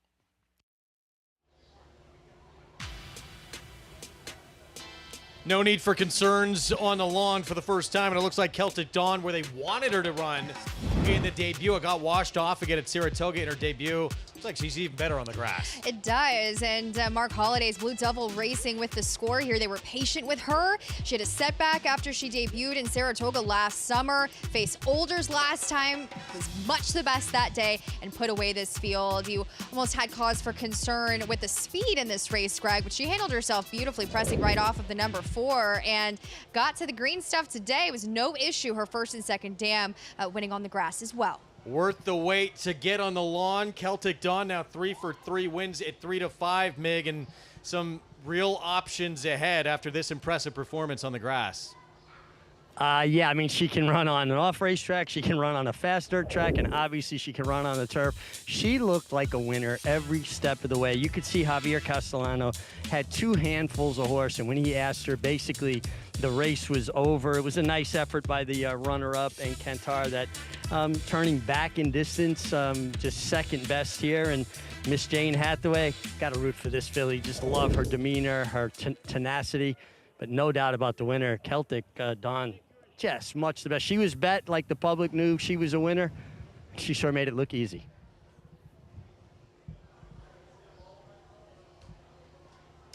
5-6, 4-1 finish, perfect record intact. And off this effort, they wanted turf in the debut. It looks like she's probably going to stay there, I would think. I would assume, you know, this field wasn't entirely the strongest, but we'll see her down, excuse me, I should say northward in Saratoga. She is one that I would find is just going to be able to flourish up there. But, you know, they almost debated entering her in the Bowery and or this spot, and it certainly looked as if it paid off.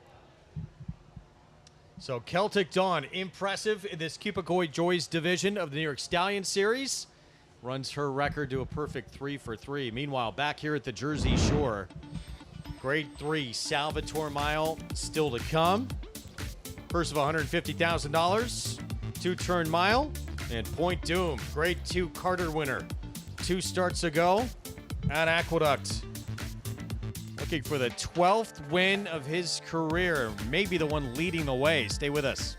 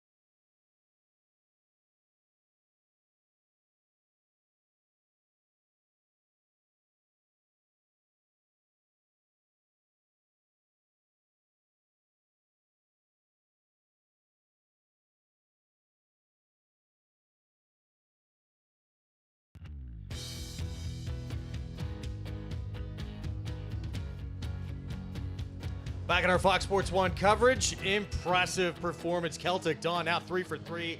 First time on the lawn, goes off at odds on and wins this Cupicoy Joys division of this New York Stallion Series very convincingly, Megan. This is so easy for her, and she's just shown tremendous professionalism. She's been able to rate behind horses. She doesn't need the lead. Has been able to do it on now 3 different surfaces and 3 different starts, as she's undefeated and has not let any setback set her back, as she's just a really cool filly. I'm eager to see her continue to develop as a 3-year-old.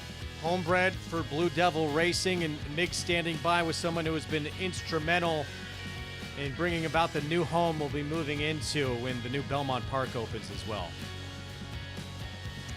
Yeah, thank you, Greg. I'm pleased to be joined by Sherry and Mark Holliday, and this is a homebred. Now, obviously, winning's fun no matter what, but how special is it when you've planned the mating, raised the foal, gone through the naming process. Walk the public a little bit through just how great that is. Sure. Well, first of all, what a great day here.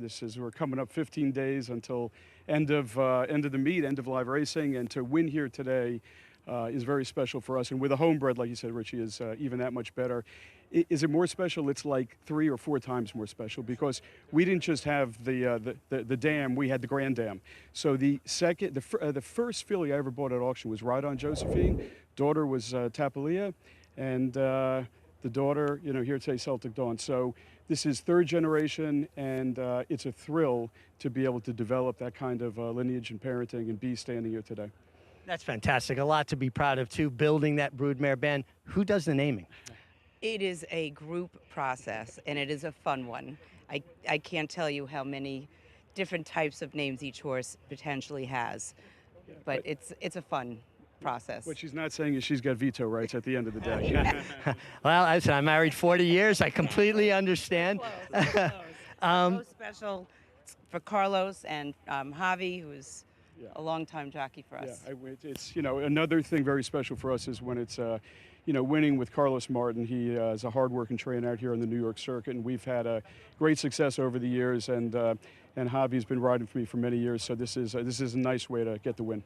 It's fantastic. Now, you brought it up. Pretty soon, Aqueduct will be closed. All of our racing will be centered at Belmont and obviously Saratoga. I got to walk through the building the other day. I have to say it's extremely impressive, and you've been a driving force behind this. How proud of you of the project and the progress that's been made? I'm proud of the project. I'm proud of the team. This project is going to be delivered to the state on time, on budget. That's not an easy feat, especially with everything that's gone on in the past, and it looks magnificent. I toured it about 2 or 3 days ago. I get out there once, twice a month, and it is just, I thought maybe the nicest, racing venue in the country. I think it's the nicest sporting venue in the country. That's how much I love it. I would agree with you, and you guys, really, the attention to detail, fantastic. Congratulations here. Really look forward to our future in New York racing. Yes. Absolutely, and but let's not forget Aqueduct. A lot of memories and a lot of history here, and we'll miss it. No doubt. Me, 10 years old, coming here with my dad, telling him I was going to be a jockey, and 2,236 wins later, but I'm really looking forward to the new Belmont, though. Thank you. Thank you. Congratulations. Guys, well done. Special to win in the few remaining days we have left at New York City's racetrack. Mark Holliday, of course, chairman of the board of the New York Racing Association, and he's just been instrumental in bringing about this new reimagined Belmont Park. Sold Governor Kathy Hochul on the idea of building this new monument to our sport and the entire sport. Excited about what we have ahead of us. First brand new racetrack since 1997 we've had in horse racing, so long overdue. It is long overdue, and as Mark Holliday had mentioned, on time, on budget, and something that they've just a tremendous amount of manpower. And gleaning from my coworkers being able to see it, I'm like a kid on Christmas to be able to come and see this incredible monument. But the surfaces are state of the art. The drainage system of the turf course, I think it's going to be, it's going to attract, I think, as far as the horse colony and the numbers to New York. It's incredibly pivotal, not only to the sport, but to New York racing. Let's get back into live action here at Monmouth Mile on the Turf here in race 8. $40,000 maiden claiming event, so all for sale for that price. And here is Midnight Millie to kick off the post parade. Now dropping in tag second off the bench. We'll see if the stretch out in distance can wake her up a bit. Omaha Moselle, Ben Perkins Jr. Blinkers on, will get Lasix also. You mentioned it. Maybe some of those changes will wake her up. Hasn't done much running. Mind-boggling has not really been that to this point. No, but perhaps, second time on the turf, now getting some extra distance. Paco Lopez. 4 to 5 at Join we'll get to. We skip over that one. Here's a 6, La Pluma. Quickly went by, and then here's a contender, Lucky Louisa. Yeah, one of these horses that I'm familiar with from Oaklawn Park. We'll see if this horse has taken a step forward. I wasn't too thrilled with her on debut. They're moving here. Neck of Cairo with Kentucky Derby winning rider Sonny Leon from a few years ago. Yeah, and this one is also going to, we'll see if she can ultimately show a little bit more early speed. Tis awesome outside. Rory Houston trains. Yeah, this horse also taking a step down in class, as are many in this field, which I thought was interesting, Greg. A lot of these horses being offered for a tag off of those maiden special efforts. So Paco Lopez, he's on the 4 to 5 favorite to try and get number 6. on this Haskell preview card here at the Jersey Shore. Race 8 for you when we come back on our Fox Sports 1 coverage to Monmouth Park.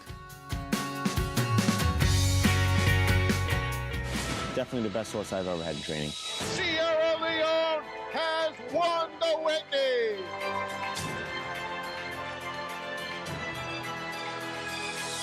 Sierra Leone, gun runner reaching for the wire. Sierra Leone does it in the Breeders' Cup Classic. Today was the day that he got it done. It was Sierra Leone.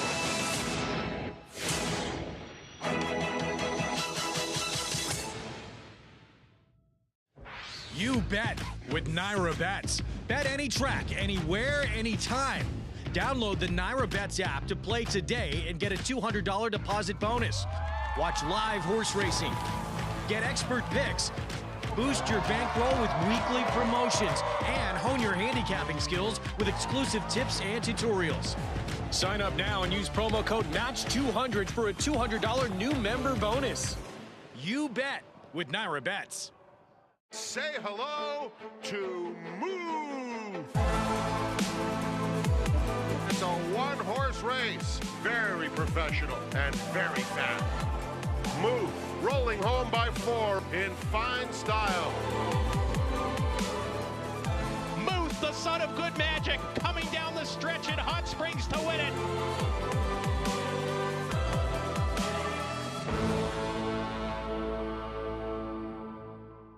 Announcing the Empire Trillium Series, a multi-year $3.2 million 14-race program at the brand new Belmont Park and Woodbine Racetrack, restricted to New York or Canadian foaled horses. This new event kicks off the day after Christmas with 4 two-year-old stakes races on Belmont's new Tapeta surface and continues all spring and summer through late July at Woodbine. The Empire Trillium Series. To learn more and enroll either New York or Canadian breds, go to NYRA.com/EMPTRI.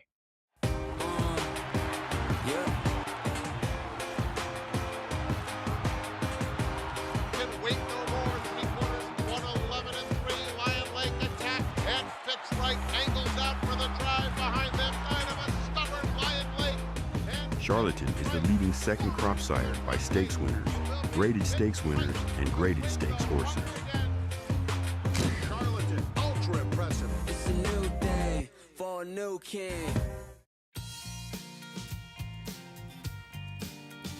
Thanks for spending your afternoon with us here on America's Day at the Races on FS1. As we're on the Jersey Shore, Monmouth Park, it is Haskell Preview Day as we have a, well, combined maiden race, maiden special weight for New Jersey breds and other horses. Will be in for the $40,000 tag here, going long on the turf, and we'll begin with the big drop down. Who is your favorite as Paco Lopez looks for yet another winner on the card? So does Graham Motion as he took down the Eatontown a little bit earlier with Gimme Another.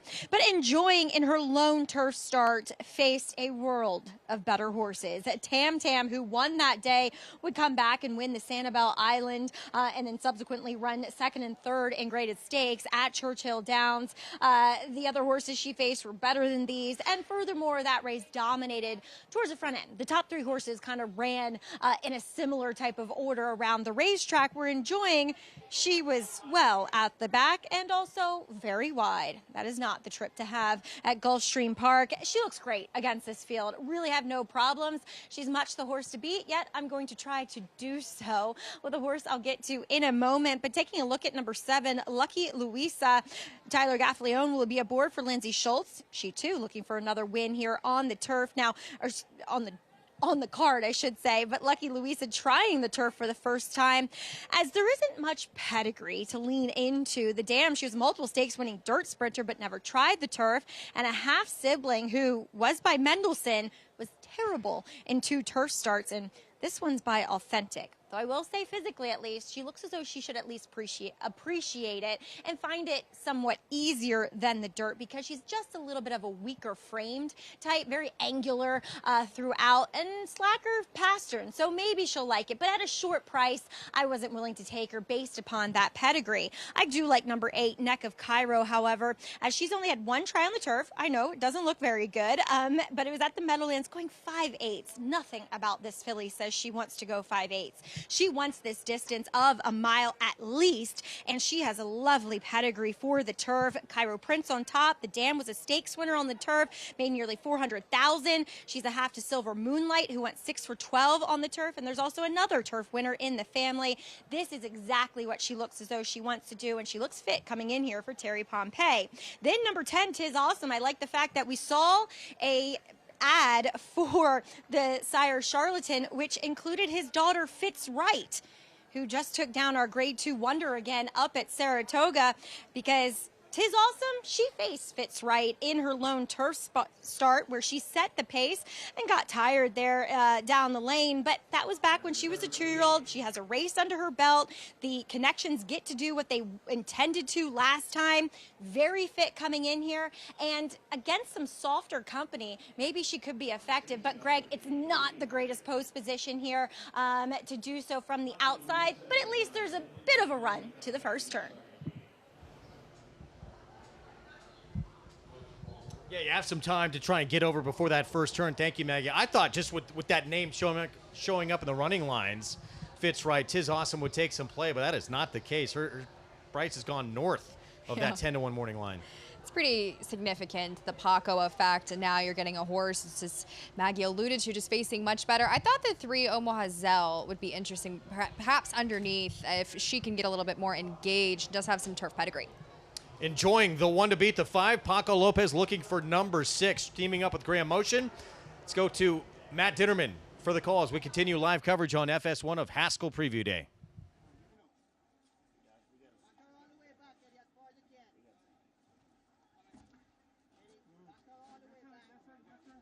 Working with Easter Millie to take her turn in the gate.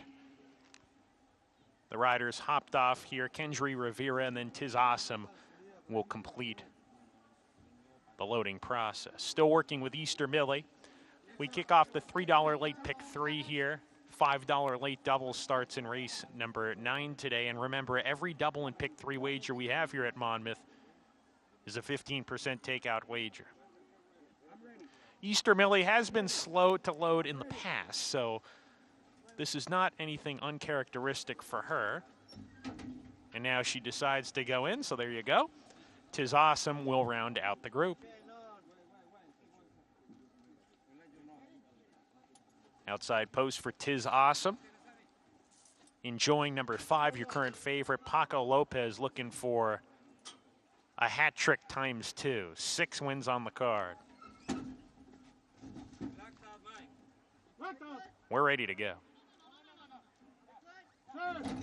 And Lara, Easter Millie away awkwardly, having to take up after the start was mind-boggling.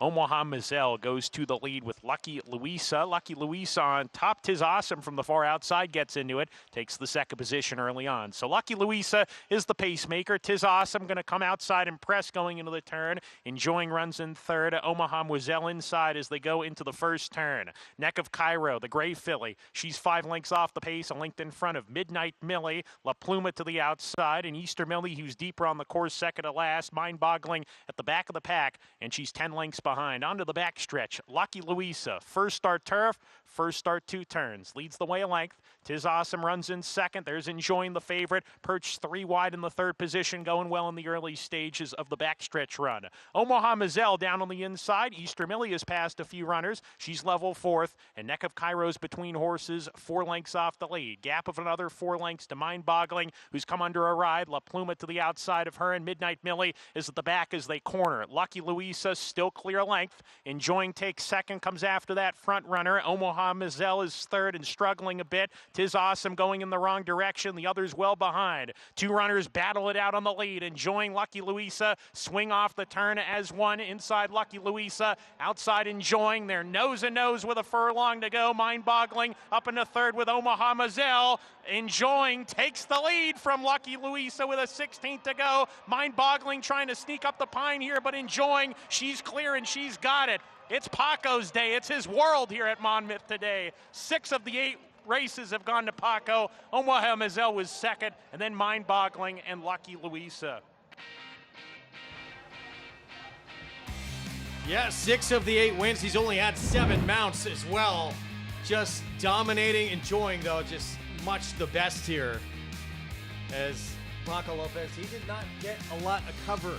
He did not. He did not. He was 3 wide around the racetrack, and he was 2 wide there tracking alongside Omaha Mazel, who was on the inside and actually ran very well, showing more early speed with those blinkers on. But Enjoying has gotten to, found her friends, you could say, getting the best of Lucky Louisa, who set that pace and was just getting tired there late as she was taking to the 2 turns for the very first time. But it was all Enjoying as Paco Lopez enjoying himself yet another day.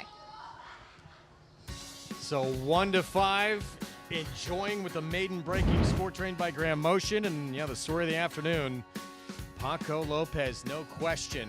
Still to come, Grade 3 Salvatore Mile, Hall of Famer Todd Pletcher. He'll send out Grade 3 winner Grande, who had won back-to-back starts, including a Grade 3 Go Sapper before a beat at Churchill Downs. Going to get back in the winner's circle. Stay with us.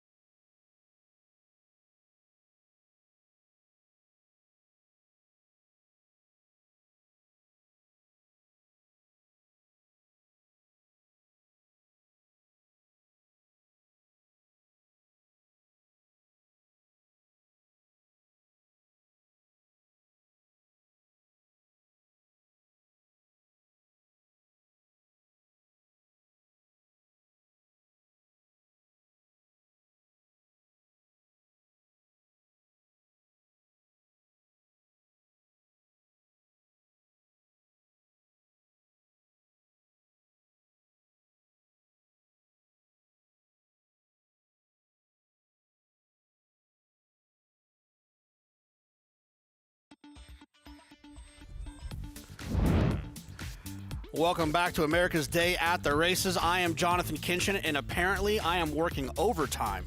I got to take it out of break and do the post-parade alone? This is unbelievable. On the inside, the 1, Love on the left bank. You got Ricardo Santana, Miguel Clement, The 2, Pinch of Bourbon. A horse that's made the lead in the last couple of starts.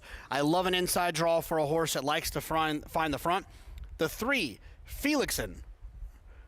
I would like to know who Felix is and what it is to be Felixen. The 4, Quadrate. Another word, I have no idea what that means. And the horse is 22-1. The 5, Ticket to Ride for Saffie Joseph. Has a race a couple back on the synthetic, a figure that fits with this group. The 6, Baffle, with those Knicks colors. I'm just kidding, Mike Rapoli. I know those are Mets colors, but tonight they're Knicks colors. The 7, Leilani Lou for Carlos Martin. Shows up in here. Ran well enough last time, but I'm not crazy about that slow pace. The 8, Tis the Lady for Shug McGahee and those West Point Soaks. The 9, Co-Investment for Klarovich Stables and Chad Brown. If you've never seen Klarovich Stables and Chad Brown Soaks before, where have you been? The 10, Battle Winner for Jenna Antonucci. Another one who got a nice trip last time and wasn't able to see that one through at 37-1 last time. I'm going to go with the 2, Pinch of Bourbon, a horse who's got tactical speed drawn inside. One thing when you have a horse with tactical speed drawn inside on the grass, you can almost guarantee you're going to at least have a shot at a good trip. You can pop away from there. You can hold that position. You can then play geometry. You're also quick enough to get in and out of spots. I like Pinch of Bourbon from the inside, and there's nothing more than I like than throwing it to Greg Wolf, because Greg, they got me working overtime over here, buddy. You left, and now I'm the host. We need more solo JK on this program in the studio. He's doing a great job. He's making me chuckle.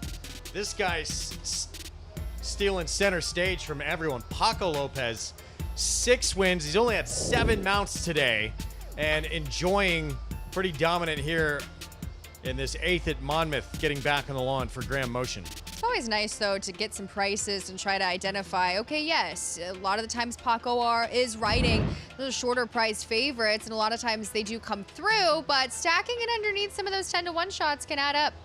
Owned in part by Eclipse Thoroughbred Partners, 3-year-old by Midshipman, and enjoying the maiden breaking win on the lawn. Grade 3, Salvatore Mile next. 3-year-olds and up, 2-turn mile, and Bishop's Bay, 1-5, the multi-millionaire for Brad Cox. Flavien Prat will be aboard. This is incredibly interesting to me from a pace perspective. I know the number 5 coming out, Otter Mischief, makes it perhaps a little easier for the likes of East Avenue, who we know likes to be on the front end, Bishop's Bay there as well. This is an incredibly competitive race, and I think Point Doom could really be the one, as far as cementing his class in that Carter against the likes of Bookham Dano, could be the one to beat as well. Yeah, he's quick. He has some sharp works tuning up for this one as well. We saw him win that Grade 2 Carter. Flopped in that Churchill Downs. His trainer, though, says there was an illness going through the barn that may have affected him because he didn't feel like he was himself that day. Then he mentioned that he got back to his Penn National base and he was immediately himself. He had a poor beginning that day. He had a wide post. You can really take that race out, and he's got speed as well. We'll see if he perhaps is at the disadvantage of being up on that pace with the likes of Bishop's Bay and East Avenue. We'll see ultimately how they tactically play it. Back to this mile event on the lawn, Belmont of the Big A. Let's go to Mig. Yeah, guys, we'll start right down on the one inside with the 1-horse Love on the left bank.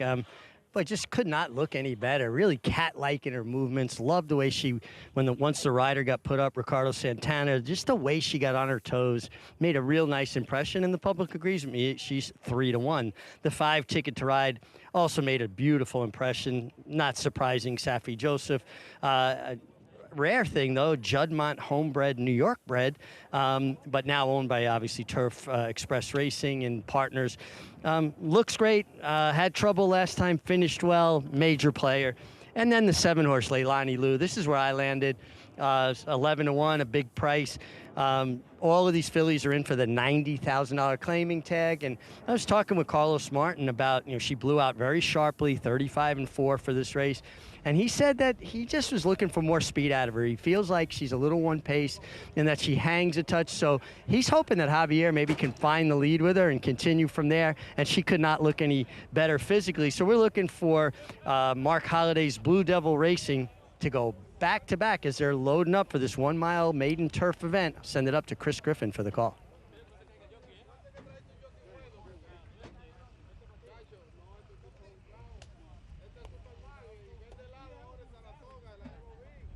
Co-investment. Ticket to Ride. Battle winner.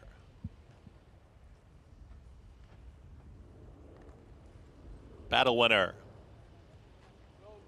Goes in. All set. And they're off. Good beginning to the inside. Love on the left bank. Broke with early speed, and Pinch of Bourbon is right there too. Here comes Ticket to Ride, and now Ticket to Ride puts a neck in front. Holding the rail will be Raylu Gutierrez. Pinch of Bourbon is now a clear second. Those two into the turn together.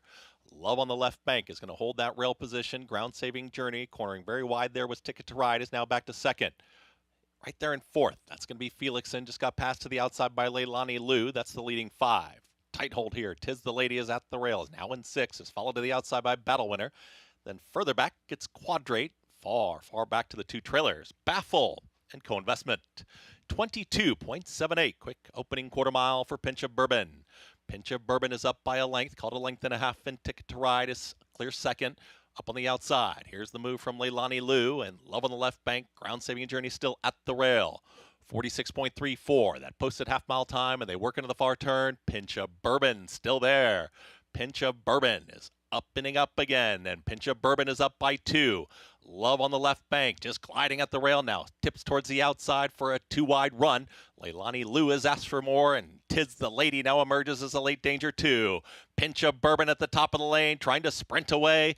Love on the left bank, and Ricardo Santana Jr. fully lifting now is trying to catch that leader. Up on the far outside, Tis the Lady. Felixson is looking for room, just trying to shift outward. Quadrate's got some late momentum too. The leader, Luff on the left bank, but here to the outside, Tis the Lady. Tis the Lady. Felixson's going to lunge late. Tis the Lady over Felixson. Then came Love on the left bank and Quadrate.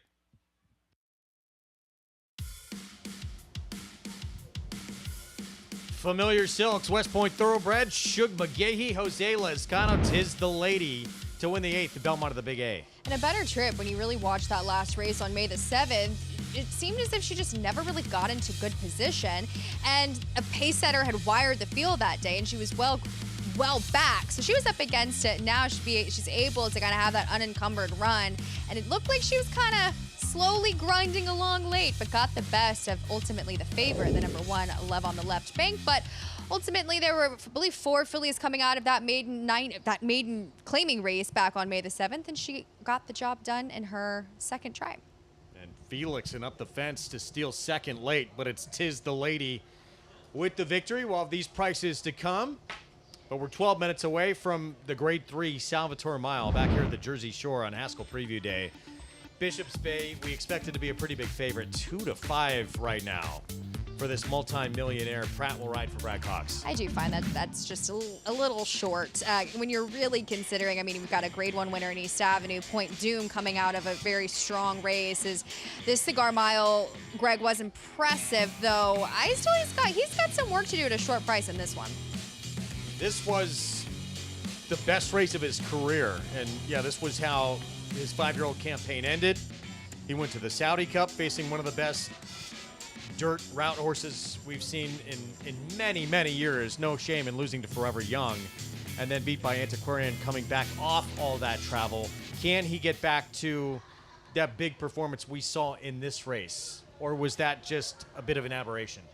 Find it was. I mean, you have to appreciate a horse that was up and near a pace, 45-3 in that race, the Cigar Mile, and he has come back in the Westchester. I thought he ran admirably considering he had been in Saudi in February, came back in May the 3rd, and was able to be competitive. And what is honestly, between all that travel and that amount of that kind of effort in the Saudi Cup, I think he showed us that he is no worse for wear. He is, to me, the horse to beat, but this is not an easy group, and I think if Point Doom shows up in the way he did in that Carter, albeit has to have some other pace challenges, Greg, he could be kind of that main threat to him as well. He's fast early, too. I mean, this horse with sprint speed, I would think this is going to be the horse in front. And if his trainer's right, if he was just a little bit off that day, I mean, look, he was on an incredible win streak before that flop in the Churchill Downs, so we'll see what we get from Point Doom. He is 7-1 right now. As for Pratt, finally on the board with that program trading victory in the Monmouth after runner-up in the Eatontown and the Pegasus, and it was a long way back to second in that Pegasus. Baby Vino, very impressive in that win. That was impressive, and I'm kind of a Baby Vino fan club president. I was talking to Lindsay Schultz of just watching him develop at Oaklawn and now getting a stakes victory, but as we kind of talked about, it's going to be a tough Haskell. And that's for sure. So Salvatore Mile coming up next. Maggie Bishop's Bay, 2-5. How good does he look? He looks good, Greg, but this is a race full of horses that look tremendous. And I'm actually not going to talk about him here. I'm going to talk about some inside runners. And we'll begin with number 2, Grande, who I have not seen since his 3-year-old campaign, in which he was a late scratch from the Kentucky Derby. OMG. This horse has done better than any horse I think I've ever seen from 2 to 3. Or excuse me, 3 to 4, I should say. He is filled out tenfold. He strutted into this paddock with the utmost confidence. And I know he is coming in off of a very disappointing effort, and he has never won outside the confines of Hallandale Beach and Gulfstream Park. But, wow, I'm impressed with what I see from him physically. I know last time he was sent out from the rail, or more inside post position in that Ali Sheba. He was kind of in tight going into that first turn. He tracked the pace. He had nothing left in the end. That race kind of falling apart, wilting on the front end is what I would say. But he has impressed me every step of the way here as he's going to come through the middle of the paddock. He looks tremendous in the flesh. As number 3, Point Doom could have a little bit of something to say about the speed in here. He just did not break. Whether, he was the last one in what was a large field going back to that Grade 1 Churchill Downs. Maybe he just wasn't set in the gate. Sometimes that happens. He's a big horse. He probably needs a minute just to get his feet planted, make sure he's, rocked back enough to propel himself forward. But that bad break totally cost him that race. Now, he's going to try to go out to this 2-turn distance, which, in the past, he's been able to handle this sort of confirmation of a distance. He looks it, too. He's a big horse. Now, there's some other pace in here. We'll see if he's able to assume an easy lead, because that, I think, is where he does his best running. I mean, look at his 3 previous efforts before that try at Churchill Downs. And then a horse that just really caught my eye is a bit of a weird horse on form, and that's number 4, Grand Mo the First. Heck, he ran in the Virginia Derby when it was still on the turf. So, yes, he came back off of a 11-month layoff and got the job done at Gulfstream, going the 1-turn mile, but he did it very nicely, impressively. It was very easy for him. He's fired up here in the paddock. I know he's not a speed type, but he should be laying close enough in here, but really just well turned out, super coat and flesh on him overall, and very sharp, very bubbly here in the paddock, but keeping it contained. He was saddled away from the rest of the field, but Greg, this is a very good looking cast for this Salvatore Mile. Yeah, and a good-looking one, as you mentioned, right here. Grand Mo the First, a horse who was in the Kentucky Derby a couple of years ago, and Mystic Dan won it in that thrilling finish with him, Sierra Leone, and Forever Young. Obviously, he was not competitive in that race, but he was pretty competitive on the road to the Triple Crown, and coming off a big return to dirt. See what we get from the hot hand today, Paco Lopez, trying to win his 7th on the card, as we bring you prices from back at Belmont at the Big A. West Point Thoroughbreds, Jose Lascano, Shug McGahee with Tis the Lady. Yeah, this horse just didn't get the right kind of trip. As you'll see, he's 6-1 on top of 19-1 there, and a really healthy $121 exacta. And again, that was a key race made. The 7th didn't have the best of trips, sitting in behind that slow pace, and managed to get it done today. $14.46 for the win. Race 9. 1-turn mile, $50,000 claiming race. And we'll set that up for you in a little bit as we return to the Grade 3 Salvatore Mile and set for the post parade. They're going to walk out onto the track here at any moment. We saw going to break a little while ago, Todd Pletcher looking on, Grande. He's had some really big moments. Another one who, his last start, it did not go well. As we talked about, Point Doom struggled in the Churchill. Grande struggled in the Ali Sheba. You know, it's kind of funny with Grande. It's really exciting to hear Maggie's comments about his progression. He is the son of Curlin, and they do usually get better with time as we look at this Ghost Zapper, where Greg, he was up on that pace. It was a slower one, and I just felt he looked exhausted doing it.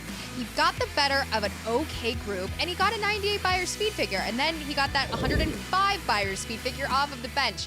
To me, he feels like a horse that his figures don't quite match up to maybe the impressive visual of his efforts. And it's kind of interesting, Greg. He's also got a tremendous amount of turf pedigree there as well. But he's an incredibly interesting sort if he can build off of his impressive races. For Rapoli stable, Point Doom, meanwhile, Grade 2 Carter winner. You said it. Wins the Grade 2 Carter, up on the lead. He's not going to get the same kind of trip today. We'll see if he is indeed the fastest with a better break. Paco Lopez looking for number 7, Grand Mo the First. Could get the right kind of tactical trip. Bishops Bay odds-on favorite, multiple graded stakes winner. He's always right there, always runs his race, earner of $2.5 million. C Streak, we'll see if he's part of this early pace here, long shot. I would hope he lays a little bit further off of it. That, to me, is his best chance in here.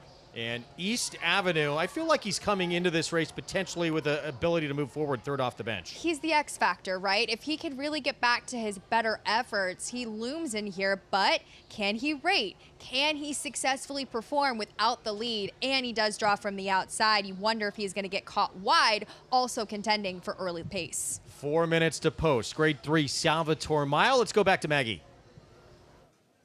So pleased to be joined here by Brian Bush, owner of Point Doom.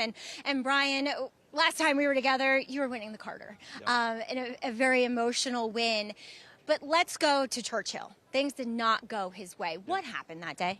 Yeah, I mean, look, it's a long trip for the horse. He just didn't ship well. He was quiet all week. We were a little bit concerned whether how good he'd run. He was eating well enough that we ran him in the race, but after the poor break and the wide trip, it just wasn't going to be his day. But he shipped back great, looked good the next day when we got him back. And we had considered 2 options, the True North or the Met Mile. And, we thought, the True North is probably a little short. Met Mile looked like it was going to be a little salty for him.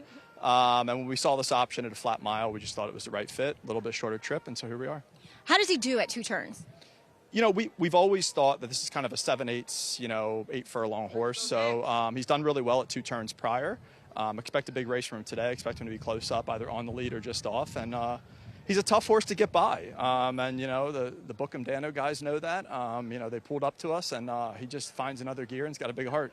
He really does. And speaking of big hearts, your family here, including your dad, he doesn't miss a race, does he? No, special day for us. Dad doesn't miss a race. He's doing everything he can to be here. And as I said to you in the Carter, we're going to enjoy every single minute of this. It's amazing. Please do. Thank you so much for your time. Guys, an emotional, obviously horse that has just kept this family together through difficult times. And if you want a horse to at least root for in here, it's Point Doom. Greg?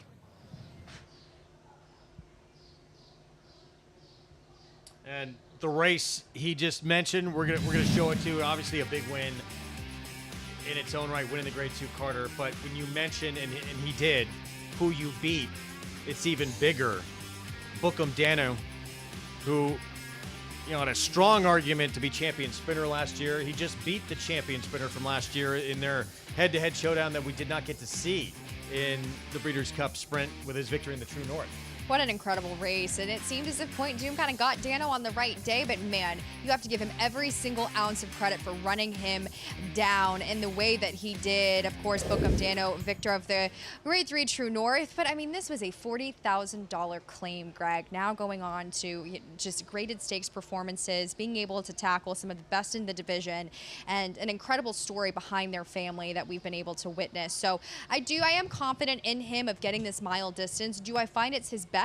We shall see. He's obviously performed well in it, but I do find he's going to be an incredible one to obviously root for, as Maggie in that incredible interview. Meanwhile, 4-5 favorite, Bishops Bay. Pratt, Brad Cox, we know the resume. He's, just about always shows up wherever he goes, including that Saudi Cup. That last race, even though he ran very well, and Antiquarian, I think, is a major player in this older horse division this year, the figure just not on par with what we're used to seeing from him. Right, and I can give him credit for that, seeing as how he traveled from the Middle East. He needed the race. It was a bit of a freshening. It seems as if though sometimes in those comeback races for him, he needs it. You can go through his form lines, and I feel like he's not quite cranked up 100% ready to go off of those bits of time. So he's the one for me in here. We'll see if he gets entangled in that pace ultimately. Could leave him a bit vulnerable, but he always shows up. Let's go back to Maggie. He does 9 for 15 lifetime Bishop's Bay. And I honestly thought he looked ready when he came back from the Middle East layoff and ran in the Westchester. But, you look, and I always tend to look at Andy's track trends, Andy Serling's, which you can find on NYRA.com. And he did list the rail as being questionable that day, whether it was a little bit off and not the place to be. And to Bishop's Bay's credit, he did spend the entire race on the rail, pressing the pace. It was just a very tough and uncomfortable spot to be in. Now, I like Antiquarian, and he ran huge that day, but I don't love that, he got beat 5 3/4 lengths in a 4-horse field.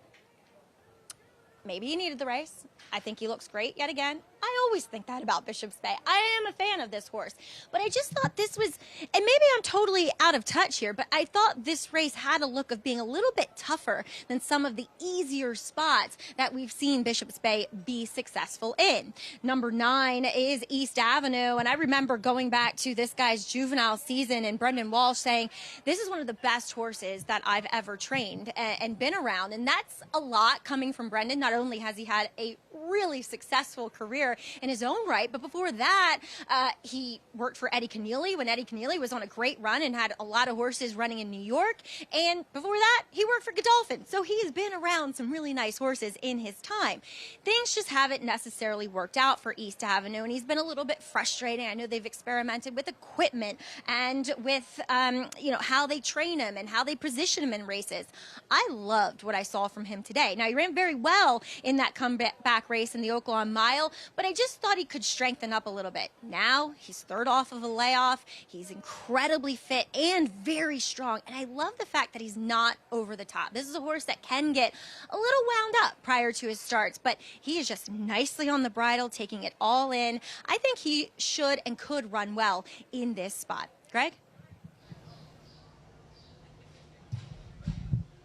I mean, he was the talk of the game back as a 2-year-old. Of those 2 dominant starts to his career, that Breeders' Futurity went into the Breeders' Cup Juvenile as the favorite. Obviously didn't work out for him that day, but good to see that he's still around and that he is sort of rounding back into form. It seems as if, though, they're kind of looking for him to continue to take that step forward, right? I mean, he's already he's a Grade 1 winner. And at the end of the day, he's bred and owned by connections in Godolphin that could have him as, a stallion prospect and already could have gone down that path. So it is encouraging that they're still looking for that moment for him, because I feel like we still haven't seen it. He's been my pet for so many years. You'll talk to Brendan about this horse. They have tried, as Maggie alluded to, so many things to try to get this horse to focus and rate off of horses. As he was a little bit disappointing when he went into that Breeders' Cup Juvenile, because that was his big Achilles heel. He stumbled badly that day, and he just hasn't quite found the ability to really be able to be successful behind horses. But that Oaklawn Mile, I thought, Greg, was incredibly impressive. I thought he actually did what needed to be done in his progression, being able to sit behind the likes of Knew What's New, who to me had an advantage over him that day. It was a fast pace. I think he moves forward today. We shall see. I think he's fair enough in this field. He's a little short at 2-1, but I think he does run well. And you mentioned the horse that beat him in that Oaklawn Mile, and that was his return off the bench, East Avenue. He ran huge. I think Knew What's New is a really talented horse in that older horse division. And then you get to the Alice Sheba. It was a fast pace, going even longer, and mile and a 16th that day, second off against some stronger foes. And he did disgrace himself. I mean, if you really look at the incremental fractions, they went even faster at the half. So I do feel like he was compromised that day. He's got that big race in him, and I feel like his connections believe that as well. Grade 3 Salvatore Mile on Haskell Preview Day on our Fox Sports 1 coverage. The favorite, the multimillionaire Bishop's Bay. For trainer Brad Cox, Flavien Prat already on the board today with a win in the Monmouth on Program Trading. Trying to add another here on the 1 to beat in the Salvatore Mile. Let's go to Matt Dinnerman for the call. Two back. C Street coming up. And then to the outside, East Avenue in the Godolphin blue.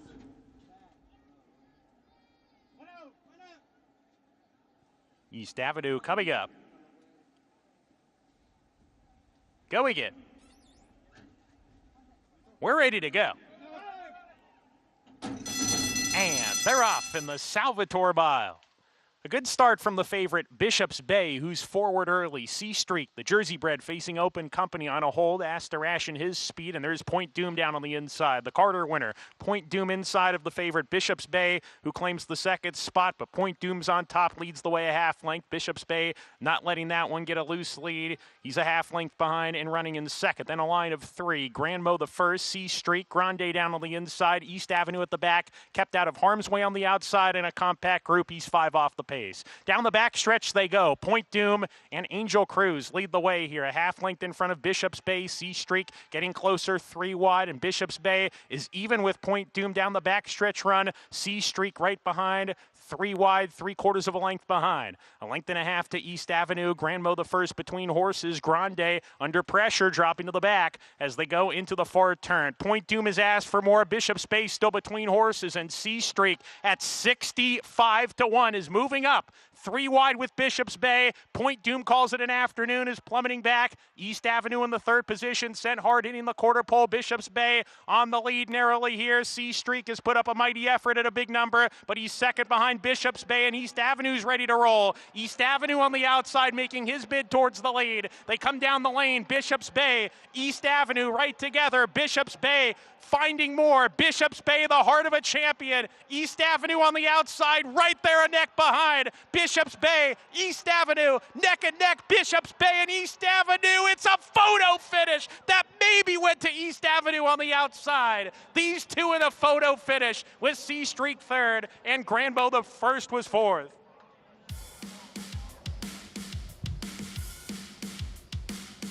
Too tight to call the Salvatore Mile. Bishop's Bay inside. East Avenue, who did not have the kind of start he wanted at all, regardless of the outcome, runs huge here. It makes you sad there has to be a loser here. They both ran incredibly well, and I find, Greg, it was incredibly interesting for East Avenue to finally draw to the outside. I don't find he likes to be covered up by horses. I feel like it made a difference. I know he was caught wide throughout the running of this race, and it was a quick pace that Bishop's Bay attended to. Unfortunately, Point Doom didn't fire his best shot today, but these two horses each, they ran huge. And East Avenue, hopefully he continues to draw the outside. Hopefully they get lucky with that. This horse ran incredibly well, and doing so in a way he's never done before.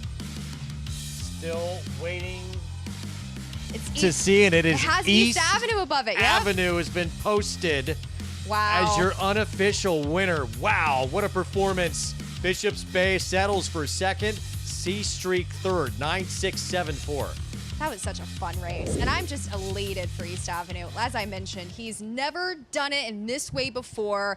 He was wide, having kind of attend to that pace. It was a compact field, and I feel like that unencumbered run he got just now did it for him, and he was able to put forth his best run late.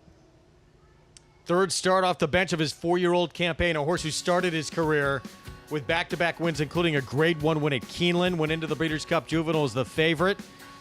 And now maybe as an older horse starting to come into his own. Grade 3 Salvatore Mile winner by a whisker. East Avenue with Tyler Gaffleone for Brendan Walsh.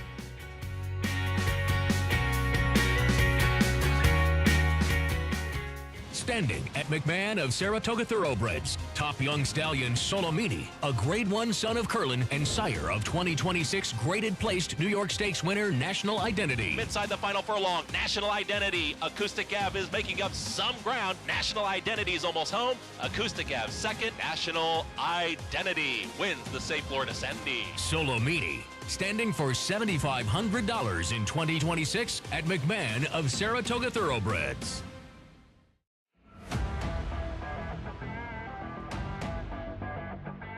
44-4 for that hot half-mile time, and now Solitude Dude is down to business. And another terrific display from Queen Maxima. And a very special performance indeed out of El Potente. Crude Velocity, a sharp 3-length winner of the Pate Mile.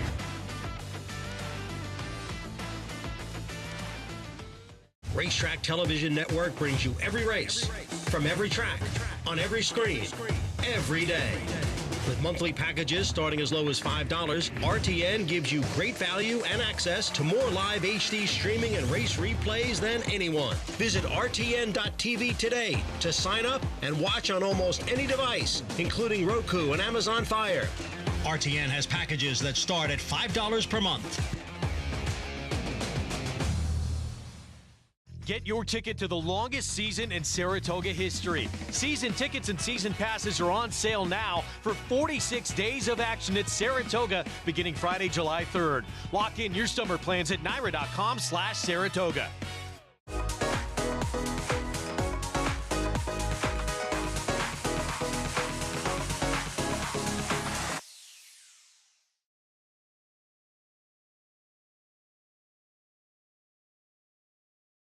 A provision in a bill passed this summer reduces the tax deduction for wagering losses from 100% to 90%.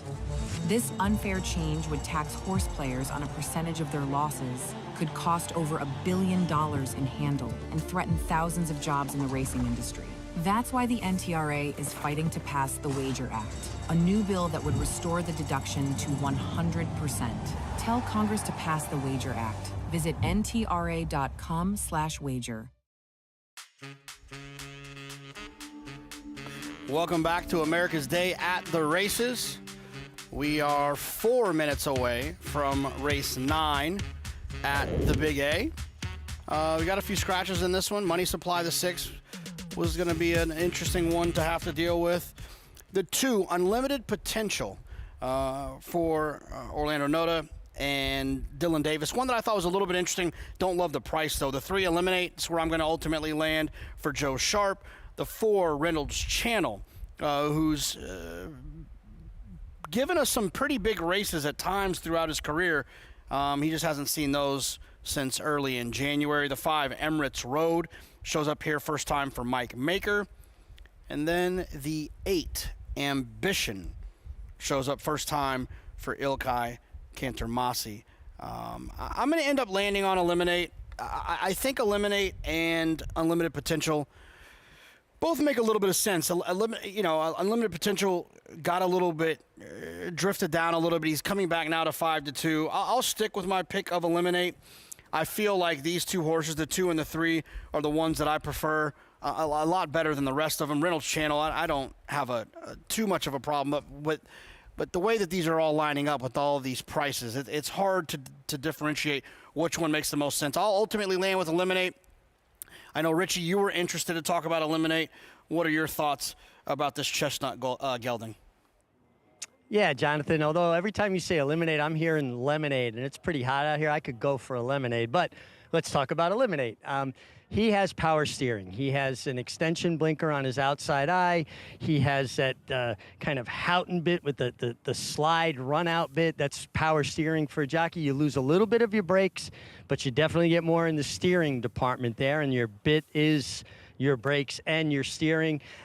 You see he has a line where he doesn't brake particularly well, and I wonder if it has something to do with that extension blinker on the outside eye, because sometimes they're sight line is inhibited by that blinker cup, and horses react to the doors moving, not a bell, not the noise as much as the doors moving, and sometimes they just miss that split second if their head isn't perfectly straight with the inside eye being able to see the stall doors. The 4-horse Reynolds Channel's where I landed. Just looks too good to get by from a physical perspective. Amelia Green really making a great impression as a sophomore trainer, if you will. Came up under Todd Putcher, just does great work, and before that, Henry Cecil. So she's worked for some of the best in 2 different countries. And then the 5 Emirates Road just looks great, has races more than good enough to win, makes a nice impression, was claimed for 45, runs right back for 50, basically the same kind of race. That race was a little subpar for this horse in the mud, but gets a fast track today. and would make a lot of sense. But that's how the race breaks down for me, guys. I think we're going to send it back to Monmouth, if I'm not mistaken. And Maggie Wolfendale, maybe? No, we're going to send it to Greg up on the set. Yeah, Meg, thanks, Greg. And we'll take it from here along with Megan. Obviously, you eliminate the 3, 2-1 favorite coming off that victory. Joe Sharp-Barn, Manny Franco, and a repeat of that makes this one pretty tough.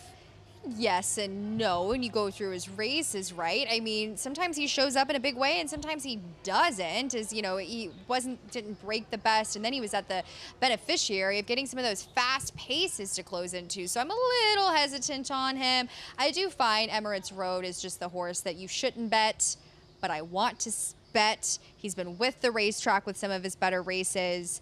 I kind of feel like maybe this is the right time for him. We shall see. He's going to be a bit more of a tactical sort.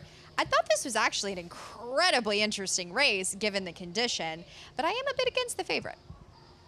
And there's Emirates Road. Yeah, I mean, look, 2 back, 90 buyer, dominates that group for condition 50,000. You go 4 or 5 starts back, that 105 ridiculous buyer, February of 2025. So he's got every now and then he'll come up with a huge race. But you feel some of those bigger ones, he was aided by those? Well, you know, you go back to that March the 21st race where he ran that huge race. The track was fair that day. And that was a huge race. Can he get back to that? It's also, you're claiming off of Brad Cox, Gustavo Rodriguez. Typically, they need a race. Now Mike Maker's getting him back. I shouldn't say back, but it just feels like could be the right time for him. Is he going to run a 90 buyer speed figure? I wouldn't say so, but I do also appreciate the fact, Greg, that I feel like he's actually been a little bit more tactically handled and been more aggressive. And guess what? He gets Ricardo Santana back aboard first off the claim yet again. So perhaps he can still involve himself early. As far as the pace is concerned, we should see, I mean, likely the number 2 going for it with Dylan Davis aboard and Unlimited Potential, but I am betting against the favorite. We'll ultimately see if that lands me anywhere with them all kind of similar in prices, Greg. Here is the favorite. So Eliminate moving in with Manny Franco for Joe Sharp coming off that victory back on May 3rd, 9-5 on the board here for this 9th Belmont at the Big A. Let's go to Chris Griffin for the call. Ambition, last to load. Ambition goes in, all set. And they're off. Good speed towards the outside from Emirates Road. And now emerging is Unlimited Potential. Unlimited Potential takes the lead, is up by a half length. Right there in second, it's Emirates Road. Following them is Ambition 3 wide. Just off of them is Reynolds Channel, and the early trailer, Eliminate. They hook up with the backstretch, and Unlimited Potential will show the way, is up by a half length. Ambition has now taken second and back to third. That's Emirates Road. Moving forward, Reynolds Channel, Javier Castellano on the move in the center of the racetrack, and still the trailer, patiently ridden, Eliminate. 22-4 for that opening quarter mile. Unlimited Potential, Dylan Davis going to try and take them all the way.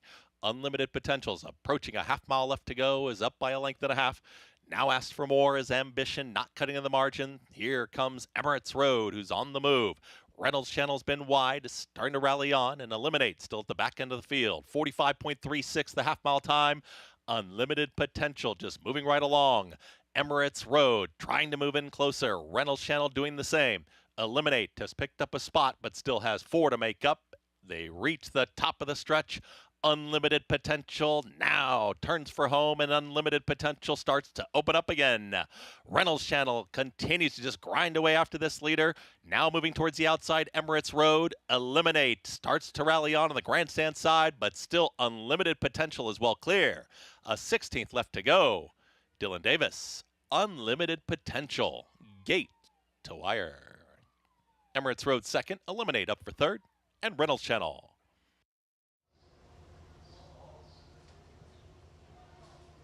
Seven-year-old Unlimited Potential controls from the outset. Dylan Davis, 8th career win. I mean, was this not this horse's best race to date? This was insane. He set a fast pace, and then he managed to draw clear of some pretty nice horses, and the favorite kind of had, and again, inherited a fast pace and just wasn't quite good enough on the occasion. This was impressive. I wasn't expecting this from this horse whatsoever. No one making up ground on this guy. No. A little bit, but this was not close. Big effort. Son of Union Rags, 7-year-old campaign here. Gets his second win in his 5th start of 2026. We'll have those prices coming up in a moment. Back at Monmouth, it's East Avenue. In the Grade 3 Salvatore Mile, Winner Circle lead-in brought to you by the Fasig-Tipton July Selected Horses of Racing Age sale, July 14th in Lexington, Kentucky. Nominate your race horses today. Good to see this horse, who was a 2-year-old star at one point, get back to the Winner Circle. This was the highlight of my week. It was so incredible to see him get back into the Winner Circle and doing so in a fashion what he's never done before. Really, it's a testament to the patience of Godolphin. It's a testament to his trainer, Brendan Walsh, getting him to this point as a 4-year-old and continuing to build on his raw ability. Things probably did not seem great out of the gate. Tyler Gaffalione, no panic at all. East Avenue wins a thriller over Bishop's Bay. Let's go to Maggie. Reunited, and it feels so good as Tyler Gaffalione guiding East Avenue to a narrow victory in the Salvatore Mile. And Tyler, we haven't seen you aboard this guy, well, since the Risen Star, actually, but you got him his Grade 1 victory. How good does this feel to be back with the team? Oh, I'm so happy for him. Not only the horse, but the connections. They put in a lot of hard work with this horse, really put in some time, and he's rewarded them well today. Ran a big race. Had to work on him a little bit, but, you know, he kept coming, kept trying, and he's got a lot of heart. I'm very proud of his effort. Talk a little bit about the development of this horse, because I know they've had to train him different ways, equipment. It felt like the outside draw could set him up for possibly one of his better efforts. You know, that's what we were thinking. Looking back at his form 2 races back over at Oaklawn, had a similar situation. We were hoping to kind of get the same kind of trip here today. And like I said, he responded for me really well. But he's been a little bit of a tricky horse. He's got a ton of ability. Just haven't really gotten it out of him yet, but it is coming. It's coming. Well done. But quickly, about you. We missed you in Saratoga. What's your summer plan? Now we're coming back. I'm really excited to get back up there. Oh, we're so excited to hear it. Tyler, congratulations here, though. Thank you so much. All right, Tyler Gaffalione back at Saratoga and back to the Winner's Circle with East Avenue. And yeah, the last time we saw him there for a full summer, he was incredible and had the best Saratoga of his career. Well, last year he was coming off of an injury, and he kind of got back into the waters at Ellis. He had a tremendous season there, and it's just been rolling. I feel like Tyler's kind of been, it's been the Jose Ortiz, Irad Ortiz Jr. show a little bit with Flavien Prat, and Tyler's going to have himself a summer. I'm excited to see him return to Saratoga and obviously getting the job done with East Avenue and putting him in the right position, because this is a tricky horse, and he's learned him well, being able to kind of get him that outside unencumbered run, and it paid off today. Another major player in this older horse division, and yeah, it will be great to have one of the elite riders back at the toughest riding colony there is in the sport. Tyler Gaffalione, we're going to see you this summer upstate New York. East Avenue wins his photo finish over Bishop's Bay Thriller in the Grade 3 Salvatore Mile. We're going to take a timeout. We'll look back to earlier today and who punched their ticket to the Haskell to face Preakness winner Napoleon Solo. What a performance, and a horse coming off a maiden victory, tackling winners for the first time. We'll take a look back right after the break.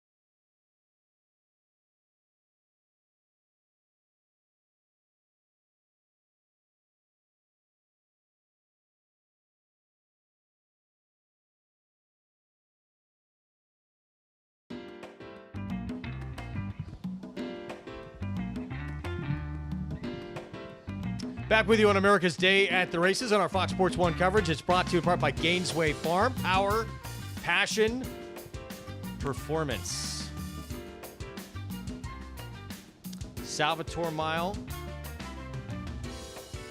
in the books. 9th at Belmont, the Big A in the books. It was Unlimited Potential. Dylan Davis. Orlando Nota, Final Turn Racing, leading every single step of the way. This is incredible, and a fast pace that he set and managed to just drive home on some pretty nice horses here. Unlimited Potential. I remember when he was claimed way back when. He's been kind of a popular claiming commodity ever since. Is here. This I believe is his second start for the Orlando Nota barn, who's been having a pretty good go of it here lately. And again, this was to me one of his most impressive efforts to date. 12 of his 26 career starts. He's been first or second, 8 wins now. And you see the gap here. The 5 made up a little bit of ground late, but convincing victory as he was never threatened. Never. The favorite there was Inherited, another fast pace that he was trying to come off of and eliminate. Wasn't able to do so, but no catching a Limited Potential there. That was pretty impressive. Pick 5 ending there, over $8,200. Well done if you put that together. I did not play it. No? I did not play it. Okay, I didn't either. So I was just checking. Me Me neither. 6 furlongs, outer turf. Probably wouldn't have had it anyway. Same. Starter optional claiming field. As you look at the wide open board here, 7-2. Counter move right now is the favorite, George Weaver from the inside. Yeah, we shall see. I thought this was a pretty interesting race, Greg, especially for the finale, where it felt like it was a healthy pick 5 there at Belmont, and I think the multi-race sequences here at Monmouth have been kind of challenging as well. But we've seen some favorites come through, so if you're still alive, kudos to you. Of our stakes that we saw today on Haskell Preview Day, it was a grade 3 Eatontown. Whiskey Decision trying to go back-to-back. Yeah. We talked about this field being a tougher proposition for him this year because of the presence of this one here. Give me another. This horse was incredibly impressive coming off of the bench here for Graham Motion. We haven't seen her since September. And wow, I mean, she got a slow pace that she was closer to than Whiskey Decision. You have to give her credit for that. However, she drew off impressively off of the bench here, and she's been one of those horses that I feel like we really haven't seen her have that breakout moment. This could really be her year, as she's really come together fresh and looking, to me, better than ever as a 6-year-old. Second to our champion turf female last year in the Modesty. She feels pretty. But the last 2 times we've seen her, both graded stakes wins as a 6-year-old. Is it possible that this is the best we've seen her? I do anticipate her winning a grade 1 this year, Greg. I do. I find she's in the right form to do so and move forward. Meanwhile, the Naira Bets Pegasus, top 2 earning a berth to the Haskell July 18th. To face Preakness winner Napoleon Solo, Further Ado, Crude Velocity, and more. Baby Vino off a maiden win in the most recent start for Lindsay Schultz, Cosmo Stables. Obviously a huge day for Paco Lopez. Bit of a surprise here. This, to me, while it maybe seemed like a surprise, I've always felt like this horse has had ability from some of his races at Oaklawn, where he was just green. He had some interesting trips. He had clipped heels a few starts back and a strong performance, still kind of re-rallying that day at Oaklawn. And he's also a horse that wants to run all day. He's a gorgeous physical when you get up and look at him, and Lindsay Schultz has done a great job with him. And he's flashed that talent, and he is tactical enough to where he's been able to rate, which I find is even more impressive and will help him moving forward in the jaws of some pretty strong races moving forward into the summer. How fun is this summer ahead in this 3-year-old division going to be? Naira Bets Haskell, one of the biggest races in that 3-year-old division. Paco Lopez, who won on Baby Vino. He obviously is the pilot for Napoleon Solo, the Preakness winner. So mount available, and I'm sure Lindsay Schultz, that phone is ringing off the hook right now. But then you have the Jim Dandy, you have the Travers, those 2 big ones at Saratoga. And we'll see what a lot of these horses this second half of the year, things can change a lot. Golden Tempo has certainly cemented himself above the pack, but it's still early. And this Haskell, Further Ado pointing to this race coming off of a victory. Crude Velocity, Napoleon Solo. Baby Vino was impressive today, but the waters definitely do get much deeper. It's going to be fun. Next up, not done here. We got the finale on the card still to come, and possibly a chance for 7 for Paco Lopez. He's on Tifosi here. This horse is trying the turf for the first time, and it's interesting doing so. He's always struck me impressively physically on the dirt the last couple of times I've seen him. Copper Ghost went by, just broke his maiden on the grass for Michael Trombetta. The 3 we saw, Giant James as well, big long shot. Here's Post Command. This horse is tactically met, and he's got some races that make him a fringe player in here for sure. George Weaver Barn, Golden Channel. He could be the horse to beat very well third off the bench here for George Weaver. Rajiv Mirage for Derek Ryan on late call, and here's See the Truth.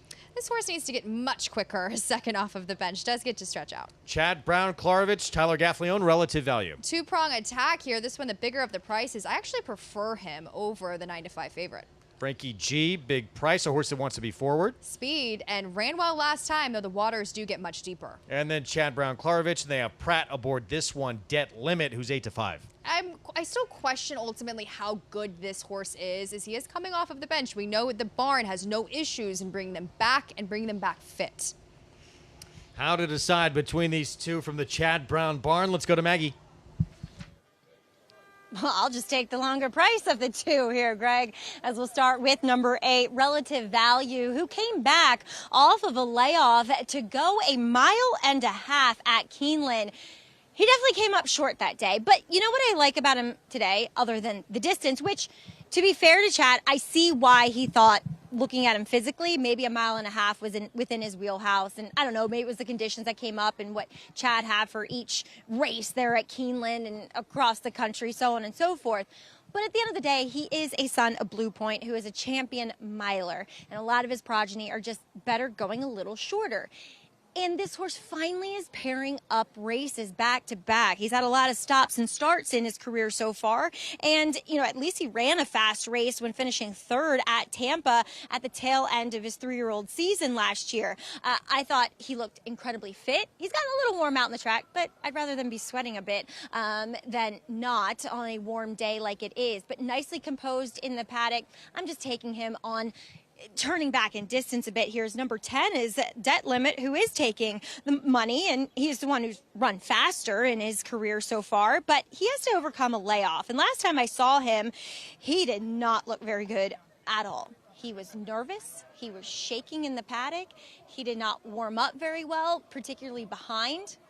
That's all gone today.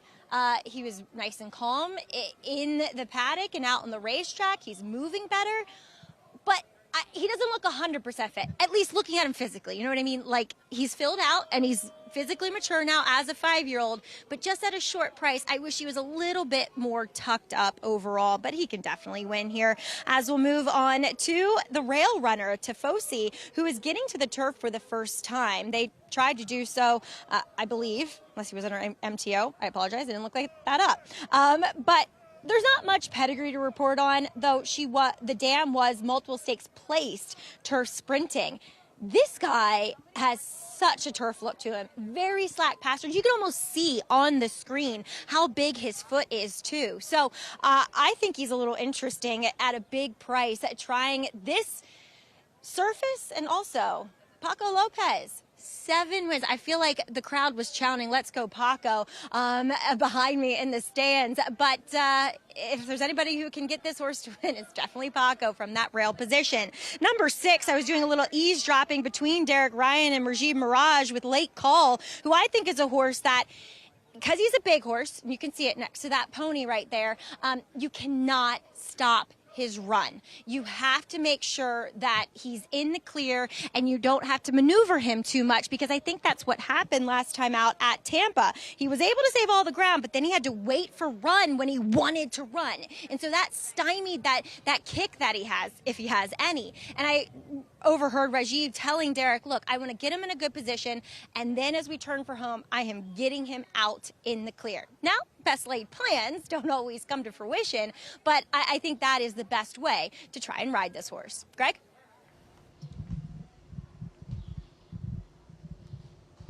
Maggie, thank you. Post time coming up to close out what has been an incredible day of racing here on Haskell Preview Day. We love this day. We couldn't have asked for better weather either. No. We had a rainy day this year. Last year, today the sun came out and the crowd really enjoyed this Saturday afternoon here at the Jersey Shore. The sun came out because you came to town, Greg. That was why. Thank you. Yep. No, I did. I enjoyed having Greg in town. This was a lot of fun. And we saw some great performances, too. I mean, that Salvatore Mile finish was... That was nuts. That was incredible. I said before, no one should have had to lose that race between those two horses. They both ran incredibly well, but you have to be excited about a horse that showed Grade 1 winning talent, now being able to put pieces together as a 4-year-old. So let's go back to, real quick, the two Chad Browns, obviously, and you look at Debt Limit the 10, who's still your favorite. This horse does no favors to himself out of the gate. I mean, he's going to be extremely far back early and just has a habitual problem getting out clean. He's very slow out of the gate. He puts himself out of position. The pace in here will not be scintillating whatsoever. I don't anticipate it being hot whatsoever. And I just feel like I don't really see a lot of separation between him and his stablemate, right? I mean, he's run a little bit more. He just comes from so far out of it. I'm wondering if Flavien can kind of get him involved a bit. He's cutting back in distance for the first time in almost a year to this mile and a 16th. And perhaps he's a little bit more tactical. I just haven't been overly enthralled by his races. And in part with that, the horses he's beat. You know, his dam was Group 3 placed in France. He's the first foal to raise. The second dam, Bobby Frankel, actually trained in Fantastic Filly, who was a multiple Grade 3 winning miler. I just don't quite know how good he is. He can obviously win this race, but I'm still very skeptical. And then real quick, your thoughts, Paco Lopez, his chances to get a 7th win today on the 1, Tifosi getting on the turf for the first time. Love him getting on the turf. He's always been a physical standout to me, seeing him in his past couple of races. He's got such good substance to him. He wants to go the route of ground. I agree with Maggie's comments. I think he's going to be very interesting underneath. We'll see ultimately if he wants the surface. Juan Avila, overall, poor on that dirt to turf transition. We'll see how he fares. Finale on this Haskell Preview Day card from Monmouth Park. Chad Brown with 2, including the favorite, Debt Limit the 10 with the outside post. Flavien Prat aboard. Let's go upstairs. Matt Dinnerman the call. Debt Limit to the outside post.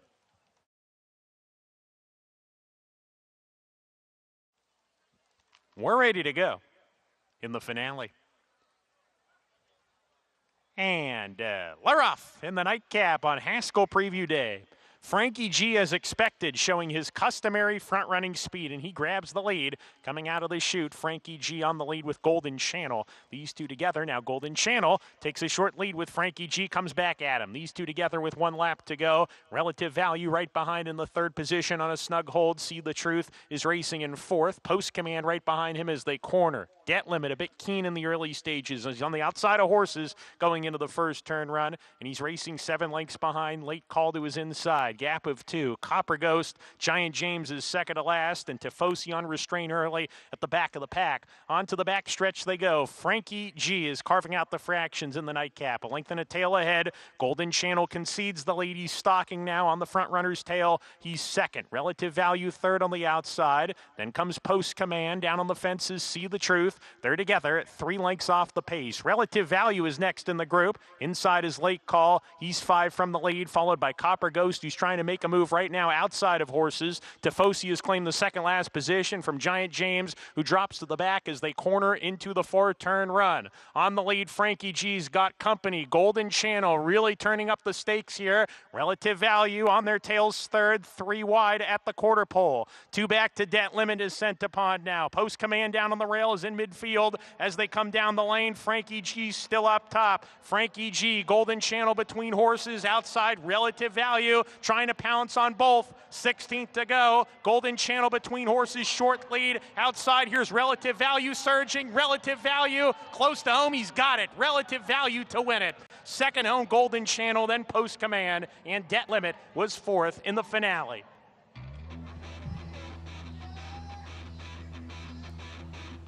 Relative Value, Tyler Gaffalione back-to-back to close out this card. Teaming up with Chad Brown and Klarovich Stables for the win. I love him cutting back to this distance, as Maggie alluded to that Blue Point pedigree, where it was a very slow pace, and it seemed as if though the 5 and the 8 were in pole position, and Relative Value getting the better of the post-time favorite Golden Channel. This horse made the earlier move 2 back at Tampa, this time a bit more well-timed, and got there in the end for Chad Brown. 5-1 on a Chad Brown horse in the finale. That's winning there. That was pretty crazy. That's amazing.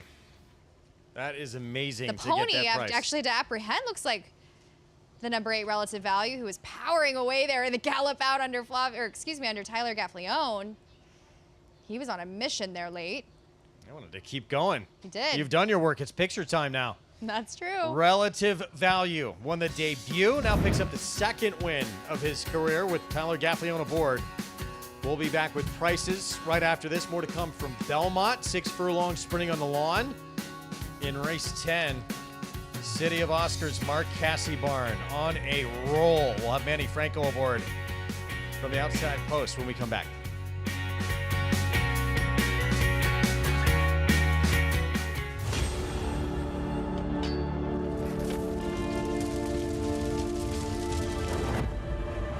Look at these two juveniles going at it, and it is Forte.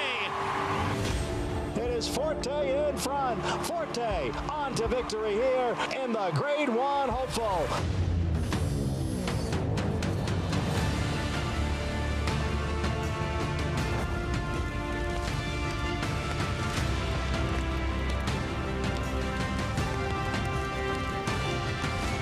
The two of them coming down to the wire. Forte on the outside, and Forte to win the Breeders' Cup Juvenile.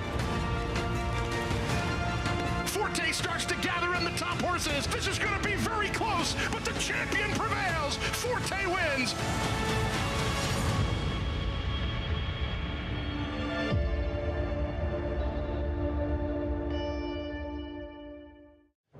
You bet with Naira Bets. Bet any track, anywhere, anytime. Download the Naira Bets app to play today and get a $200 deposit bonus. Watch live horse racing. Get expert picks. Boost your bankroll with weekly promotions and hone your handicapping skills with exclusive tips and tutorials. Sign up now and use promo code MATCH200 for a $200 new member bonus. You bet with Naira Bets.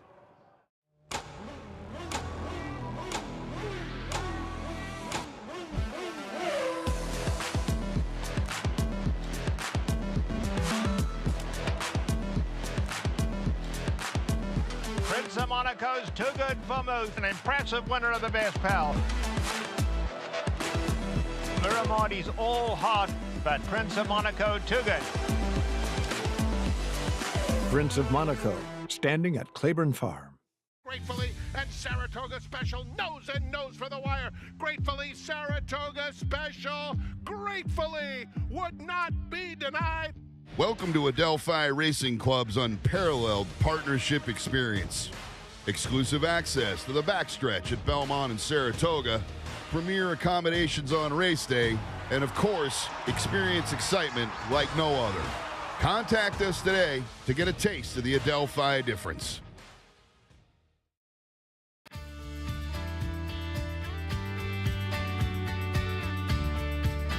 Back with you on America's Day at the Races. Haskell Preview Day coming to a conclusion here at the Jersey Shore. Program brought to you in part by Hillendale, Adelapa. Now it's beach time for everyone on this gorgeous weekend out here in Oceanport, New Jersey. Exclamation point finish here for Tyler Gaffalione. Chad Brown, Klarovich Stables, Relative Value with the victory, and Tyler takes the last two on the card. Notches up to his name, too, Relative Value, a $13.60 winner to round out this card. You're getting a nice, healthy exacta, even if you have Post Command up there under the fringe. But, Greg, I think it's time for some beach. Indeed. It is. It's a little warm. I have not yet been to the beach in this area. I need to make it happen. Mm-hmm. Before we leave, and we're going to wrap up here, East Avenue. I know you're a fan of this horse, but that performance, your parting thoughts. Exclamation point. I think it was his best career effort to date, including his Grade 1. He did it in a way he's never done it before. He encountered adversity. He got an unencumbered trip breaking from the outside, which to me was the difference maker, but he rated off of horses. He showed tenacity and fight. Kudos to Team Godolphin for having him right and ready, and he seems to me like he's trending in the right direction. We'll see if he can ultimately be competitive with some of those elite Grade 1 types of horses later on down the road. Baby Vino punches his ticket as well to the Haskell in his first try against winners. Incredible afternoon of racing here on Haskell Preview Day. Hope everyone enjoyed it. We're going to send it back to the studio here in New York. Thanks, guys. Acacia Clement back on the set. I said to Jonathan, I think I started my day on this set at about 11:15 this morning for the handicapping show, and I'm wrapping it up and happy to be here with you. I typically, I don't care about anyone else here. You are my favorite person to work with. The rest of them, I'm honored. But I was very disappointed when you came back because now I had to move further away from the AC. But we didn't plan this. I know. I was this just going to Knicks say, thing. we look like a walking Knicks banner. Yeah. Well, we're trying our best. That's okay. We'll take it. We have race 10 coming up, the late double from Belmont at the Big A, as this one is sprinting on the turf. Coming up right now, the 12 is the tepid favorite at 5-2. The 8 Voltage, though, JK, is really interesting. This horse ran just 8 days ago in Saratoga. That was a war of a turf sprint that he was competing in. Yeah, I mean, I know there's a lot of conversations about horses running back quickly. We around this time of year, but typically when horses come back quick, they run well. I think they're telling their connections that they're fit and ready. You know that fitness isn't going to be a problem. And that's what kind of I gravitated towards this one. I also like the 1. I kind of got off the 1 when the price was starting to creep. You mentioned that late double. Give me a 1-8 to get started here, and then before they pop away from there, I'll tell you how I like in the last. Well, there is a look at the 1 counter move as we bring Richie into this conversation. Richie, this horse was dazzling, switching to the turf last time out. I really was the 1 counter move. And, for a turf sprint, I don't see a tremendous amount of speed here. And counter move has speed, gets the rail, get Hall of Famer Javier Castellano. I think it's pretty simple. Just got to let this horse run, go to the lead, and continue on. Counter move will be my top selection. The 5 horse, Sammy C-Note, won last time, first time in the Mike Maselli barn. Mike Maselli, a tremendous horseman, was a great rider. Actually won the Haskell and the Travers on holding pattern back in 1972. Turned to training, though, and has been an exceptional horseman. And this horse's turf sprints, all of them are good. He's never run a bad race turf sprinting. I could see Sammy C-Note taking another step forward. And Sammy C-Note sounds like somebody from my old neighborhood. That's definitely a nickname from my old neighborhood. And then the 11 horse I would be remiss not to talk about.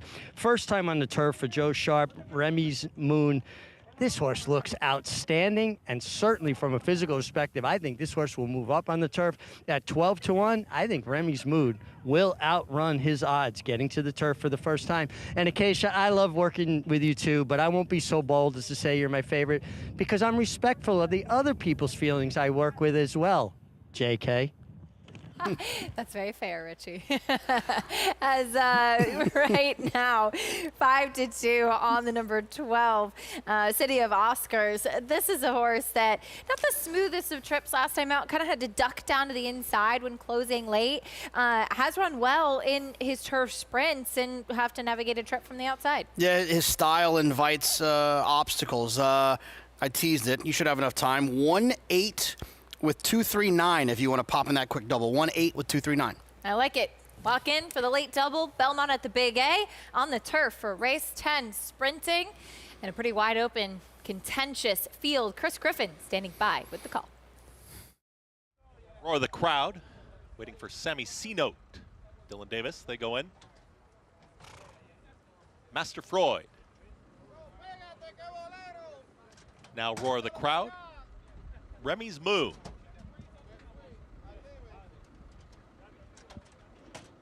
Two out. City of Oscars. Manny Franco. Moving forward. And Swaging. Last to load. Edgard Zayas. Swaging. Hesitates briefly, right in behind the gate.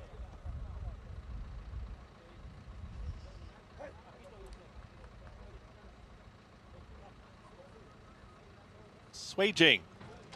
Now in. All set. And they're off. Good beginning from Voltage. In between horses, a hard scent Swaging up on the far outside. Sammy C-Note is in that early fray. They're very tightly packed. Trying to work on through is Ready, Set, Twirl. It's tight here at the rail. Javier Castellano is now pushing counter move through, and counter move with a tactical move now puts ahead in front. Sammy C-Note goes right with that leader. Ready, Set, Twirl is in between horses, a close-up third, 21.75. Quick opening quarter mile. Voltage just had to steady as to the outside. There comes Swaging. In behind them, mid-pack. Trying to run on is Mission Improbable. Also on the move is Master Freud. In between horses there comes Roar the Crowd. From far out of it, Remy's Moon is launching a rally. Is going to be about 8 wide as they reach the top of the lane. Far back, Shangri-La Road. City of Oscars, the trailer 2. They reach the top of the lane and counter move. With that slick early move is a neck in front. Sammy C-Note sticks right to the outside. Voltage is rallying on. Ready, set, twirl down towards the inside. Mission Improbable. Ricardo Santana Jr. there on the move. Sammy C-Note's taking the lead. A 16th left to go. Mission Improbable with every single stride to the outside. It's going to be close. It's Mission Improbable in time. Sammy C-Note in there in a late rally. Remy's Moon in a photo with counter move. Mission Improbable kind of looked that way, to be fair, on paper, as this horse was cutting back in distance off of a layoff for Rudy Brisset, and just got the right kind of trip in here today. Yeah, I mean, the horse turf sprinted once upon a time. In fact, in the first start, and didn't run all that well, was bet that day. And then it spent a majority of the career since then going longer, and finally gets a chance to cut back a little bit. And this horse won pretty easy in the end. Yeah, finished well. I mean, this horse had been running against some lesser company as well, running in a claiming race back in December at Turfway. Really turned things around, 28-1 over Sammy C-Note, Richie's friend from childhood, at 9-2, checking in second. Photo for third. But yeah, no doubt about the winner. You don't normally see 28-1 shots win like that. I can only imagine the mischief that the MIG was getting into when he was 11 years old, growing up in Brooklyn. Him and Sammy C-Note running around. I bet you they got themselves into some pickles. But there were some good stories for sure. 2-5 and a photo for third. Big upset in race 10, Mission Improbable. When we come back, we'll recap today's feature from the Big A, what took place in the Cupicois Joy. Well, the favorite delivered, as we saw Celtic Dawn definitely did like the turf.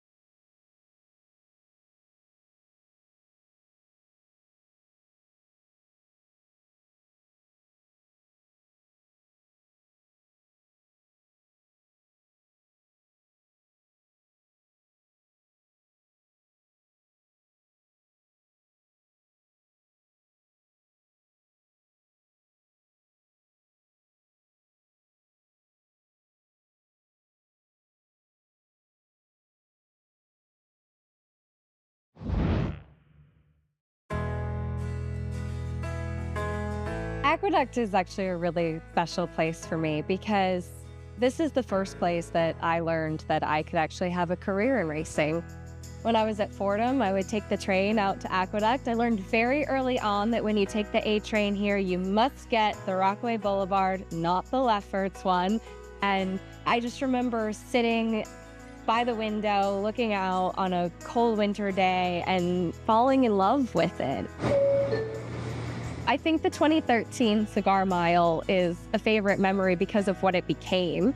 I was here that day. I believe I was Miss New York City at the time, and I was competing in the Miss America organization. I presented a trophy in the winner's circle. I was not here to racing capacity, but it was at that time that I realized this is how I wanted to spend my life, around horse racing. Deterministic wins the Gotham! My husband Miguel and I flew up that weekend from Florida.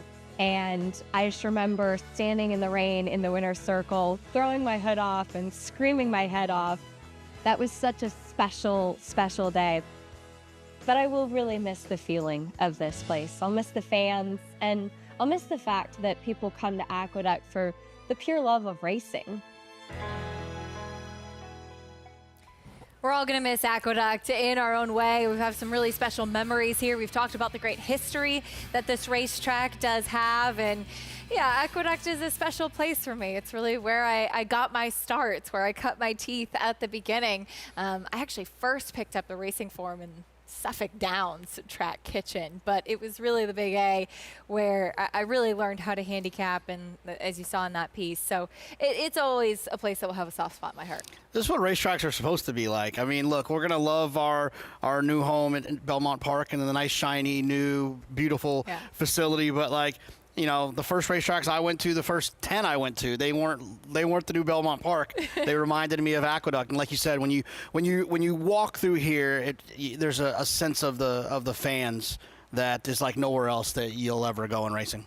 I mentioned this earlier with Andy, but I ran into a couple guys earlier today who said they've been coming here to Aqueduct since 1974, 76, and just coming steadily along the way. And they've seen some great horses here, and I love stories like that. Absolutely. I mean, it's just, you know, I think that the way the racetrack is all, you know, everyone that you see that goes to the racetrack, it's usually an uncle or a grandfather or a father that brought him for the first time. And so when you see these guys that are coming around, there's a guy that came up here earlier was just like wanting to say goodbye to it, he said. He like came up and like just said hello and wanted just to look, and it's you know, it means a lot to a lot of people because it holds so many memories for so many folks. Absolutely. We, of course, we'll keep those memories as we move on, as JK mentioned, to our beautiful new home at the new Belmont Park in September. In race 10, big upset, Mission Improbable living up to his name, cut back in distance, returned to sprinting. Not only did he get the win, but he really was fast in here. Yeah, no, he was impressive. I mean, it's you know, Chris Griffin picked him up in the call pretty quickly. It wasn't like a 28-1 shot that just came running at the last second. And if I'm not mistaken, every horse results in a carryover. So wow. we are looking at a pick 6 carryover. Let me just double check that. I don't like to lie to anyone. Yep, there's everything spanned 5 of 6, and I would imagine this 28-1 shot had a lot to do with that. Well, pick 6 carryover into a Sunday. Nothing wrong with that. Nothing wrong with that at all. Something to look forward to. 58-28 in race 10. And a big upset, and it was Counter Move, the one for George Weaver that got that photo for third, 2-5-1 in the 10. We'll turn our attention on to race 11. New York bred maiden special weight going a mile on the turf. Right now, the number 9 in Sir Oscar, currently 5-2. Makes his first start for George Weaver, and this was a horse last year as a 3-year-old. I know he didn't win, you could argue, maybe in those last couple of races, hung a touch in those efforts, but he's run races fast enough last year to make him a big player coming back off the bench. Yeah, based on what he's done so far, he makes sense to be the favorite. I thought the 2 and the 3 both were interesting a little bit.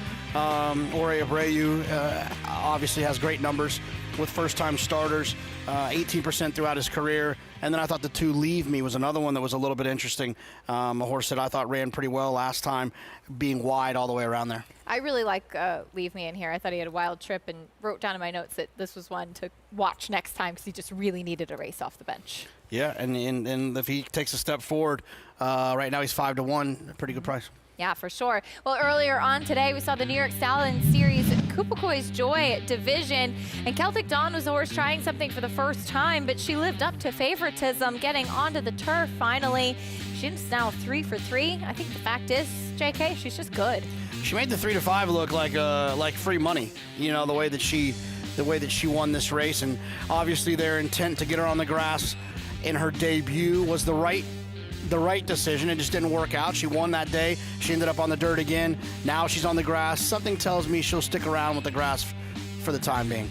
We've got some options. Being a New York bred, by a New York sire, there's plenty of stakes actions on both surfaces, and for all those different opportunities that she can take advantage of. A homebred from Mark and Sherry Holiday's Blue Devil Farm as well, Blue Devil Racing Stable.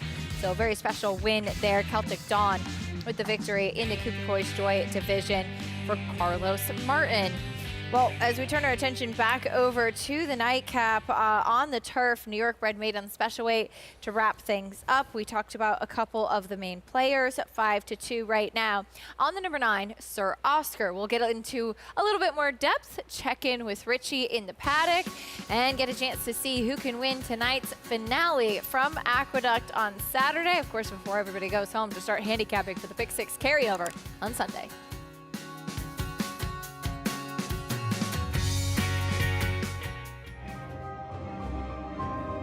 And Adair Manor will take the Clementel Hirsch. Arcangelo, the Belmont winner in charge. The Grade 1 Whitney to Arthur's Ride. Olympiad gets the gold. Tap it twice! Tap it twice! It is Timberlake who's going to win. She's so speedy in that sprint. Sierra Leone in the Breeders' Cup Classic. Gather your group and head to Saratoga Racecourse this summer. Enjoy a private suite in the 1863 Club or take advantage of flexible seating options in the Trackside Rail Restaurant. Head down the stretch to the Casamigos Spa Verandas for casual gatherings of up to 50 guests, or bask in the view of the historic paddock from the Paddock Suite and nearby Surfside Party Deck. The Mia Netto Easy Goer features world-class Prosecco with sparkling views of the backyard. Book your group outing today at NYRA.com/groups. As a multiple Grade 1 winner, Liam's Map has taken that success to stud.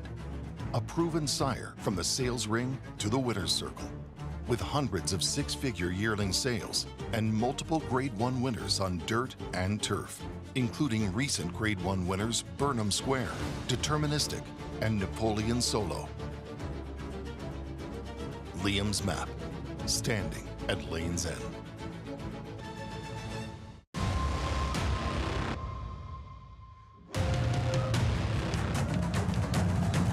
Passion, performance, and the pursuit of excellence. At West Point, the horses are the heart of what we do. The partners really are the soul. The bar that they set is different than everybody else. This starts and ends with the care of the horses. This is a real immersive experience. He looked like a horse that breeders would love. He's just a perfect silhouette of a horse. Citizen Bull, his speed is his weapon. Citizen Bull in gate-to-wire fashion. When the real running starts, And he kicks away. you need that brilliance. You need that speed to carry you on. Citizen Bull to win. To me, the best sires are the miler. I want a sire that's a miler. Citizen Bull leads them all the way. He's a colt with every single ingredient you want in a stallion prospect.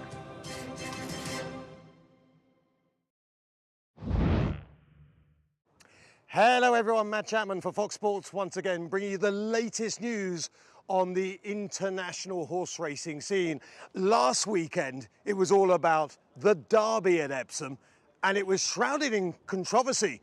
Benvenuto Cellini, the favourite for the big race, was eventually called a non-runner. He got his hoof up on a ledge in the stall, and the stewards called him a non-runner. Most people felt that shouldn't have been the case. In the end, though, it was a great result for Fox Sports viewers, because you'll remember we said Christmas Day would win, he did, and Maltese Cross would finish third with Benvenuto Cellini in second. Well, with Benvenuto Cellini out and Maltese Cross eventually finishing second, we gave you the 1-2, which was rather satisfying. It's Christmas Day on Derby Day. He wins the Betfred Derby. the international scene moves on to Chantilly on Sunday for the Prix de Dye in Longines. It's the French Oaks, and I can't emphasize enough, in France, whereas in America it's Kentucky Derby, Epsom, the Derby, the French Oaks is really important, really important. The odds-on favourite will be a horse called Diamond Necklace, trained by Aidan O'Brien by St Mark's Basilica.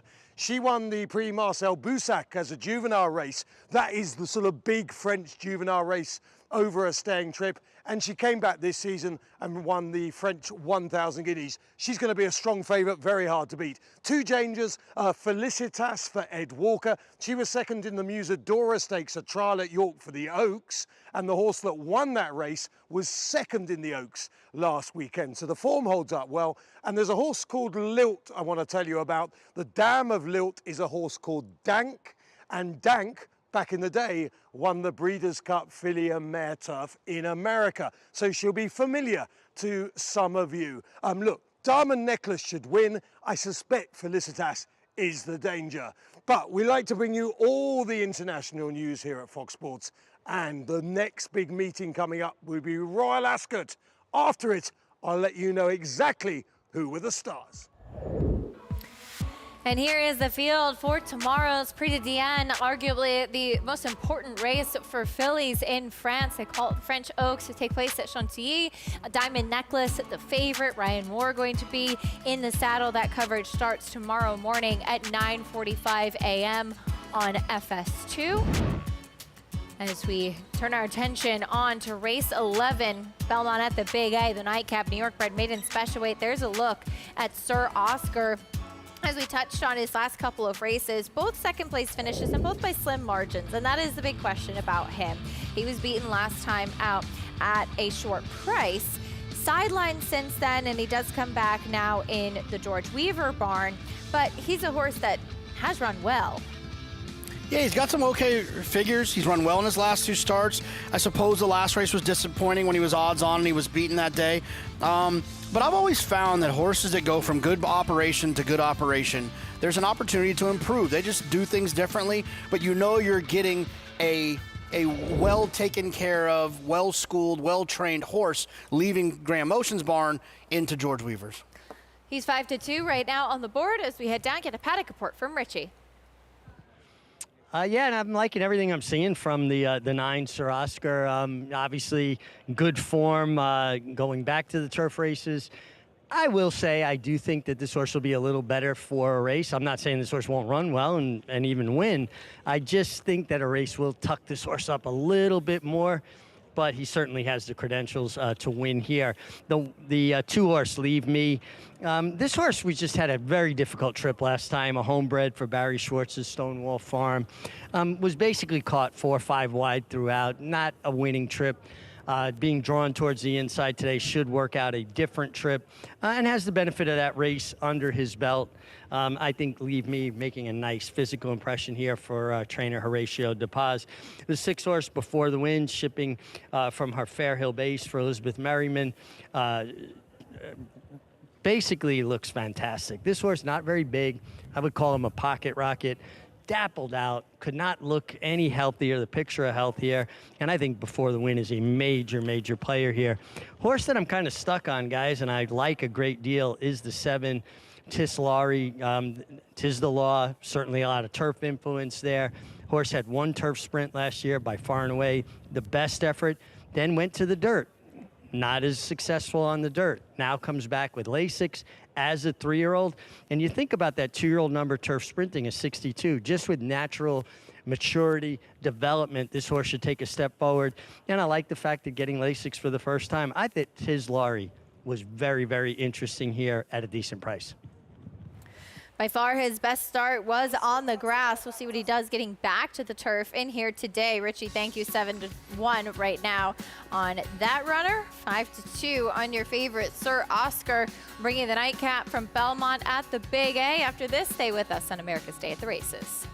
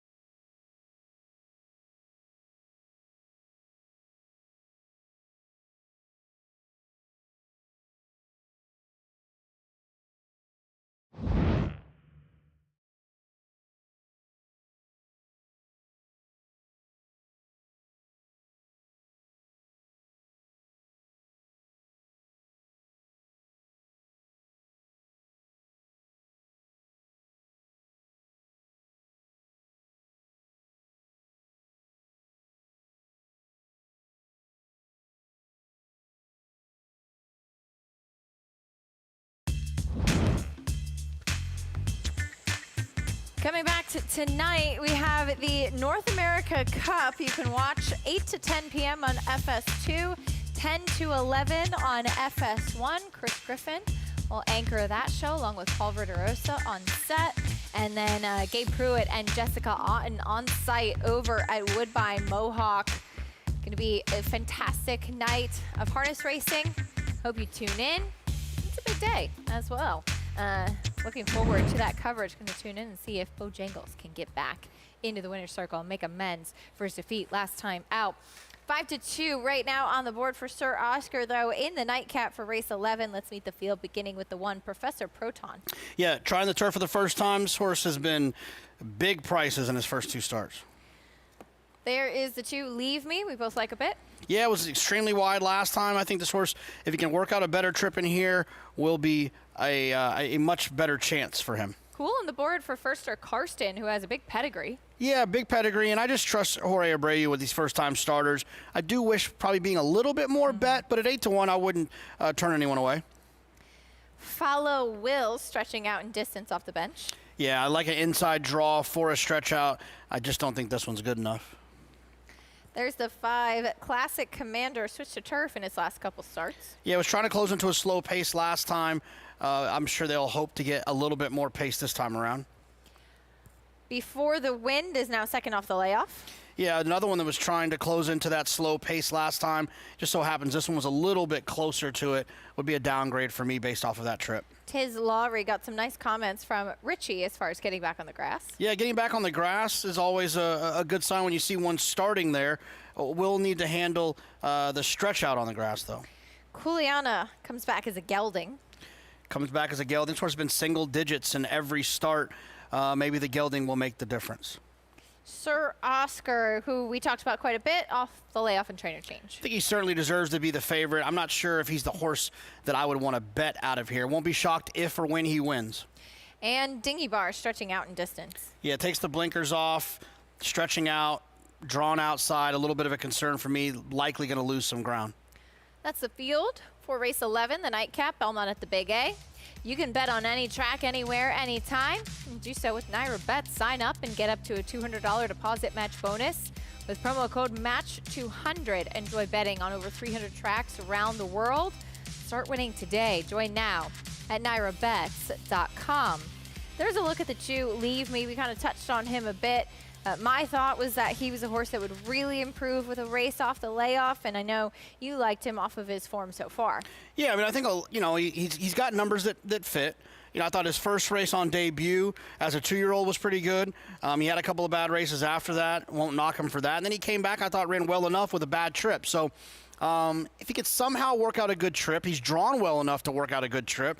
He's been a victim of ending up in a wide position. Dylan's going to have to try real hard to end up in a wide position from this inside draw this time around. Yeah, made that wide middle move last time out as he's warming up on track. Let's go back to Richie. Yeah, guys, I'm going to go back towards the middle of the field and starting with the 6 Before the Wind. I'm just really taken with the way this horse looks. Really dappled out. No pace on at all last time. Made a nice run. Should be better for the race under his belt. Yeah, I just thought, he was the one I wanted. I landed on here. The 7, Tiz Lowry. I kept going back and forth between the 2, and I just thought off the layoff, maybe Tiz Lowry needs one. The other thing that's a little bit different, his last 4 works were all out of the starting gate. And listen, Chris Englehart's been winning races for as long as I've been alive. But that being said, I'm just not crazy when I see a horse have that many gate works. I think it plays on their nerves a little bit. Some horses maybe don't put enough into it if they don't go to the starting gate, but I'm not crazy about that, so that swayed me back to the 6. And the 9, Sir Oscar, look, makes a lot of sense. I just think this horse will be better for a race. Maybe he'll be good enough to win today, but I think you'll see a better version of him with the start under his belt as a 4-year-old now, excuse me. See if he's ready off the bench. Richie, thank you. Sometimes having a race off of a layoff really can be so key. And a couple of the other big players we talked about, the horse Richie likes, the horse you like, both have races off of a layoff, and a race can just really count for so much more than just workouts. Yeah, I mean, it turns into a fitness thing. And while turf racing isn't the the all-out grind of dirt racing, you know, the stamina does come into play when it comes to that sprint for home. It depends on whose tank is the most full, and I think a horse that has some recency is one that could certainly help quite a bit. I mean, look, you know, you look at the 9, Sir Oscar, the horse absolutely deserves to be favored. I don't think anyone would argue that based on what this horse has done on the racetrack, the 9 should be favored. The biggest question you have to answer is, well, what happens off of this break? And I've always found that trainers that are good first time out are typically good with horses off a layoff, right? It's the same idea. You can't have a longer layoff than being first time out. Late scratch coming in of the number 1, Professor Proton, on track after warming up. So on advice of attending veterinarians will be a late scratch of the number 1, Professor Proton. There's Jose Lascano with his tack on his way to find a ride back front side. 15-1 was a long shot down to the rail, so late scratch of the 1 here in race 11. Let's go back to the 3, Karsten, the first-time starter. We alluded to the pedigree. This colt, though, is half to several turf winners, including Jody Song, who's been a really good producer for Jorge Abreu as well. Think of horses like Jody's Pride in that family as well. This one, plenty of pedigree, turf and dirt, honestly. And as you said, Jorge Abreu very good with first-time starters. No, he really is, and you know, it's one of those situations where I feel like I try not to say that trainers are good with first-time starters and bad with first-time starters, because so much of it, I think, has to do with intent. Yeah. You know, I think that Jorge likes to have a horse ready to run, to represent themselves well first time out. You know, I don't think that it's the end-all, be-all for him. I would imagine that he wants to also create a career. Then there's other trainers who could care less if they win first time out. I think there's some trainers that they might not even want them to win first time out. Just from what happens, you win first time out, then you're thrust into tougher spots, and so I try not to say that you know, trainers aren't good first time out. Like, I think Dave Donk's a great example. Like, I don't think he's got great first out numbers, but because he's not trying to win first time out, and so I try to avoid that phrase, but sometimes it comes out. I think that Jorge's horses typically run well first time out. A very good way to put it. Sometimes, too, even off layoffs as well. I remember one year at Saratoga, it was a New York bred horse. I might have been Silsby. I can't remember. But it was George Weaver, turf sprinter, New York bred, running against Open Company, and he won the race. And I remember kind of joking with George in the winner's circle afterwards. I said, "You don't look that happy." He's like, "I just lost all the New York bred conditions because he won an open race, and I don't know where to go with him now." He says, "I thought he was going to need one off the bench." You know, sometimes you think of races kind of as preps, and it's the same concept with first-time starters. Absolutely. You know, you're trying to make a career, but at the same time, you know, in this world, in this day and age, there's a lot of owners that like to see the ball go through the hoop. Yep. And when they look and they're 9 to 5, you know, or 7 to 5, and first time out, and it's a big day at Saratoga, I think sometimes the bosses, which are the owners, can sometimes, you know, decide, let's just go ahead and win today. We'll worry about the career tomorrow. Very good point. 7 to 5 on Sir Oscar. Richie likes the 6 before the wind. JK going with the 2. Leave Me, both of whom have had a start off the bench. The nightcap coming up from Belmont at the Big A. Don't forget, we're going to have a pick 6 carryover into tomorrow on Sunday. One more time today, let's go up to Chris Griffin for the call. Kuliana goes in. Classic Commander. Sir Oscar. Dingy Bar.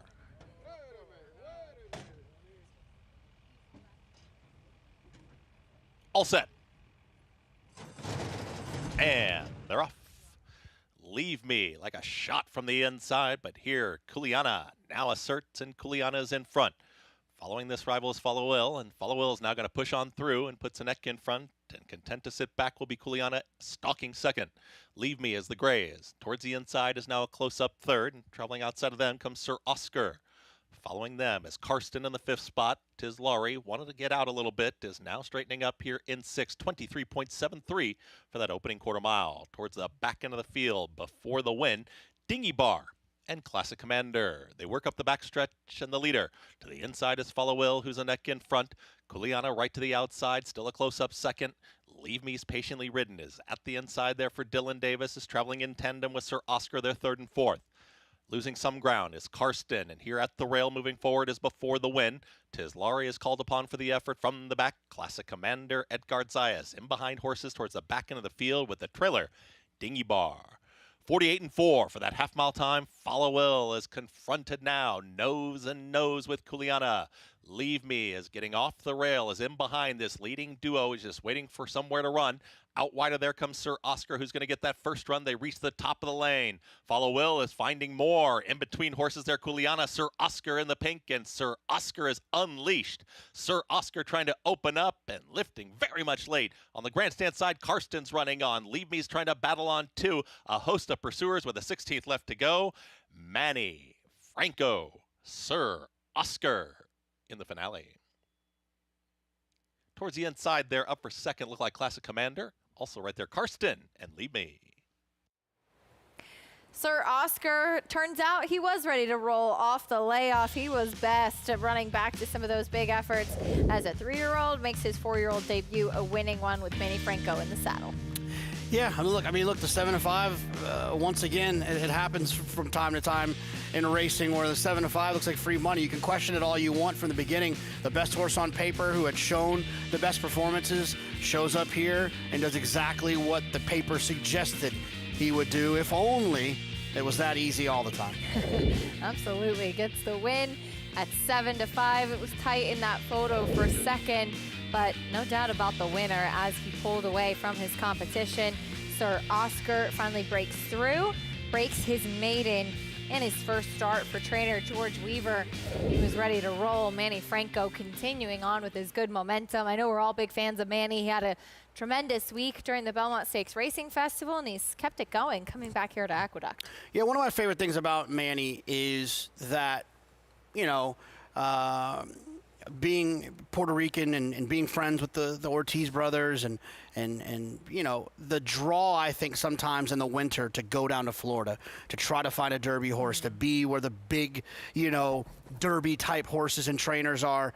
And Manny didn't fall for that draw to want to go down there while, you know, some of his best friends were going there with Irad and Jose, and he decided to stay here in New York, establish his business, continue to establish New York as home, and it's paid off for him. I think that he's kept some of those big trainers, but he's also picked up other trainers as well that have made him a very viable option, it feels like, for anyone in New York to use. By the way, he did actually end up picking up some Triple Crown type of mounts this winter as well for Chad Brown, as he got to ride some of those big horses in the Triple Crown prep races and on to the Triple Crown races too. Manny Franco with the win. Sir Oscar best in the nightcap. That's his second win today, Manny Franco. It was 9-5-3-2 prices when we come back.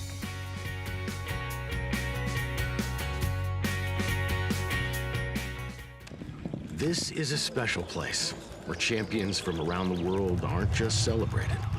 They're made into legends.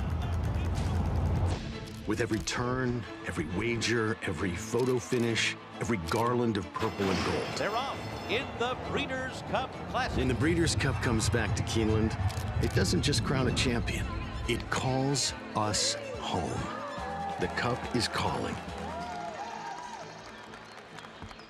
Announcing the Empire Trillium Series, a multi-year $3.2 million 14-race program at the brand new Belmont Park and Woodbine Racetrack, restricted to New York or Canadian foaled horses. This new event kicks off the day after Christmas with 4 two-year-old stakes races on Belmont's new Tapeta surface and continues all spring and summer through late July at Woodbine. The Empire Trillium Series. To learn more and enroll either New York or Canadian breds, go to NYRA.com/EMPTRI.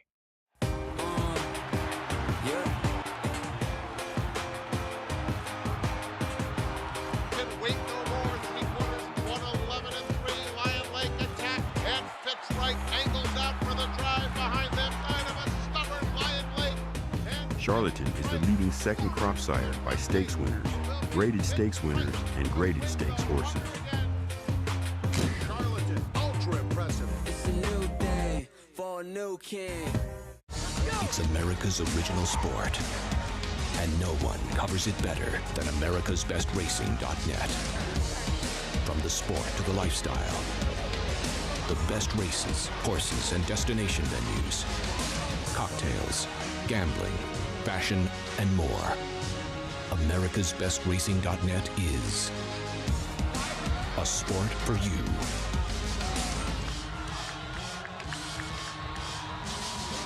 Racetrack Television Network brings you every race, from every track, on every screen, every day. With monthly packages starting as low as $5, RTN gives you great value and access to more live HD streaming and race replays than anyone. Visit RTN.tv today to sign up and watch on almost any device, including Roku and Amazon Fire. RTN has packages that start at $5 per month.